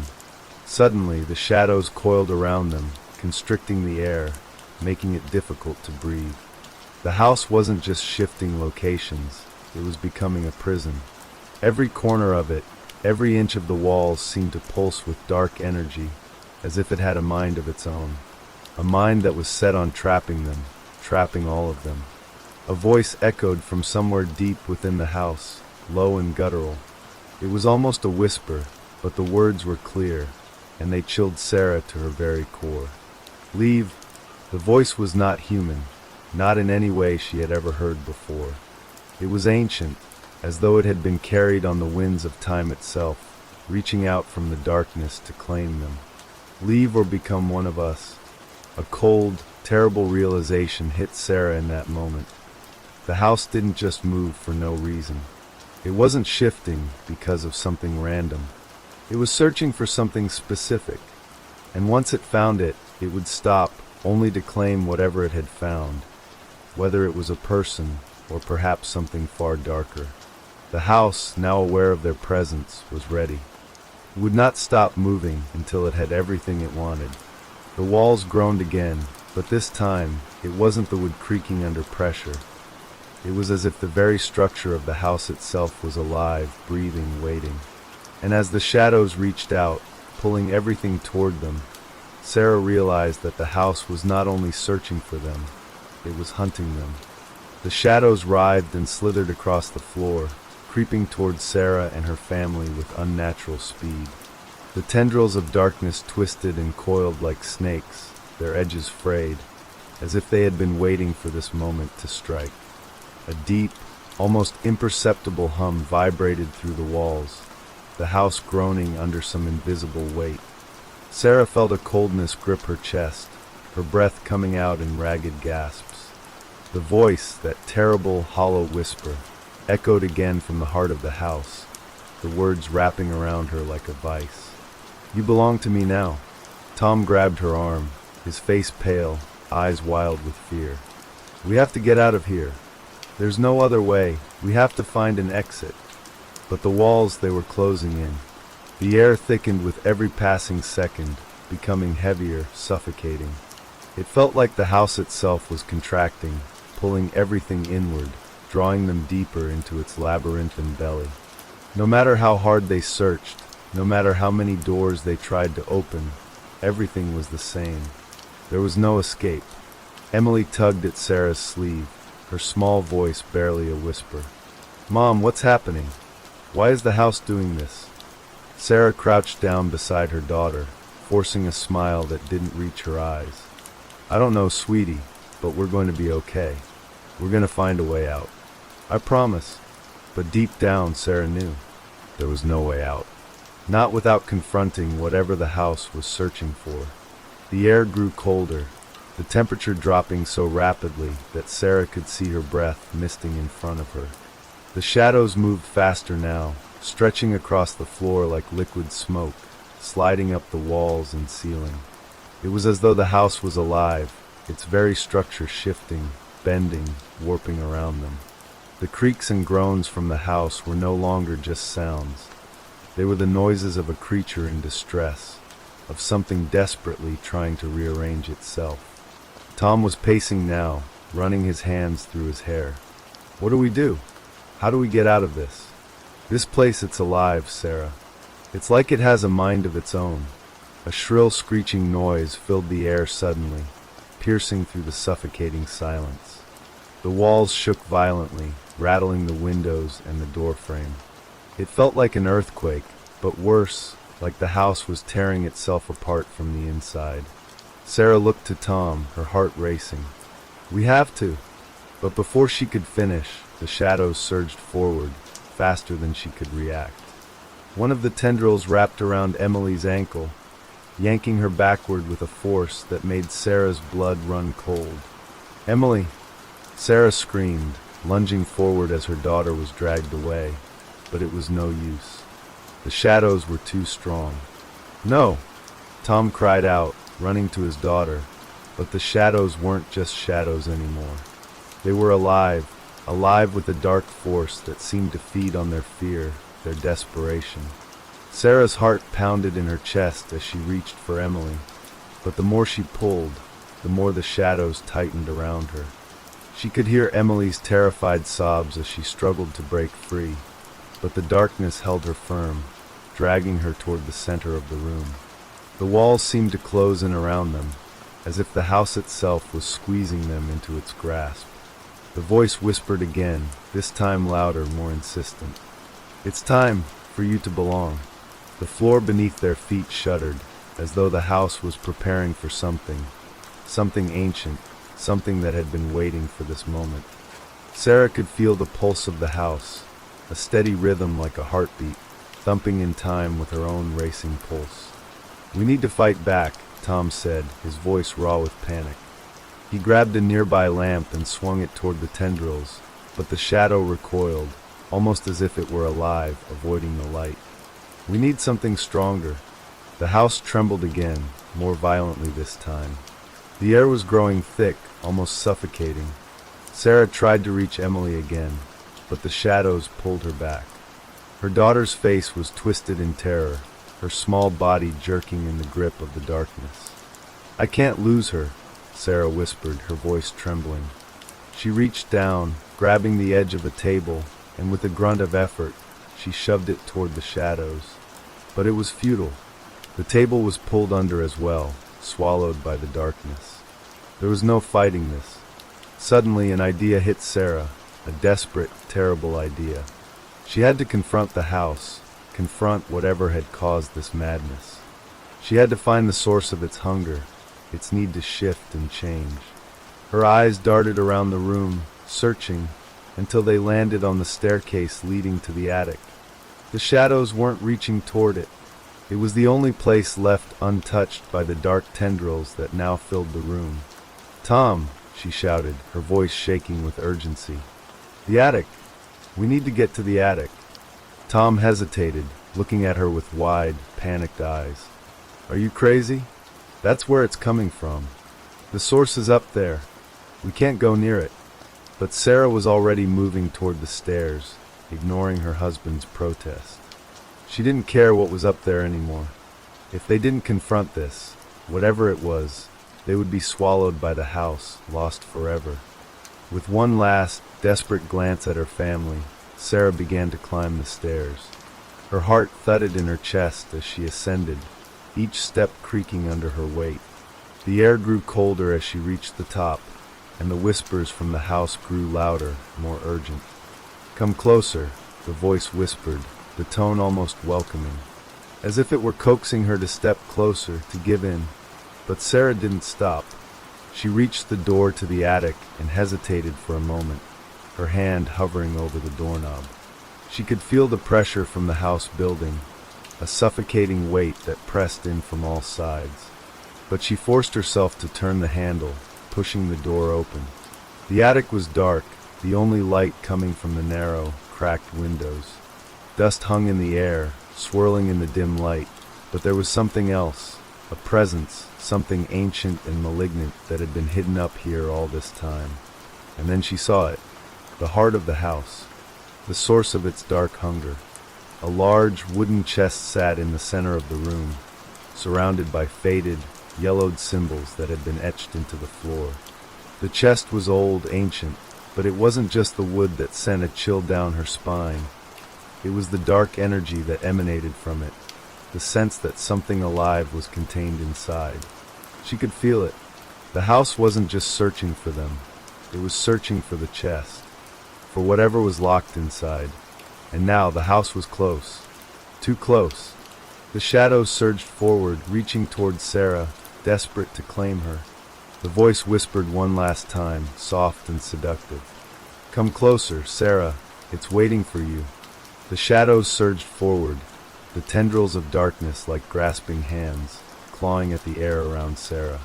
They coiled around the doorway, slithering into the attic, seeking her. Sarah's heart hammered in her chest, the pulse of fear pounding in her ears. She could feel the weight of the house pushing down on her, the air thick and oppressive, almost suffocating. But she couldn't stop. Not now. With every inch she moved closer to the chest, the shadows writhed faster, more violently. It was as if they knew, as if the house knew, that she was nearing the source of its hunger. The room itself felt colder, the temperature plummeting as a deep, almost sorrowful sound reverberated through the walls. It was like the house was mourning something, a long-lost, forgotten thing that had once been part of it. The whispers in the air grew louder, more insistent, until they were almost deafening. "Come closer, Sarah. The chest calls to you." She swallowed hard, but the words clawed at her mind. It felt as though the chest was not just an object, but a presence, a living, breathing force that had been locked away for centuries, waiting for the right moment to awaken. The walls groaned as though the house itself was trying to reach her, to pull her back. The temperature dropped further, and Sarah could see her breath misting in the air. Her fingers trembled as she reached for the chest, the wood cold and smooth under her touch. "Do you want to know what's inside, Sarah?" The voice whispered again, closer now, like it was right behind her. She shuddered but didn't pull away. She had to know. She had to understand why the house was doing this, why it was hunting them, why it wouldn't stop until it had what it wanted. And then, with a deep breath, Sarah lifted the heavy lid of the chest. At first, nothing happened. The room seemed to hold its breath, the shadows momentarily still. Sarah peered inside, her eyes widening as she saw what lay there. The chest wasn't empty. Inside, nestled within old, tattered cloth, was a stone. It was small, no bigger than the palm of her hand, but it was the strangest stone she had ever seen. It was smooth, black as night, but shimmering with an otherworldly glow. The stone seemed to pulse, like a heartbeat, beating in time with her own. She reached for it, her fingers brushing the cool surface, and a sudden shock of energy surged through her body. The world around her tilted, and for a split second, everything went silent. The house stopped groaning. The shadows froze. The air grew still. It was as if time itself had stopped, holding its breath. And then, everything shattered. The walls screamed as they cracked open, the floor beneath her feet trembling. The shadows writhed in agony, as though they were being torn apart from the inside out. The house was screaming, and Sarah realized that she had just unlocked something far worse than she could have ever imagined. "No," she gasped, pulling her hand away from the stone, but the damage was already done. The pulse of energy she had felt had awakened something. Something ancient, something far more dangerous than the house itself.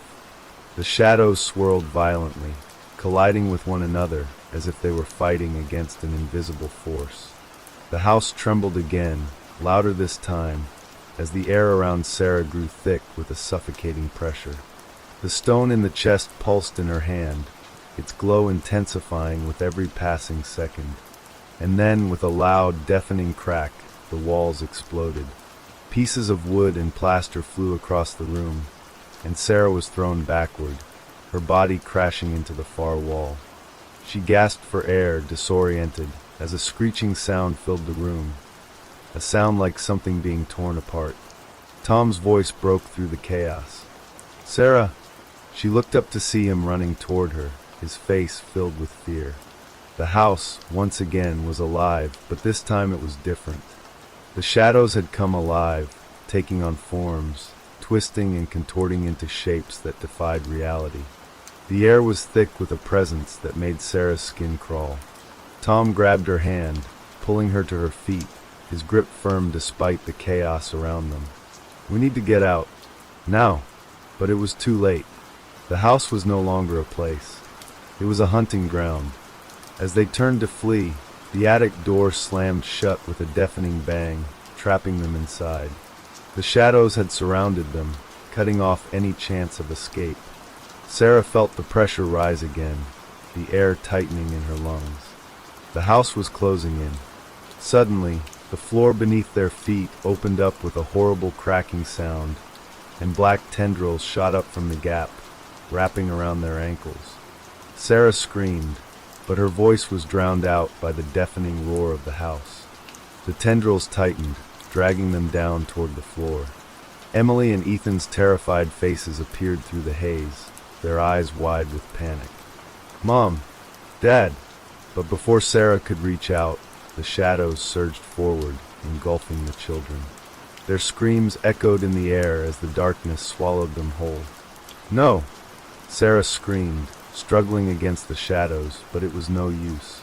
They were too strong, too powerful. The tendrils had them now. Her family was being torn away, ripped from her in a way that made her heart shatter into 1,000 pieces. The voice returned, low and mocking, echoing through the attic. "You've opened it. You've released it. You belong to me now." The house began to pulse again, the very walls shaking with the rhythm of its hunger. The stone in Sarah's hand pulsed, brighter now, almost blinding in its intensity. "We all belong to me now." The house shuddered with one last, terrible groan, and the shadows surged forward, pulling everything into the heart of the house. The walls closed in, crushing everything in their path. Sarah's world went dark. The darkness swallowed Sarah whole. It wasn't the comforting kind of darkness, the one that existed at night or when the lights were simply turned off. This was a suffocating, crushing absence, a place where even sound couldn't escape.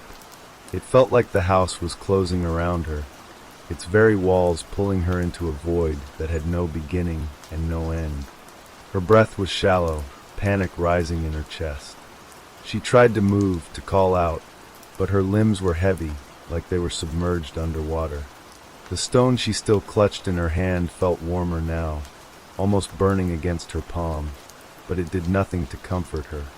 It was as if the house itself had become a living thing, feeding off her fear, her despair.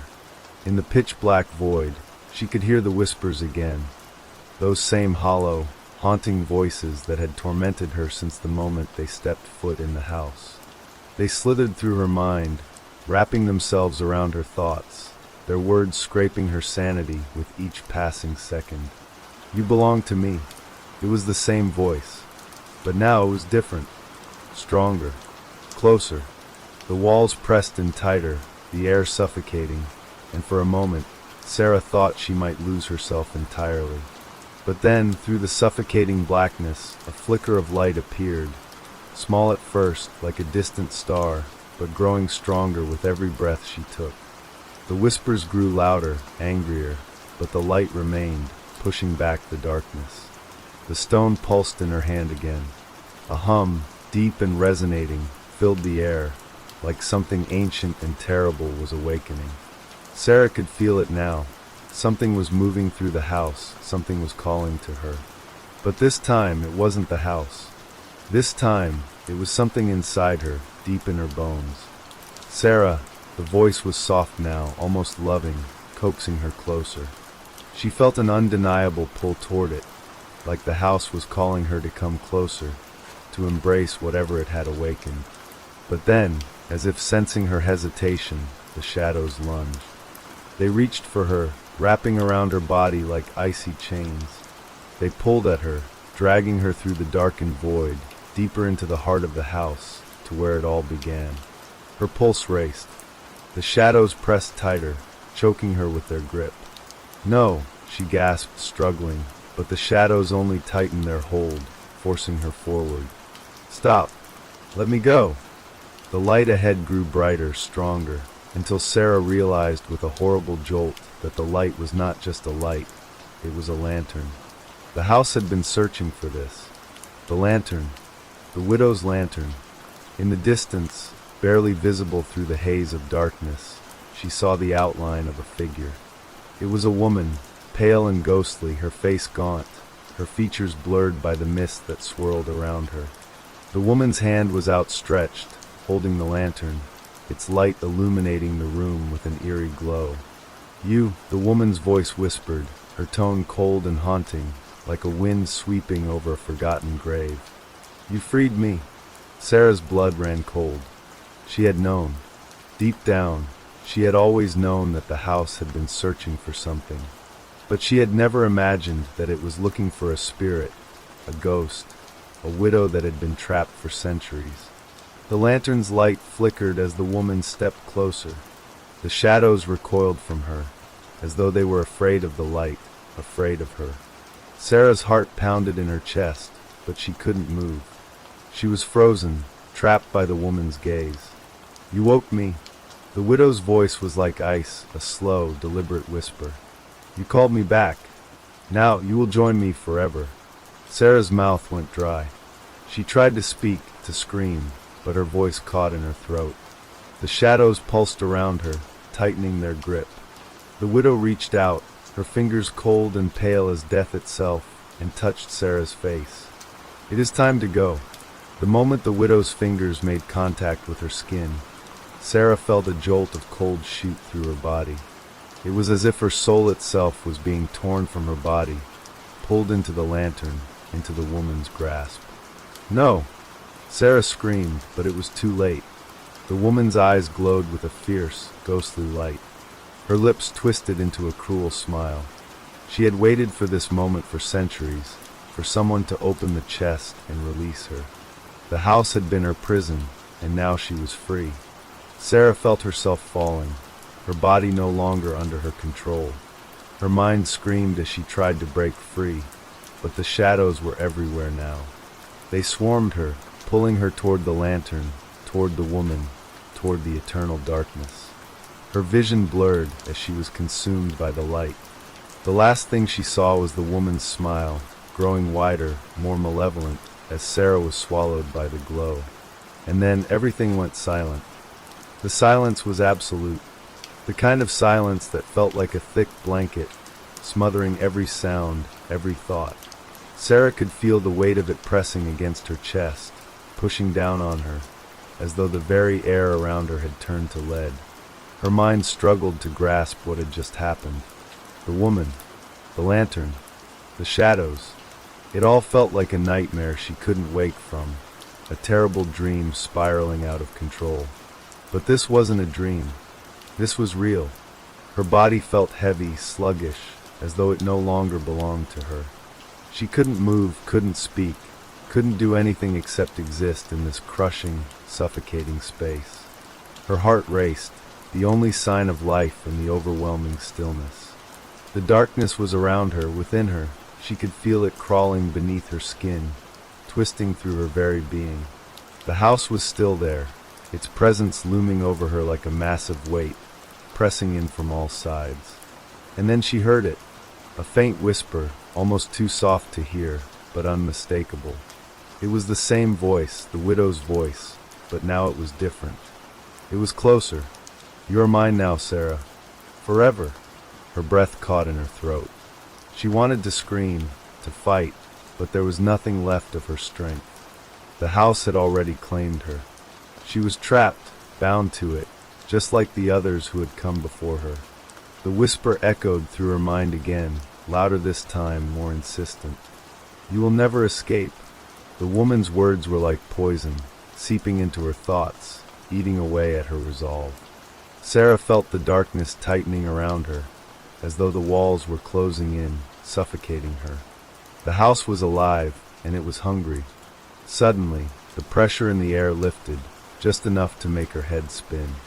The lantern's light flickered in front of her again, its soft glow cutting through the darkness. It was as if it were pulling her toward it, drawing her in, like a moth to a flame. The widow's figure appeared before her, her face pale and cold, her expression unreadable. "Come closer, Sarah." The voice was like ice, cold and smooth, but there was an undeniable command in it. "You cannot fight it.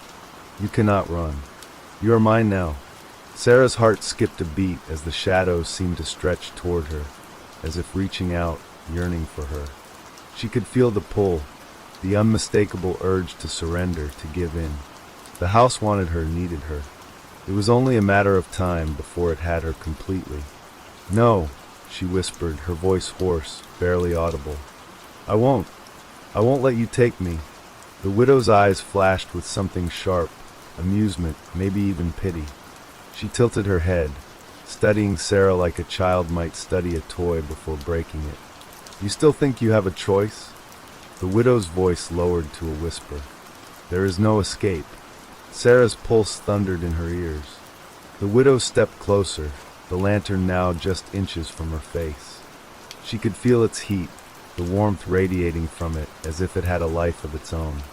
A strange, oppressive power pulsed through the air, thick and suffocating. In a desperate, last attempt, Sarah reached out, her trembling fingers brushing the edge of the lantern. The moment she touched it, a shock ran through her body. It was a searing pain, like fire coursing through her veins, spreading through her very soul. She gasped, unable to pull away. "Don't resist." The widow's voice was cold, unfeeling. "You have no idea how long I've waited for this."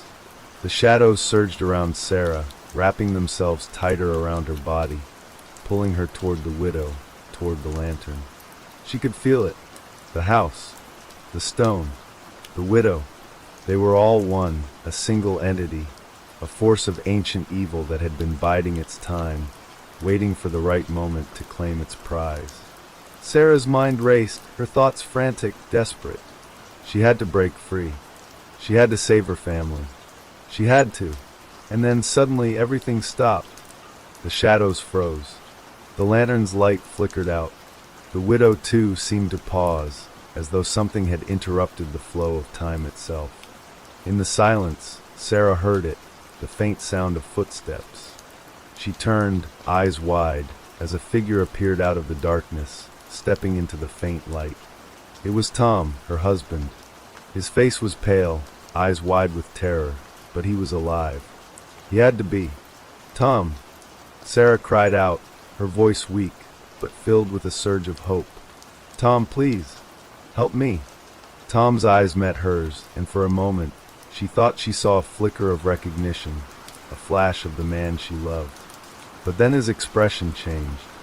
His eyes narrowed, and a strange, unfamiliar look crossed his face.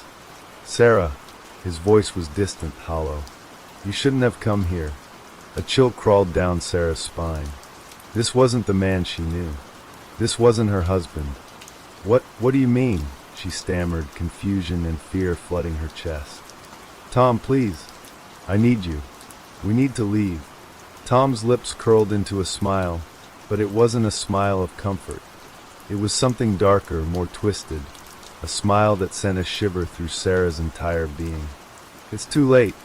He stepped forward, and Sarah took a step back, her body trembling. "You opened the door. You freed her. And now," his voice trailed off as he gestured to the widow, "now you belong to her too." Sarah's breath caught in her throat as she turned to look at the widow, whose ghostly figure was now standing between her and Tom, the lantern still glowing faintly in her hands. The widow's lips curved into a smile, her eyes glittering with malice. "You see, Sarah," the widow said, her voice dripping with venom, "your husband was never truly free. He's been part of this house, part of me, for as long as it has existed. Just like you will be." "No," Sarah whispered, a sinking feeling settling in her stomach. "Yes," the widow replied, her voice colder than ever. "And now there's no way out. Not for any of us." As the words sank in, Sarah felt a terrible, crushing weight in her chest. She had opened the door. She had released something that could never be contained. And now there was no escape. Sarah's heart pounded in her chest, the heavy thud of it almost deafening in the silence. Her eyes darted between Tom and the widow, the truth sinking in like ice water, chilling her to the bone. The house had always been more than just a house. It was alive, and it had been waiting for her. Waiting for them. Her eyes desperately searched Tom's face, but it was like looking at a stranger. This wasn't the man she married. This wasn't the father of her children. He stood there, his expression empty, as if he had been hollowed out and filled with something else entirely. "Tom, please," she whispered, her voice breaking, pleading. "This isn't you. Please come back." But he didn't move. His eyes were cold, distant, and he didn't seem to hear her. Instead, he took a slow step toward the widow, who watched him with an eerie, knowing smile. There was something deeply unsettling in the way they both interacted, as if they shared a connection far older and darker than anything Sarah could understand. The widow's voice was soft, coaxing. "He knows, Sarah. He's known from the beginning." Sarah's breath caught in her throat. "No." Her voice was trembling. "No, you're lying. He's not. He's not like you." But the widow's smile only grew. "Cold. Empty. Cruel. He's mine. Just as you will be." The words struck Sarah like a physical blow. She stumbled back, almost tripping over the floorboards, but she caught herself just in time. Panic surged through her, the fight or flight response kicking in. She had to get away. She had to escape, but her legs felt heavy, like they were filled with lead. Every instinct screamed at her to run, but the shadows were everywhere, encroaching, closing in. The house was no longer a place. It was a trap, a living, breathing entity that would never let her go. "You can't escape, Sarah." Tom's voice came from behind her, hollow and emotionless. "Not now. You've already given yourself to it." Sarah turned to face him. His eyes glinted with something dark, something that wasn't him at all. His lips parted, revealing a smile that sent a shiver crawling up her spine. The house had claimed him, just as it was trying to claim her. The widow extended a hand, her skeletal fingers beckoning. "Come closer, Sarah. It's time." The words were a poison, sinking into Sarah's mind, clouding her thoughts. She could feel the tug, strong, unrelenting, pulling her toward the widow, toward the lantern. She didn't want to go. She couldn't go, but her body betrayed her. Her feet moved of their own accord, stepping slowly, unwillingly toward the widow. "Sarah, no!" Tom's voice shattered the silence like glass, his tone desperate now, desperate in a way that felt so wrong. "Don't go to her. You have to fight it. Please fight it." It was as if the words were a distant echo, fading before they even reached her ears. The house had already claimed him. Her warning was empty, futile. And now, she felt herself being swallowed whole by the same dark pull that had taken him. The widow stepped forward, her bony hand still extended. The lantern between them pulsed with an unnatural glow, its light flickering like the last dying breath of a flame. The widow's voice was a whisper, a hiss of sound that slithered through Sarah's mind. "There is no escape for you now, Sarah. You are mine. You are ours. Forever." Sarah's vision blurred as the coldness in the air deepened. The house seemed to breathe around her, its very walls exhaling in rhythm with her labored breath. It was as if the entire house was coming alive, its dark energy swirling, seeping into her skin, filling her with an overwhelming sense of hopelessness. And then the whisper came again, so soft, so close, as though it were right in her ear. "The house is not your enemy, Sarah. It's your salvation. It has always been waiting for you." Suddenly, a loud crack pierced the silence, followed by the sound of wood splintering. The walls groaned and shook, as if the house itself were in pain. Sarah froze, turning toward the sound. Her breath caught in her throat. The shadows began to shift, twisting unnaturally, as though they were alive, as though they were stretching and reaching for something. "What's happening?" she whispered, a knot of dread forming in her stomach. The widow's face twitched, her smile faltering. She glanced around, her eyes narrowing. "No, this wasn't part of the plan." For the first time, a hint of fear crept into her voice. But it was brief, fleeting, swallowed quickly by the darkness that enveloped them. The house shook again, louder this time, its foundations rattling as though it were about to crumble. The light in the lantern flickered violently, casting long, jagged shadows across the room. It wasn't just the house that was shifting now. The very air felt like it was changing, like something ancient was stirring, awakening. The ground beneath Sarah's feet shifted. The house was moving. Again. But this time it felt different. "No, not yet," the widow muttered under her breath, her eyes wide in panic. "Not now." The walls groaned again, this time with a deafening crash.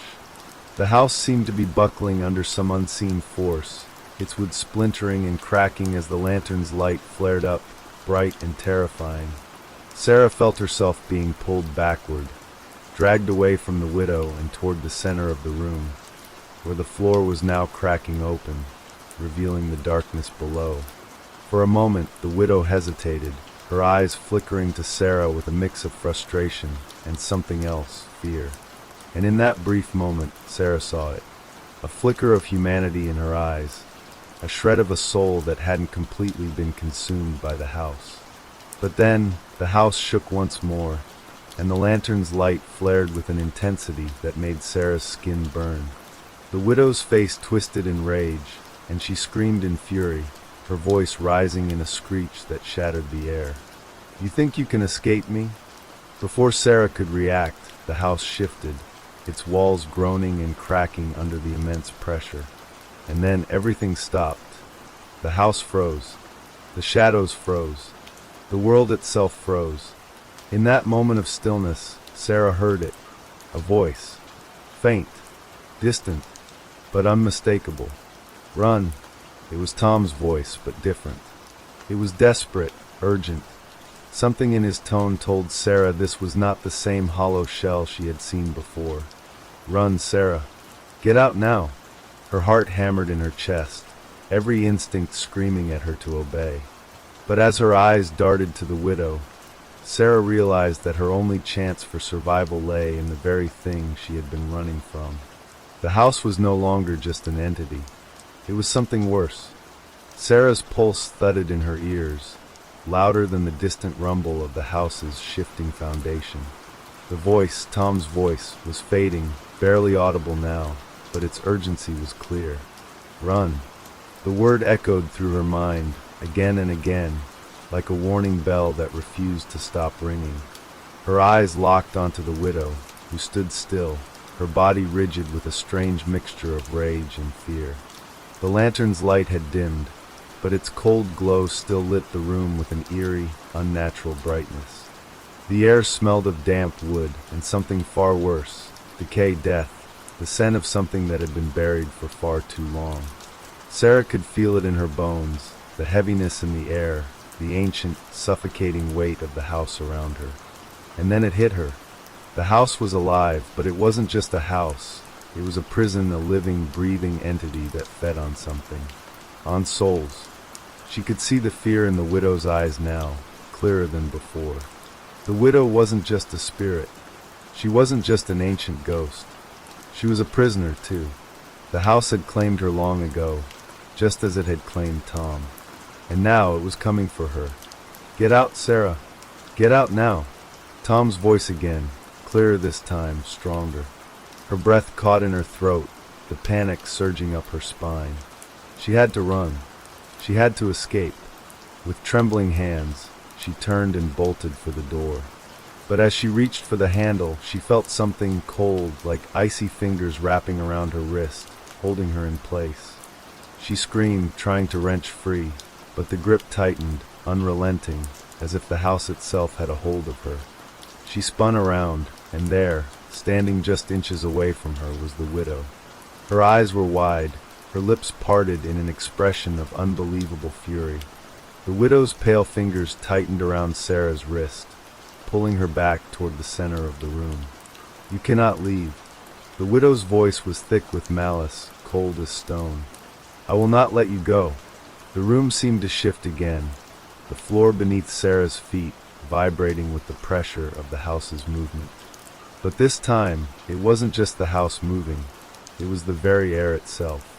It was like the walls were closing in, folding, stretching, as if the house were trying to swallow her whole. Nothing felt solid anymore. It was as if the world itself was folding in on her, turning into a nightmarish, distorted version of reality. Sarah struggled, fighting to free herself from the widow's grip, but it was useless. The widow's strength was overwhelming, unnatural, like the force of the house itself was behind it. "Let go of me," Sarah cried out, her voice shaking with fear and desperation. She could feel the pressure building in her chest, her lungs struggling for air, as though the house was trying to suffocate her. But the widow didn't listen. Instead, she drew Sarah closer, her eyes glowing with something ancient, something terrifying. "You're mine now. You all are." The widow's lips curled into a twisted smile, her teeth sharp and unnatural. "You'll never leave. None of you ever will." Sarah gasped, the realization hitting her like a cold slap. The house, this house, wasn't just a prison. It was a trap, and once it had claimed you, you were never meant to escape. The walls around her seemed to grow tighter, pressing in from all sides. Sarah could feel the pressure, the oppression, the weight of the house closing in on her chest, making it harder to breathe. She was suffocating, trapped, consumed by the same darkness that had taken Tom, the same darkness that had swallowed the widow.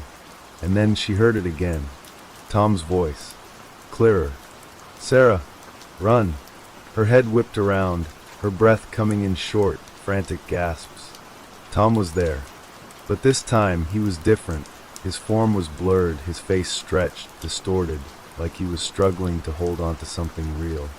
His body flickered, the edges of him wavering like a mirage. "Please," his voice was desperate now, as if he were fighting against something unseen, something that was dragging him down. "You have to run. Don't let it take you." She could see it now, the struggle in his eyes, the agony in his face. Tom wasn't gone, not completely. He was still there, still fighting. But whatever had taken hold of him, whatever was consuming him, was strong. And Sarah realized then that there was something worse than death. Something far worse than being claimed by the house. It was being trapped within it. She had to move. She couldn't think. She just had to run. With every ounce of strength left in her, she ripped herself free from the widow's grasp and ran for the door. Her legs were weak, her body exhausted from the struggle, but she pushed forward, her every movement frantic, fueled by pure, unadulterated terror. The door was just ahead.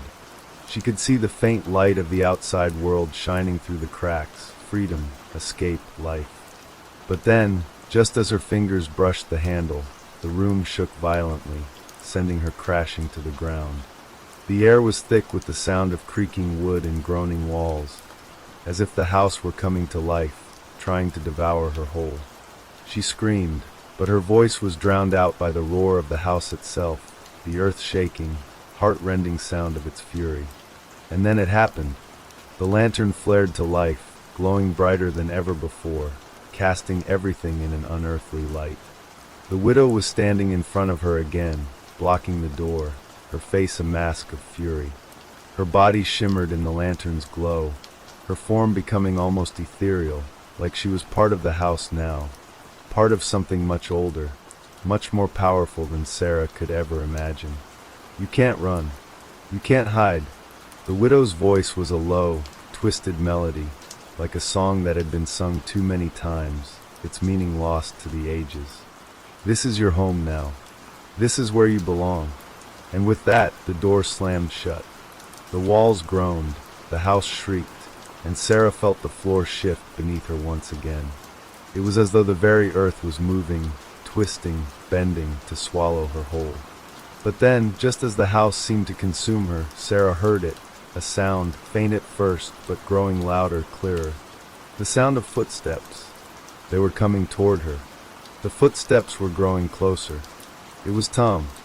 The footsteps grew louder, each step echoing through the room like a heartbeat in the silence. Sarah's breath caught in her throat, her pulse pounding in her ears. It couldn't be. It couldn't be him. Tom's form flickered again in the corner of her vision. She spun around, her heart racing, her breath shallow. It was Tom, but not the man she had known. This was someone or something else. His eyes were wide, too wide, and his expression was twisted with something darker, something that shouldn't have been there. His face was contorted in pain, his lips pulled back in an agonizing grimace. "Sarah," his voice was strained, as though it were being pulled from deep within him, his words breaking as they passed through his lips. "Sarah, I'm sorry." She wanted to reach out to him, to hold him, to tell him it was going to be okay. But something in his gaze told her to stay back. The light in his eyes, there was no life in it, no humanity. It was just a reflection of the house, the same darkness that consumed everything it touched. And Sarah knew deep down that this wasn't her husband anymore. This wasn't Tom. Her hands trembled as she backed away, each step bringing her farther from him, farther from the reality she had once known. "You have to leave, Sarah." His voice was barely a whisper now, distorted, like it was being swallowed by the house. "The house it's taking everything." Sarah's eyes widened in terror. The walls around her groaned, their weight pressing in on her, as if the house itself was listening. She could feel it, the sense that the house was closing in, tightening around her. Every breath she took was heavier than the last, and the air seemed to grow thick with something ancient, something that hadn't been disturbed in centuries. "No, not again," she whispered, her chest tightening. The house wasn't just moving anymore. It wasn't just shifting. It was hunting her. It was looking for her. She looked back at Tom, no, at the thing that had once been her husband, and saw that his form was blurring now, his body dissolving into the shadows. The air around him seemed to warp, distorting as if he were slipping through a crack in reality itself. "Tom, please," she cried, her voice desperate. But there was no answer, just the relentless pounding of her own heart, and the terrible sound of the house's shifting walls. Suddenly she heard a sound, faint at first, but unmistakable. A whisper. The lantern. The widow's voice. Soft. Tempting. "Come closer, Sarah. We've been waiting for you." The pull of the lantern's light was undeniable. It called to her like a siren song, promising an end to the torment, to the pain. The house was still shifting around her, its walls creaking and groaning, but in that moment, the lantern's glow seemed like the only constant, the only escape. But Sarah knew. She knew. There was no escape. There would never be an escape. The widow's form flickered and twisted like a mirage, her figure growing more distorted with each passing second. The air around her shimmered, the temperature dropping, the darkness thickening. "You think you can run?" the widow hissed, her voice rising in pitch, growing harsher. "You think you can escape what you've already given to the house?" Sarah staggered backward, her legs trembling beneath her. She had to fight. She had to fight back. The lantern's light intensified, and Sarah's vision began to blur. Her body felt heavy, as if the very weight of the house were pressing down on her chest. The widow was standing before her now, her cold, skeletal fingers stretching toward her, inching closer and closer. Her lips curled into a grotesque smile, revealing sharp, jagged teeth. "You belong to us now." The widow's voice was a low growl, a promise of something far worse than death. "The house will never let you go." The walls shook once again, and the floor beneath Sarah's feet buckled.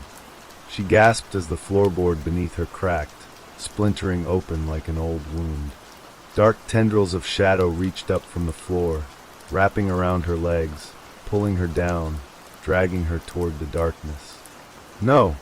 Sarah screamed, her hands clawing at the air, trying to pull herself free, but the shadows held her firm. They were cold, unnaturally cold, and the more she struggled, the tighter they gripped her. The widow's laugh echoed through the room, an unsettling sound that sent chills down Sarah's spine. The lantern's light flared brighter, bathing everything in its sickly glow. The house was alive. It was feeding. Sarah's heart hammered in her chest, her breath coming in short, panicked gasps. She couldn't breathe. She couldn't think. The shadows closed in on her, enveloping her. She felt the cold of the walls, the suffocating darkness, as the very house seemed to swallow her whole. Her hands were slick with sweat as she tried to tear herself free from the grasp of the shadows. She had to fight. She had to survive. And then, through the blackness, she heard it, the voice. The same voice that had warned her. The same voice that had called her to escape. Tom's voice. "Sarah, it's not too late. You can fight it. You can still escape." His voice sounded different now, stronger, more clear. But there was a faint undertone of desperation, of pain, as if the very act of speaking was tearing him apart. "Listen to me, Sarah. You have to fight." The shadows around her seemed to hesitate, to shift. For a moment, the house paused, as if caught between two worlds. One where Sarah could escape, and one where she would be lost forever. The widow's form flickered, her eyes narrowing, as if she were sensing the change. The house felt different now, like it was fighting itself, struggling against something it couldn't control. Tom's voice cut through the noise, clear and loud now. "Fight, Sarah. Fight the house." With a cry of desperation, Sarah gathered every ounce of strength she had left. She pulled her hands free from the shadows and sprinted toward the door, toward freedom. She could see it now, a crack in the darkness, a sliver of light just beyond the door. Hope. The widow shrieked in fury as Sarah ran. The house groaned, its walls trembling, the foundation of it shaking under the pressure of something breaking free. But it was too late. Sarah was already at the door. With one last, desperate lunge, Sarah threw herself at the door. Her fingers gripped the handle, her palms slick with sweat, and with a twist, she yanked it open. The hinges screamed in protest, the sound high-pitched and shrill, as if the house itself were mourning her escape. But there was no turning back now. She stumbled out into the night, her breath coming in ragged gasps. The cold air hit her skin like a slap, sharp and biting, but it was real, it was alive. The darkness of the house loomed behind her, but she didn't dare look back. Every part of her screamed to keep running, to never stop, to never let the shadows catch up to her. The moon hung high in the sky, pale and distant, its light casting long, eerie shadows on the ground. Sarah's heart thudded in her chest as she ran, her legs aching with every step, but she couldn't stop. She couldn't let the house pull her back in. She could feel it, the pull, the weight of it, stretching toward her, trying to drag her back into its grip. But she was free now. She had to be. Her mind was clouded with panic, but in the distance, she could see the lights of the nearby town. Freedom. She wasn't far now. She could make it. She had to. Just as the thought crossed her mind, a cold gust of wind rushed past her, carrying with it the unmistakable sound of the house shifting. The ground beneath her feet trembled, and the air grew thick with the scent of rot. The voice of the widow, louder now, clearer, echoed through the night. "You can't run, Sarah." It was a low, cruel whisper, like 1,000 voices layered over each other, each one more desperate than the last. "You are already part of this place." Her heart skipped a beat, her feet faltering as the shadows behind her began to stretch, reaching out, grasping at the edges of her vision. She spun around, and for a brief moment she saw it, a flicker. The lantern's light, glowing faintly in the distance, flickering like a dying star. The house was coming for her. The earth beneath her feet seemed to shift, the ground growing uneven as the house moved, bending the very land around it. It was impossible. It was as if the house itself was pulling the land toward it, the earth warping under its influence. The ground cracked open, and from the deep crevices, shadows reached up, writhing like serpents. The house had followed her. It wasn't done. It would never be done. "No," Sarah gasped, her voice trembling. She forced herself to keep running, her legs burning with exhaustion. But the sound of the house, the shifting, groaning, suffocating sound, was closer now. It was right behind her. She dared a glance over her shoulder, and her blood ran cold. The house wasn't just standing still anymore. It was moving, crawling toward her, its walls rippling like flesh, the windows warped and gaping, and from every crevice, There were eyes that watched her, eyes that saw into her very soul. You can't outrun us. The widow's voice again, clearer this time. We are everywhere. Sarah's chest tightened, the air suffocating as the shadows seemed to close in from all sides. She was running out of time. The ground was giving way beneath her feet, and she could feel herself slipping, as if the earth itself was turning on her, trying to pull her into its depths.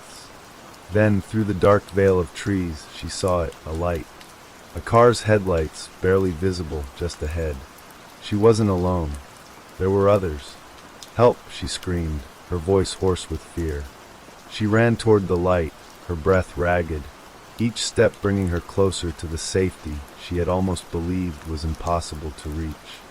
But just as she reached the clearing, her foot caught on something, a root, a rock, anything, and she collapsed, tumbling forward, her body hitting the ground with a sickening thud. She barely had time to react before a shadow loomed over her, dark and heavy, blocking out the light. The ground beneath her shifted again, and the earth trembled, sending cracks through the dirt like a web of jagged veins. She looked up. Standing above her, looming in the dim light, was Tom. But not the Tom she had known. This Tom was different. His eyes were completely black now, no longer the familiar warmth she had once loved. His mouth was open, but the words that came from it were not his, were not human. "You were supposed to stay." His voice was like the sound of 1,000 whispers, distorted and wrong. "We were all supposed to stay." Sarah's body trembled in fear as she scrambled backward, trying to push herself up. But the ground beneath her feet wasn't solid anymore. It was soft like sand, shifting and pulling her downward. "It's too late, Sarah." Tom's voice broke, a sad, unnatural growl. "You're part of it now. There's no going back." The ground trembled violently, and the house loomed overhead, towering like a dark behemoth, its shadow swallowing everything in its path. The house was here, and it wasn't leaving.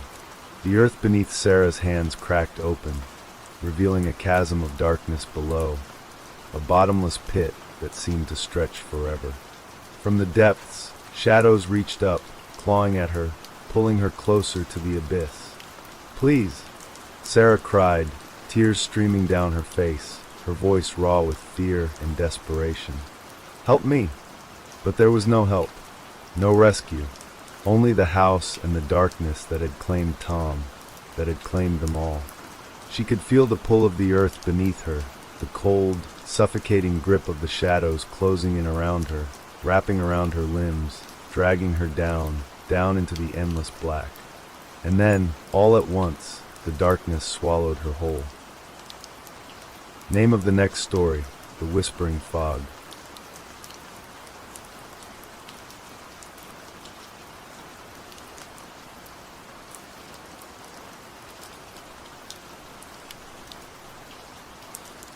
The town of Gray Hollow had always been a quiet place.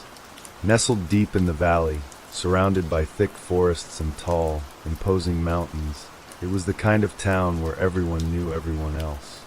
The air was always crisp, and the scent of pine trees filled the streets. Most of the time, life moved slowly here, like the soft river that ran through the outskirts. People would wave as they passed each other on the sidewalks, and the sound of children laughing echoed through the alleys as they played. It was peaceful, until the fog came. It started in the late afternoon, just as the sun was setting behind the mountains. At first, it seemed harmless, just a light mist creeping in from the east, curling around the town like a veil.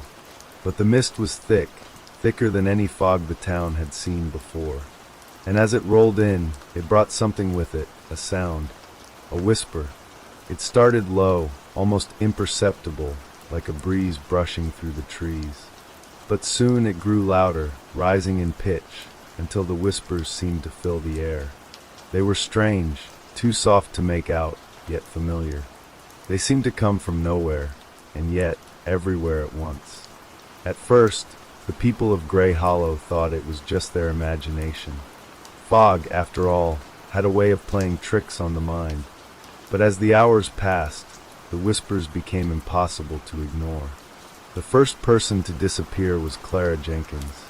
Clara was known to be a kind woman, a schoolteacher who had lived in Gray Hollow all her life. She had been walking home from the general store when the fog closed in around her.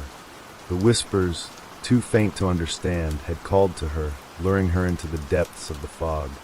Neighbors reported seeing her at the edge of the street, staring into the fog with a dazed expression.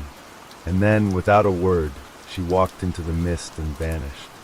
The townsfolk searched for her all night.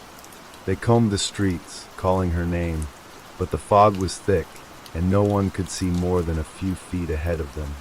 The whispers grew louder, but they offered no direction. And when the fog finally lifted, there was no sign of Clara. It was as if she had never existed. The next morning, the town was on edge. The sheriff, Ray Carter, tried to keep everyone calm, but even he couldn't shake the feeling that something was terribly wrong. He had been one of the first to hear the whispers. They had started as a faint murmur, but by the time the fog had dissipated, he could swear they were calling his name. By noon, the fog returned. This time, it was even thicker than before. And again, the whispers rose up, louder than ever. The townsfolk had learned nothing from Clara's disappearance. They ventured out into the mist, searching for answers, but the whispers led them deeper, pulling them away from the safety of the town center. One by one, they disappeared. First, it was Mr. Matthews, the barber, then Mrs. Parker, the librarian, and soon after, the town's blacksmith, Hank Dunn. Each time, they vanished into the fog, lured by the whispers that seemed to promise something just out of reach. By the third night, the town was almost empty. Only a handful of people remained. Sheriff Carter, his deputy, Sarah, and a few others, all of them too terrified to leave their homes. The whispers still echoed through the streets, and each one carried a message. "Come closer. Come find us. We are waiting." Sarah, a young woman with sharp instincts, was the first to suggest they leave. But Sheriff Carter dismissed the idea. He had been investigating the disappearances, piecing together the fragments of the clues, but each new disappearance only deepened the mystery. The more he looked into it, the more he began to realize the truth. The fog wasn't just fog. It wasn't a natural phenomenon. The fog was alive. "It's calling them," Sarah said, her voice trembling. "The whispers. It's like it's searching for something." Carter nodded slowly, his mind racing. "But what? What does it want?" The answer came to him later that night. As he lay in bed, staring at the ceiling, the fog pressed against the windows like a living thing. It whispered through the cracks, and slowly, its voice became clearer. He could hear the faint tones of familiar voices, Clara's, Hank's, even Mr. Matthews. And then, from the depths of the fog, something new called to him, a voice unlike any he had ever heard. It was soft, almost seductive. "Ray," the voice whispered his name. "Come to us, Ray. Come find us." His heart pounded in his chest, and his eyes flew open. He knew then. He had to go into the fog. It was the only way to end it. At dawn, Sheriff Carter and Sarah gathered the remaining townsfolk. They would go into the fog together. They would find out what was behind it. As the group made their way to the edge of town, the fog seemed to part before them, as if it recognized their approach. The air grew colder, and the whispers grew louder, swirling around them like a chorus of voices, each one pleading for attention, each one beckoning them forward. "This is insane, Sheriff," one of the townsfolk, a man named Ben, protested. "We can't just walk into that thing. We don't know what it is." Carter turned to him, his expression grim. "It's the only choice we have.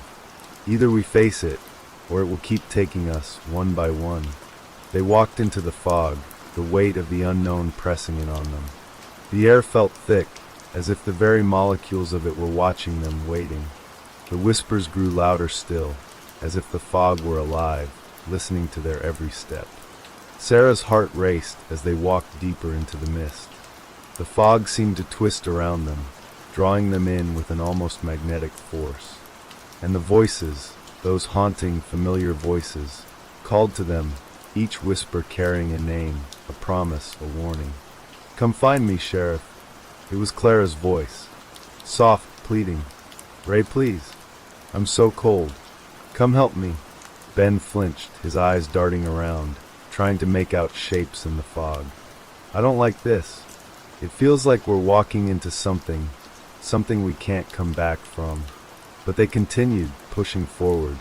Each step felt heavier, like the very ground beneath their feet was pulling them down, swallowing them whole.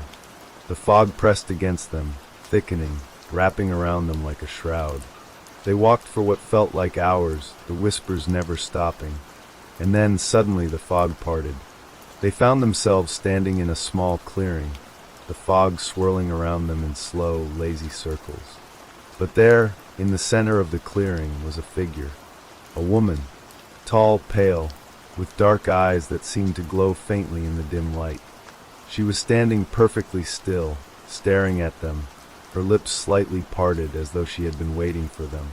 The whispers grew still, as if the fog had stopped breathing, holding its collective breath. Sarah took a cautious step forward. "Who are you?" she asked, her voice shaking. "What do you want?" The woman smiled, but it wasn't a kind smile. It was cold, like the chill in the fog. "I am the voice. The fog. The one who calls to them." Carter's heart skipped a beat. "What are you?" "I am the one who was left behind." The woman's smile faded, her voice a low, hollow whisper. "The one who was forgotten. I am the whisper in the fog, the one who draws them in." Suddenly, the whispers returned, louder than ever, and Carter felt something cold crawl up his spine. The woman stepped forward, her feet not touching the ground, and the fog thickened around them once more. "You are all mine now," she said, her voice wrapping around them like a vice. "Come, join us. You will never leave." The fog closed in around them, thick and suffocating, as if it were alive, a living thing determined to swallow them whole. The woman, the figure in the center of the clearing, glided toward them, her eyes glowing with an otherworldly intensity. Her smile, cold and hollow, never wavered. Carter stepped back, his breath catching in his throat. "What do you want from us?" he demanded, his voice trembling despite his best efforts to sound firm. The woman's laugh echoed around them, a low, chilling sound that seemed to come from all directions at once. It was as though the fog itself was laughing, mocking them. "What do I want?" she repeated, her voice sweet yet dripping with malice. "I want what you owe me. I want the ones who belong to me, the ones who have walked into my fog and never returned. I want them all." Sarah's heart pounded in her chest. She could feel the whispers swirling around her, like thousands of voices, all overlapping and mingling, calling out her name, their words unintelligible but filled with desperation. "They're gone," Sarah whispered, her voice barely audible. "Clara, Hank, the others, they're gone, and they're not coming back." The woman's eyes darkened, and she took another step forward. The air seemed to grow colder still, and the fog pressed in on them, making it impossible to see anything beyond the immediate circle they stood in. "They're not gone, child." The woman's voice was sharp now, like the crack of a whip. "They're with me always. Their voices will never leave the fog. You'll hear them forever, just like you'll hear your own." Carter swallowed hard. His mind was racing, trying to make sense of what was happening. Why? Why is this happening? The woman's gaze softened for a brief moment, as though she was remembering something long lost. "Once I was like you." Her voice was almost wistful now. "Once I had a life. I was loved, and I was whole. But that was before the fog found me. Before it called me, like it calls all of you." She moved closer still, and the whispers became louder, more urgent. Carter could feel his pulse quickening, his chest tightening. It was as though the very fog was suffocating him, pushing against his chest, making it harder to breathe. He tried to take a step back, but the woman reached out and gripped his arm, her touch cold like ice. "You cannot escape it, Sheriff. You cannot outrun the fog. You can only join it. You will become a voice in the fog, just like the others. You will join the chorus. You will become part of me." Sarah grabbed Carter's arm, pulling him away from the woman, but the fog seemed to hold them in place, as if it were pushing them toward her. The whispers grew louder, and for a moment, Sarah thought she could hear Clara's voice, faint and desperate, calling to her. "Sarah, please help me." "No!"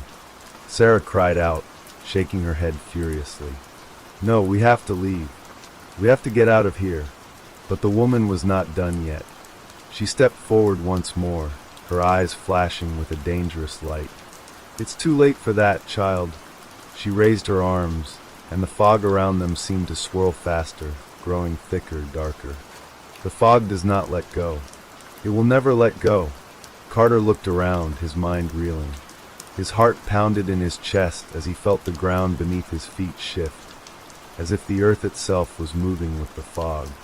The trees around them, tall, ancient things that had stood for centuries, began to bend, their branches creaking as though they were being pulled toward the woman in the clearing. The air was thick with the scent of damp earth and decay, and the fog seemed to pulse, like a living creature breathing in time with their own frantic hearts. "We have to fight this, Carter," Sarah shouted, but even as the words left her lips, she knew how impossible it sounded. They were trapped. There was no escaping the fog, no running from it. The woman, her smile widening, stepped forward again, her presence suffocating. "You cannot fight what you do not understand, Sheriff. The fog knows what you fear. It feeds on it." Carter's breath caught in his throat as he suddenly understood. The fog wasn't just some strange natural phenomenon. It was a force, a malevolent entity, a being that had been waiting for the right moment to consume everything in its path. And now it had found them. The woman raised her hands to the sky, and the fog responded, thickening, curling around them like a living serpent. The air grew colder, and the ground beneath them began to tremble. "No!" Carter shouted, the panic rising in his chest. "We won't let you win." He tried to move, but the fog held him in place. The whispers wrapped around him, their voices now a cacophony of sounds, all merging into a single, insistent cry. He could hear Clara's voice again, clearer now, more desperate than ever. "Ray! Ray, come to me. Help me, come find me." Carter clenched his fists, his mind racing. There had to be something he could do, something to stop this madness. But as the fog closed in around them, he felt a strange, overwhelming sense of dread wash over him. It was as though the fog itself was feeding on his fear, growing stronger, more insistent. "You cannot stop it." The woman's voice was low, like a death knell. "The fog will claim you all. It will claim this town, and it will claim the world." Suddenly, the fog around them surged forward, enveloping them in a cold, swirling mass. Carter could no longer see his hand in front of his face, and the voices, the whispers, grew louder, like 1,000 souls crying out in torment. "We're all trapped." Sarah's voice was barely audible, drowned out by the overwhelming noise of the fog. And then, just as quickly as it had come, the woman and the fog began to fade, dissolving into nothingness. The whispers stopped, the fog lifted, and for a brief moment there was silence. But that silence didn't last long. When the fog finally cleared, Carter and Sarah found themselves standing in the middle of the clearing, surrounded by the silhouettes of the town they had once known. The houses, the streets, the people, all were gone. The town had vanished, swallowed whole by the fog, just like the others before it. The air was thick with an eerie stillness. The wind was silent. The birds did not chirp. There was no sign of life anywhere, except for the whispers. "Ray! Sarah! Come back!" It was Clara's voice again, distant, echoing through the stillness. And with it came the realization. The fog had won. The fog was still there, and it was waiting for its next victim. The silence hung heavy in the air, thick and oppressive. Carter's heart raced in his chest, and he felt a cold sweat slick against his back. He could still hear Clara's voice calling out to him, faint and sorrowful, weaving through the stillness like a thread of regret. "Clara," Carter whispered, his voice shaky. He looked around, his eyes straining to make sense of the empty town that surrounded them. It was as if the world had been wiped clean, leaving nothing but the remnants of something that had once existed. A place where life had been, now swallowed by the fog. Sarah grabbed Carter's arm, pulling him away from the center of the clearing. "We need to move. We need to get out of here, now." But as she spoke, Carter noticed something. The ground beneath their feet was different. The soil had a strange, unsettling softness to it, as if it were freshly disturbed, as if something, or someone, had been buried there. His foot brushed against something, and when he looked down, he saw it. A hand. It was pale and skeletal, the fingers curled upward as if reaching for something. The dirt around it was disturbed, as though the earth had been clawed at. Carter stepped back, his blood turning cold. "No," Sarah gasped, her voice barely audible. No, this isn't real. This can't be happening." But it was real. They both knew it. The fog, the whispers, the disembodied hand reaching out from the earth. It was all real, and it wasn't over yet. The ground around them shifted, and more hands emerged, skeletal and lifeless, clawing their way to the surface. The fog swirled violently around them, thickening once more, suffocating the air. The voices came back, louder now, overlapping each other, all of them whispering, begging, calling out for help. But there was no help to be found. Carter's pulse pounded in his ears as the ground seemed to ripple beneath him. The whispers began to take on a more sinister tone, twisting and warping, as if the very air around them was alive with malicious intent. "You can't escape us." The voice was cold and distant, but it felt as though it was right next to his ear. "You belong to the fog now." Sarah clutched Carter's arm tighter, her grip shaking. "We need to run. We need to get to the car." But Carter couldn't move. His feet felt like they were rooted to the spot. He could feel the weight of the fog pressing against him, pulling him in, urging him to stay. The whispers grew louder, more insistent. He could hear the voices of the lost, of Clara, of Hank, of everyone who had vanished. Their cries for help were drowned out by the malevolent force surrounding them. "Ray!" "Sarah!" Clara's voice came through the fog again, clearer this time. It sounded so real, so desperate. "Please, I need you. Come find me." Carter's chest tightened. He could feel her, hear her, as if she was right in front of him. His heart screamed for him to go to her, to find her. But deep down he knew that if he went toward that voice, he would never return. The fog would claim him, just as it had claimed the others. "It's not real." Sarah's voice cut through his thoughts, but she was trembling, her face pale with fear. "It's the fog, Carter. It's all part of the fog." But even as she said it, she too seemed drawn to the voices. They were all around them now, a chorus of the lost, mingling together in a maddening cacophony.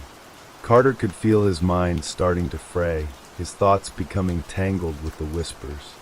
It was hard to tell where the fog ended and his own thoughts began. The fog was everywhere, inside him, around him, wrapping its tendrils around his mind, pulling him deeper into its grasp. "No!"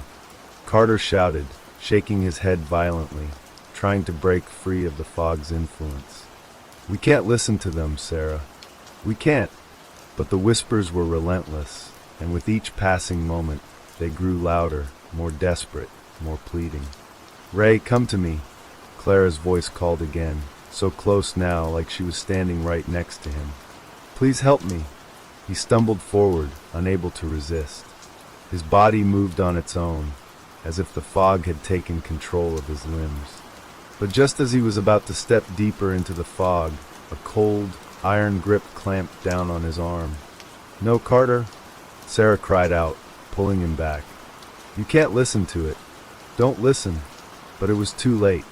The fog surged forward, engulfing them both in its dense, suffocating embrace. The whispers, now a deafening roar, filled their ears. Carter felt the ground beneath him start to give way, and he tried to fight against it, to break free, but the fog was too powerful. It dragged them down into the earth, into the cold, wet depths of the town that no longer existed. The last thing Carter heard before the darkness consumed him was Clara's voice, calling to him, echoing through the fog. Ray! Ray, it's too late. Come find me. The world around Carter and Sarah spun, disorienting and unsteady, as the fog swallowed them whole. It felt as though the ground had disappeared entirely, replaced by an endless, suffocating void. The whispers were louder now, a deafening chorus of voices that seemed to press in from all sides.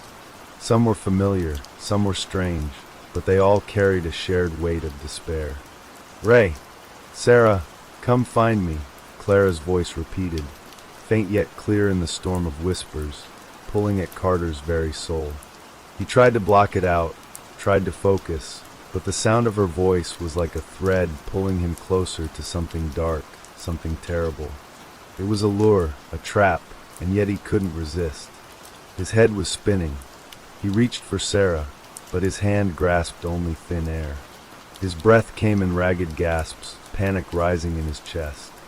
He could feel the pressure of the fog closing in around him, its cold fingers brushing against his skin, crawling deeper into his lungs, suffocating him with each passing second.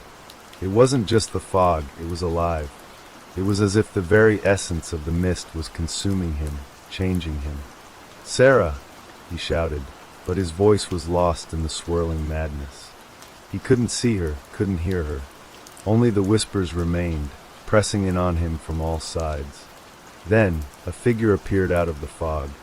It was hard to make out at first, a shadow moving through the swirling mist, but as it drew closer, Carter recognized it. It was Clara. Her face was pale and gaunt, her eyes hollow and dark. She was dressed in the same clothes she had been wearing the day she vanished, but now they were tattered and stained. Her once bright smile was gone, replaced by an expression of sadness, of pleading. Ray! She whispered, her voice like a breath of wind, faint and distant. You came, you found me. Carter's heart skipped a beat. He stepped forward, his mind fighting to make sense of what was happening. Was this really Clara? Was she here, in front of him? Clara? He asked, his voice hoarse, cracking with emotion. He reached out, his fingers trembling. Clara, where have you been? What happened? Clara's head tilted, and she smiled, but it was wrong. It wasn't the warm, familiar smile he remembered. This one was empty, hollow. I'm sorry, Ray. I'm so sorry, she whispered, her voice breaking. But I can't go back. None of us can. We are the fog now. We are the whispers. Carter recoiled, his stomach churning. The realization hit him like a fist to the gut. This wasn't Clara. This was something else, something twisted, something that had consumed her, just as it had consumed the others. The figure of Clara began to distort, her body shifting and warping, as though she were no longer solid, no longer real. The fog seemed to absorb her, to swallow her up, leaving nothing behind but a lingering whisper. Ray, we're all lost. Carter staggered back, his mind racing. He turned, desperately searching for Sarah, but the fog had already taken her. He couldn't see her, couldn't hear her. The whispers drowned out everything else, and in that moment, Carter realized something far more terrifying. The fog wasn't just a force, it was a presence. It was something ancient, something that had been here long before the town had been built, long before the first whispers had started to echo through the air. It was a force that had consumed everything it touched, drawing people in with promises of escape, of solace, and then trapping them forever in its eternal chorus. The voices continued to swirl around him, some familiar, others not. He heard the voice of Hank, the gruff old fisherman who had disappeared weeks before. He heard the voice of his own mother, calling to him as if she were just a breath away. They were all here now, a cacophony of voices, all lost to the fog, all trapped in its endless grip. Ray! Ray! They called, their voices overlapping in a terrible chorus. Come find us, Ray. It's not too late. We're still here. Come back to us. Carter's mind teetered on the edge of sanity. The fog was pressing in on him, suffocating him, and with every breath he took, he could feel himself becoming more and more entwined in it. The whispers grew louder, closer, until they were in his ears, in his thoughts, in his very soul. The fog was not just a mist. It was a hunger, a living, breathing thing that fed on the lost, on the desperate. And now it was feeding on Carter. He could feel it creeping through his veins, poisoning his mind, slowly turning him into one of them. One of the lost, one of the voices that would echo through the fog for eternity. "Sarah!" he cried out again, his voice breaking. He couldn't hear her anymore, couldn't sense her presence. It was as though she had vanished into the fog completely, leaving him alone to face whatever came next. He felt something cold wrap around his ankle, a slick, damp sensation that crawled up his leg. Panic surged through him, and he tried to pull away, but the grip was too strong. Something was tugging at him, pulling him deeper into the fog. "No!" Carter screamed, thrashing against the invisible force. "I won't become one of you." But as the whispers became a deafening roar, he realized that resistance was futile. The fog had already claimed him, just as it had claimed the others.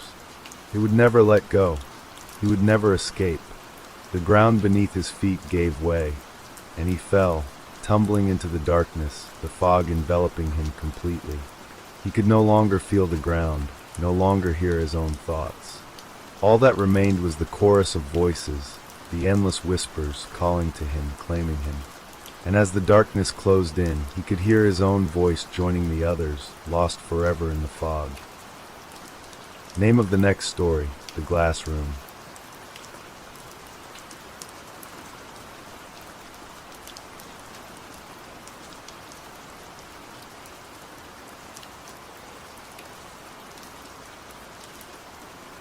He woke up to a sharp, cold sensation against his skin, as though he had been plunged into ice water.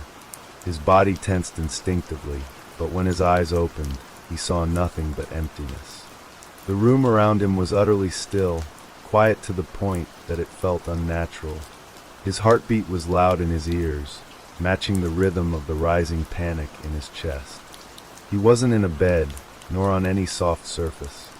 The ground beneath him was smooth, cool, and sterile like glass. He pushed himself up, groaning as his hands met the floor, but instead of a texture or pattern, all he touched was a hard, flawless surface that stretched endlessly around him. The space felt infinite, and yet there was no escape. It was only then that he realized he could see himself. Everywhere. Every inch of his body reflected back at him, not as a faint shadow, but with perfect clarity. He turned his head sharply to one side. The reflection mimicked him in exact detail. There was nothing in the room but himself, his face, his clothes, his every movement duplicated with eerie precision. But it wasn't just his body that he saw. There was something strange, something off in his reflection. His eyes, for one, didn't seem right. They looked darker, deeper, as if they were staring back at him with some hidden knowledge. "What is this place?" he muttered under his breath, his voice trembling. The words felt hollow in the vast emptiness. No answer came. The air was heavy, thick with silence. He looked around again, trying to make sense of his surroundings. The glass walls, if that's what they were, seemed to stretch upward and outward into an infinite distance. There was no ceiling, no floor. There was no door, no window. Just him and the reflections. With each step he took, his footsteps echoed, though the sound felt muffled, as if swallowed by the vastness of the space. His breath became quicker, shallow. A sensation of unease gripped him tightly, making him feel like he was being watched. But he wasn't alone. There were dozens, hundreds, maybe thousands of reflections of himself, each one slightly different, each one a subtle variation of the original. He stepped forward, then paused. One of his reflections did not move as he did. It remained completely still, watching him with those dark, hollow eyes. A wave of unease washed over him, and his heart skipped a beat. "Hello!" His voice cracked. "Is anyone there?" Silence. For a long moment, nothing happened. The reflection stood motionless, still, while the others mirrored his every move. Then, as if it had been waiting for him to speak, the still reflection began to move. Slow at first, it tilted its head, then took a single step forward. His heart pounded in his chest as the other reflection did exactly the same, but with one difference. Its movements were slower, more deliberate, more methodical. The silence seemed to stretch for eternity, but then his reflection spoke. Its voice was not his own. "Why are you here?" the reflection whispered. Its lips barely moved, but the words came through clearly, as though the air itself carried them. They reverberated in his mind more than his ears. He staggered back. What do you mean?" The reflection didn't respond immediately. Instead, it smiled. It was a grin that did not reach its eyes. Those hollow, empty eyes that seemed to pull him in, like deep pits of darkness. It was the smile of someone who knew something he didn't. Something terrible. "You know why you're here," it murmured. "You're afraid. Afraid of everything." His pulse quickened. "I don't understand." The reflection tilted its head again, that same unsettling smile never leaving its face. "You're afraid of being alone. You're afraid of losing control. You're afraid of what you might become." It stepped forward again, this time with its hand stretched out, like it was beckoning him to come closer. His body screamed at him to run, but his legs refused to obey. He could feel his breath growing shallow, panicked. The reflection's eyes bored into him, and with each passing second, the glass walls seemed to close in tighter, pressing against his chest, making it harder to breathe. I'm not afraid of you," he stammered, trying to steady his voice. "You're just a reflection. You're not real." The reflection laughed softly, a cold, hollow sound that sent chills down his spine. "Not real? Oh, but I am. And you know it." It grinned wider. "We are the same, you and I. And deep down, you know you can never escape." His skin crawled. He could feel the cold sweat on his brow, could feel the heaviness in the air that seemed to press against him from all sides. He spun around, his eyes darting wildly, searching for any hint of an exit, but there was nothing. Only reflections. Only him. And then from the corner of his eye, he saw something move. Another reflection, this one standing far away. At first, it seemed like nothing, just another version of him. But as he focused, he realized it was different. The other reflection wasn't simply mimicking his movements. It was doing something he couldn't see, something hidden in the shadows of the vast room. The other reflection wasn't alone. It was with someone, no, something else. Something that wasn't him. His breath caught in his throat as he looked closer, his heart racing. The other reflection seemed to be holding something, or someone. A figure, shadowy and indistinct, like smoke swirling through the air. A face that couldn't quite be made out. It was like a nightmare, a twisted, intangible thing that seemed to flicker in and out of existence. But the worst part was that he recognized it. He recognized that face. It was his own. His mind raced. His pulse hammered in his chest. The figure, the shadowy form, looked like him, but distorted. As if it was something he could never truly understand. Something that had always been there, lurking just beneath the surface. He wanted to scream, but his voice felt frozen, trapped within his throat. The reflection with the figure reached out a hand, just as his own reflection had done. Only this time, the hand was not empty. It was clutching something, a shard of glass, jagged and sharp, and in that moment, the reflection seemed to be offering it to the shadowy version of himself. The hand trembled, the motion slow, as if something dark was pulling at him from within. "Come closer." The voice of the reflection echoed, but now it sounded more distant, more hollow. "It's only a matter of time before you realize the truth." The glass shard gleamed faintly in the dim reflection, casting light that bent and twisted unnaturally, as if the very fabric of the space around them was warping. His body felt cold. He stepped back again, his eyes wide with terror, but there was nowhere to go, no way to escape. And then, from behind him, the whispers began. Low at first, like a faint murmur carried on a breeze, but gradually they grew louder. Soft, indistinct sounds that seemed to form into words, words he couldn't understand, but that felt deeply unsettling. The voices echoed from all directions, overlapping, calling his name. "You're not alone." The reflection spoke again, its smile never fading, its voice cold and detached. "You never were." He clenched his fists, his heart racing even faster now, pounding against his ribs. The whispers grew louder, filling the room with a chorus of voices that no longer made any sense. Some sounded like his own, but twisted, distorted. Others were unfamiliar, distant and foreign. Yet they all seemed to speak to him, to call to him, urging him to listen, to understand, to embrace the truth they offered. "Come to us." The voice of the reflection became more insistent, more urgent. "Don't you want to know the truth? Don't you want to see what's hidden in the depths of your own soul?" He stumbled backward, his body moving on its own, driven by sheer panic. The glass walls around him seemed to press in closer, closing in on him, narrowing until it felt like the room was shrinking.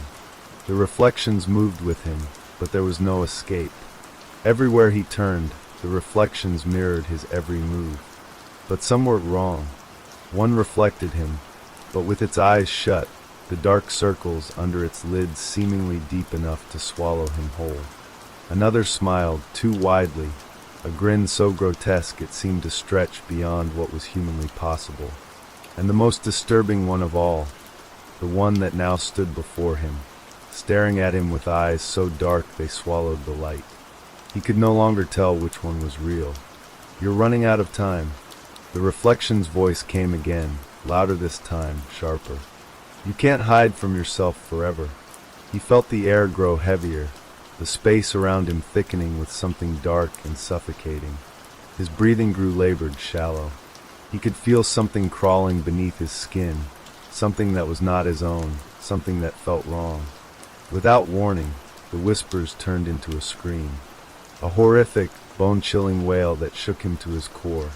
He froze, unable to move, as the scream reverberated off the glass walls, bending the sound in impossible directions. And then the voice came again, but this time, it wasn't the reflection. It was the voice of someone he knew. "Help me!" It was his mother's voice. He froze.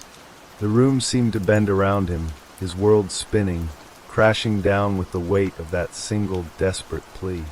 His heart stopped, his stomach twisted. He searched the reflections, his eyes wild, his breath quickening. The other him, the one that wasn't quite like him, was moving again. It was pulling something from the shadows.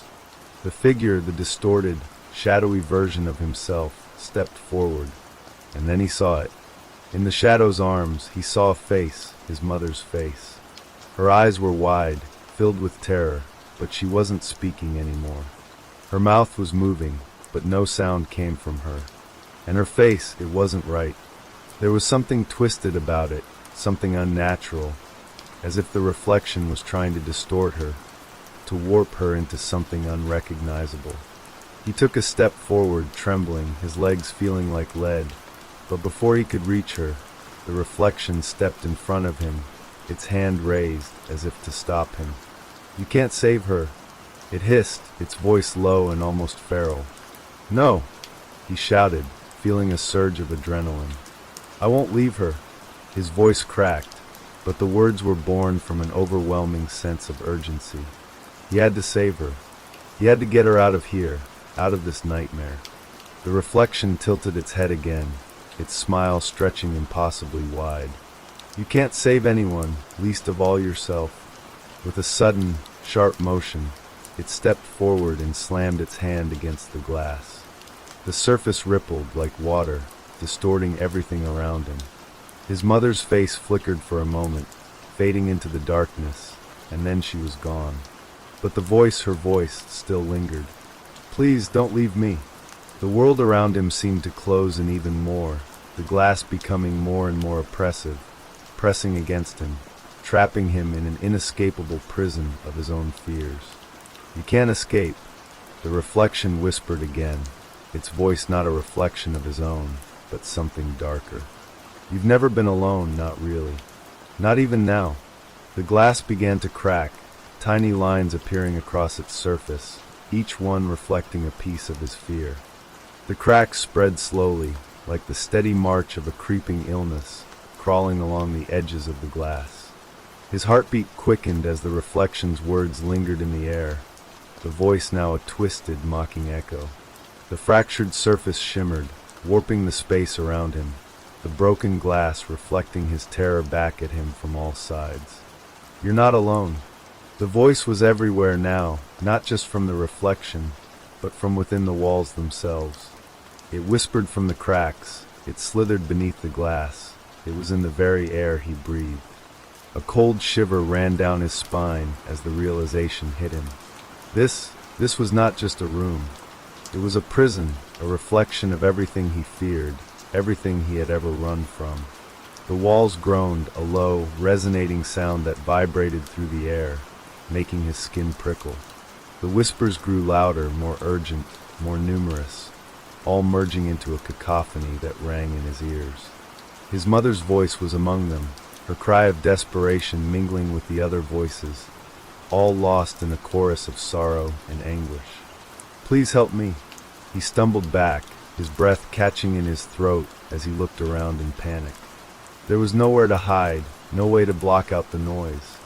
Every direction he turned, there they were, reflections of himself, of the people he loved, twisted and warped, their faces frozen in expressions of horror. He could see them, all of them, moving in the glass, walking behind him, circling him, whispering his name, calling out for help. And in the center of it all stood the figure, the shadow of himself. It had grown larger, darker, more solid. Its eyes burned with an unnatural intensity, gleaming with a malice that sent ice through his veins. It stepped closer, its footfalls silent against the glass floor, its smile stretching wider. "You're part of this now." The reflection's voice was cold, cutting through the silence like a blade. "You can't escape it. You never could." His stomach twisted into knots. The figure reached out with long, thin fingers, touching the glass as if it could reach through. For a brief, terrifying moment, he thought it might actually touch him. He recoiled, the air in the room growing heavier, thicker, as if the walls themselves were closing in on him. He needed to get out. There had to be a way out. He turned, looking around desperately. There was no door, no window, no way to escape the prison of glass that held him captive. But he couldn't just stand there, paralyzed by fear. He had to do something. He had to. Suddenly, a sharp crack echoed through the room. It came from the floor.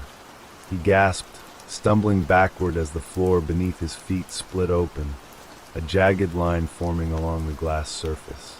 The crack spread quickly, crawling across the floor, the ceiling, the walls. The room seemed to be coming apart, disintegrating in front of him. And yet, the figure in the reflection stood unwavering, its dark eyes locked onto his, as if watching him, waiting. "It's time to face the truth." The voice from the reflection was soft, almost a whisper now, but it rang in his mind like a loud bell. "You can't hide anymore. Not from me. Not from them." The air was thick, suffocating. He could feel it closing in, pressing against him from all sides. His heart raced, panic flooding his chest as he struggled to breathe. The cracks in the glass widened, pieces of the floor shattering away, revealing nothing but blackness below.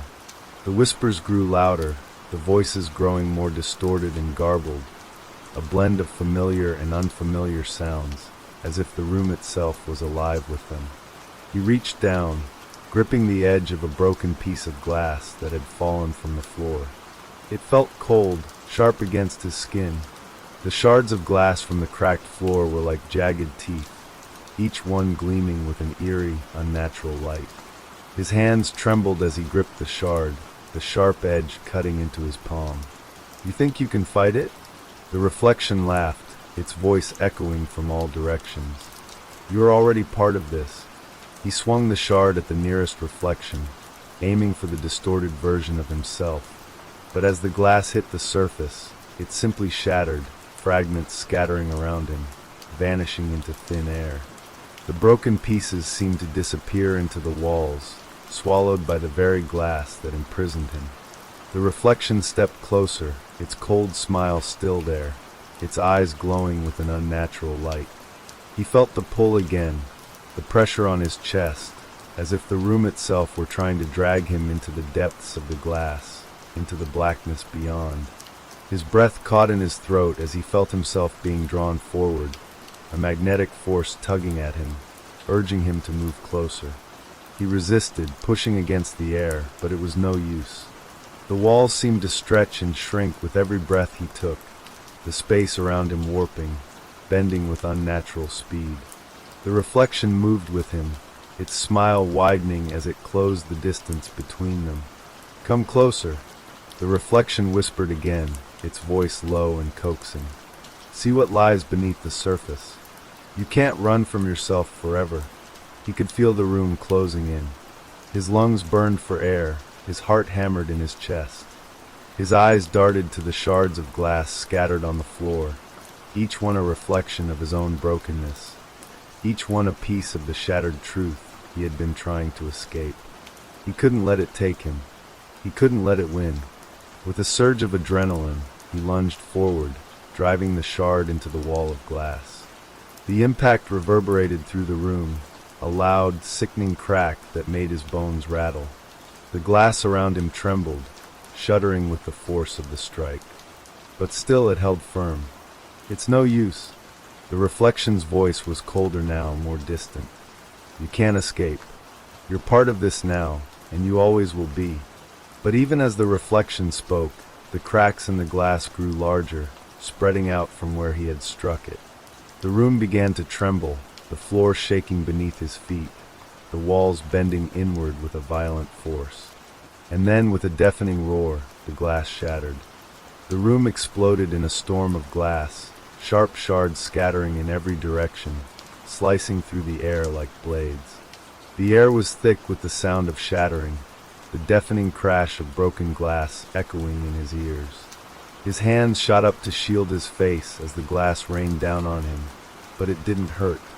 It was as if the glass was part of him now, slipping past his skin, but never truly wounding him. For a moment, everything was still. The jagged edges of the shattered glass hung suspended in the air, shimmering like 1,000 tiny mirrors, reflecting fragments of the world that no longer existed. His breath came in shallow gasps, his heart still pounding in his chest. The air felt different now, lighter, almost electric. The pressure had lifted, but the fear, it remained. And then, a figure appeared through the broken walls of the room. At first, it was just a shadow, barely visible in the swirling darkness. But as it stepped closer, the figure took shape. A person, or something that resembled one, standing on the other side of the broken room. The figure was tall, its face obscured in shadow, and its form seemed to shift, warping in and out of focus as if it couldn't quite decide what it was. It moved slowly, deliberately, each step echoing through the room like a drumbeat.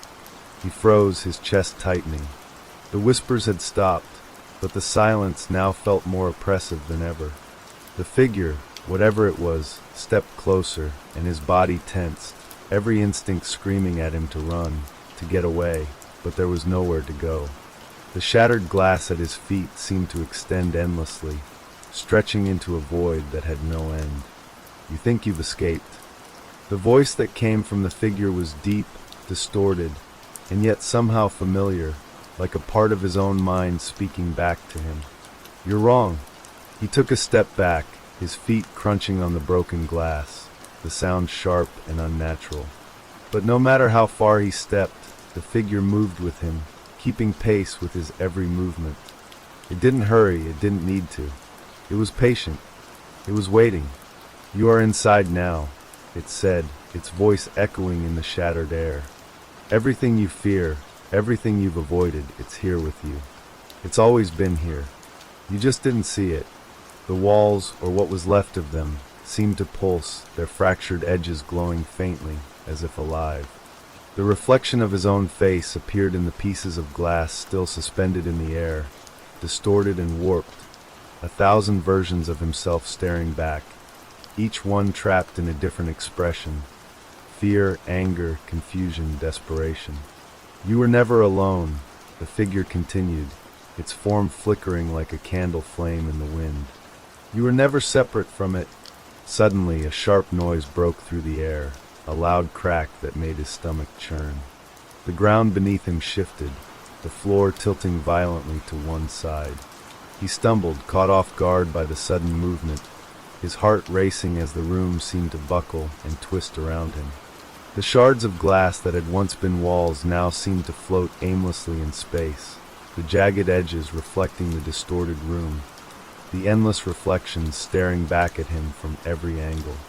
The figure, still moving with unnatural calmness, stepped toward him. Each movement seemed to draw the very fabric of the room closer, pulling him toward it, toward the darkness in the center of the room. "You can't run from yourself," the figure whispered, its voice softer now, almost tender. "You can't escape the truth of what you are." His mind raced, panic rising within him like a tidal wave. He had to do something. Anything. But what? The figure was right. He had always been running. From his fears, from his mistakes, from the things he had buried deep inside himself. He had tried to bury them, to ignore them, to pretend that everything was fine. But now, in this broken room, with the shadows closing in, he couldn't escape them. The whispers returned, rising in volume until they became a roar in his ears. They were his own thoughts, his own voice mingling with those of others, all tangled together in a cacophony of confusion. It was as if the room itself was speaking to him, taunting him, pulling at his soul. "Face it." The figure's voice echoed through his mind, and suddenly, the room seemed to collapse inward, the shattered glass, the fractured walls, the distorted reflections. They all merged into one terrifying vision. He was surrounded by versions of himself, versions that had lived through every choice he had ever made, every regret, every fear. The figure in the center of it all, with its dark, shifting form, was no longer an outsider. It was part of him. He stumbled forward, the ground beneath him spinning. He had to get out. He couldn't stay in this place. His legs moved of their own accord, carrying him toward the center of the room, where the figure awaited. He couldn't stop now, not when the weight of his own guilt and fear was so close. It was him. "Come closer," the figure said softly, its hand reaching toward him. Its fingers stretched out, impossibly long, impossibly thin, as if it were a shadow reaching for the light. He didn't know what to do, didn't know if he was supposed to resist or to surrender. But one thing was clear, the figure was right. He had never truly been alone. The room had always reflected his fears, his mistakes, and now it was showing him the truth he had spent his whole life avoiding. "You've always known this was coming." The figure's voice was low, almost comforting now, as if it were speaking the truth he had longed to hear. "All of it, every choice, every fear, every part of you, it's here now. And you have to face it." He closed his eyes, the air growing colder, the whispers louder, the room growing darker. The weight of everything, the choices, the regrets, the fear, pressed down on him. It was suffocating. And then for a brief moment he understood. He wasn't just in a room. He was trapped inside himself. With that realization, the figure reached out, and the darkness took him.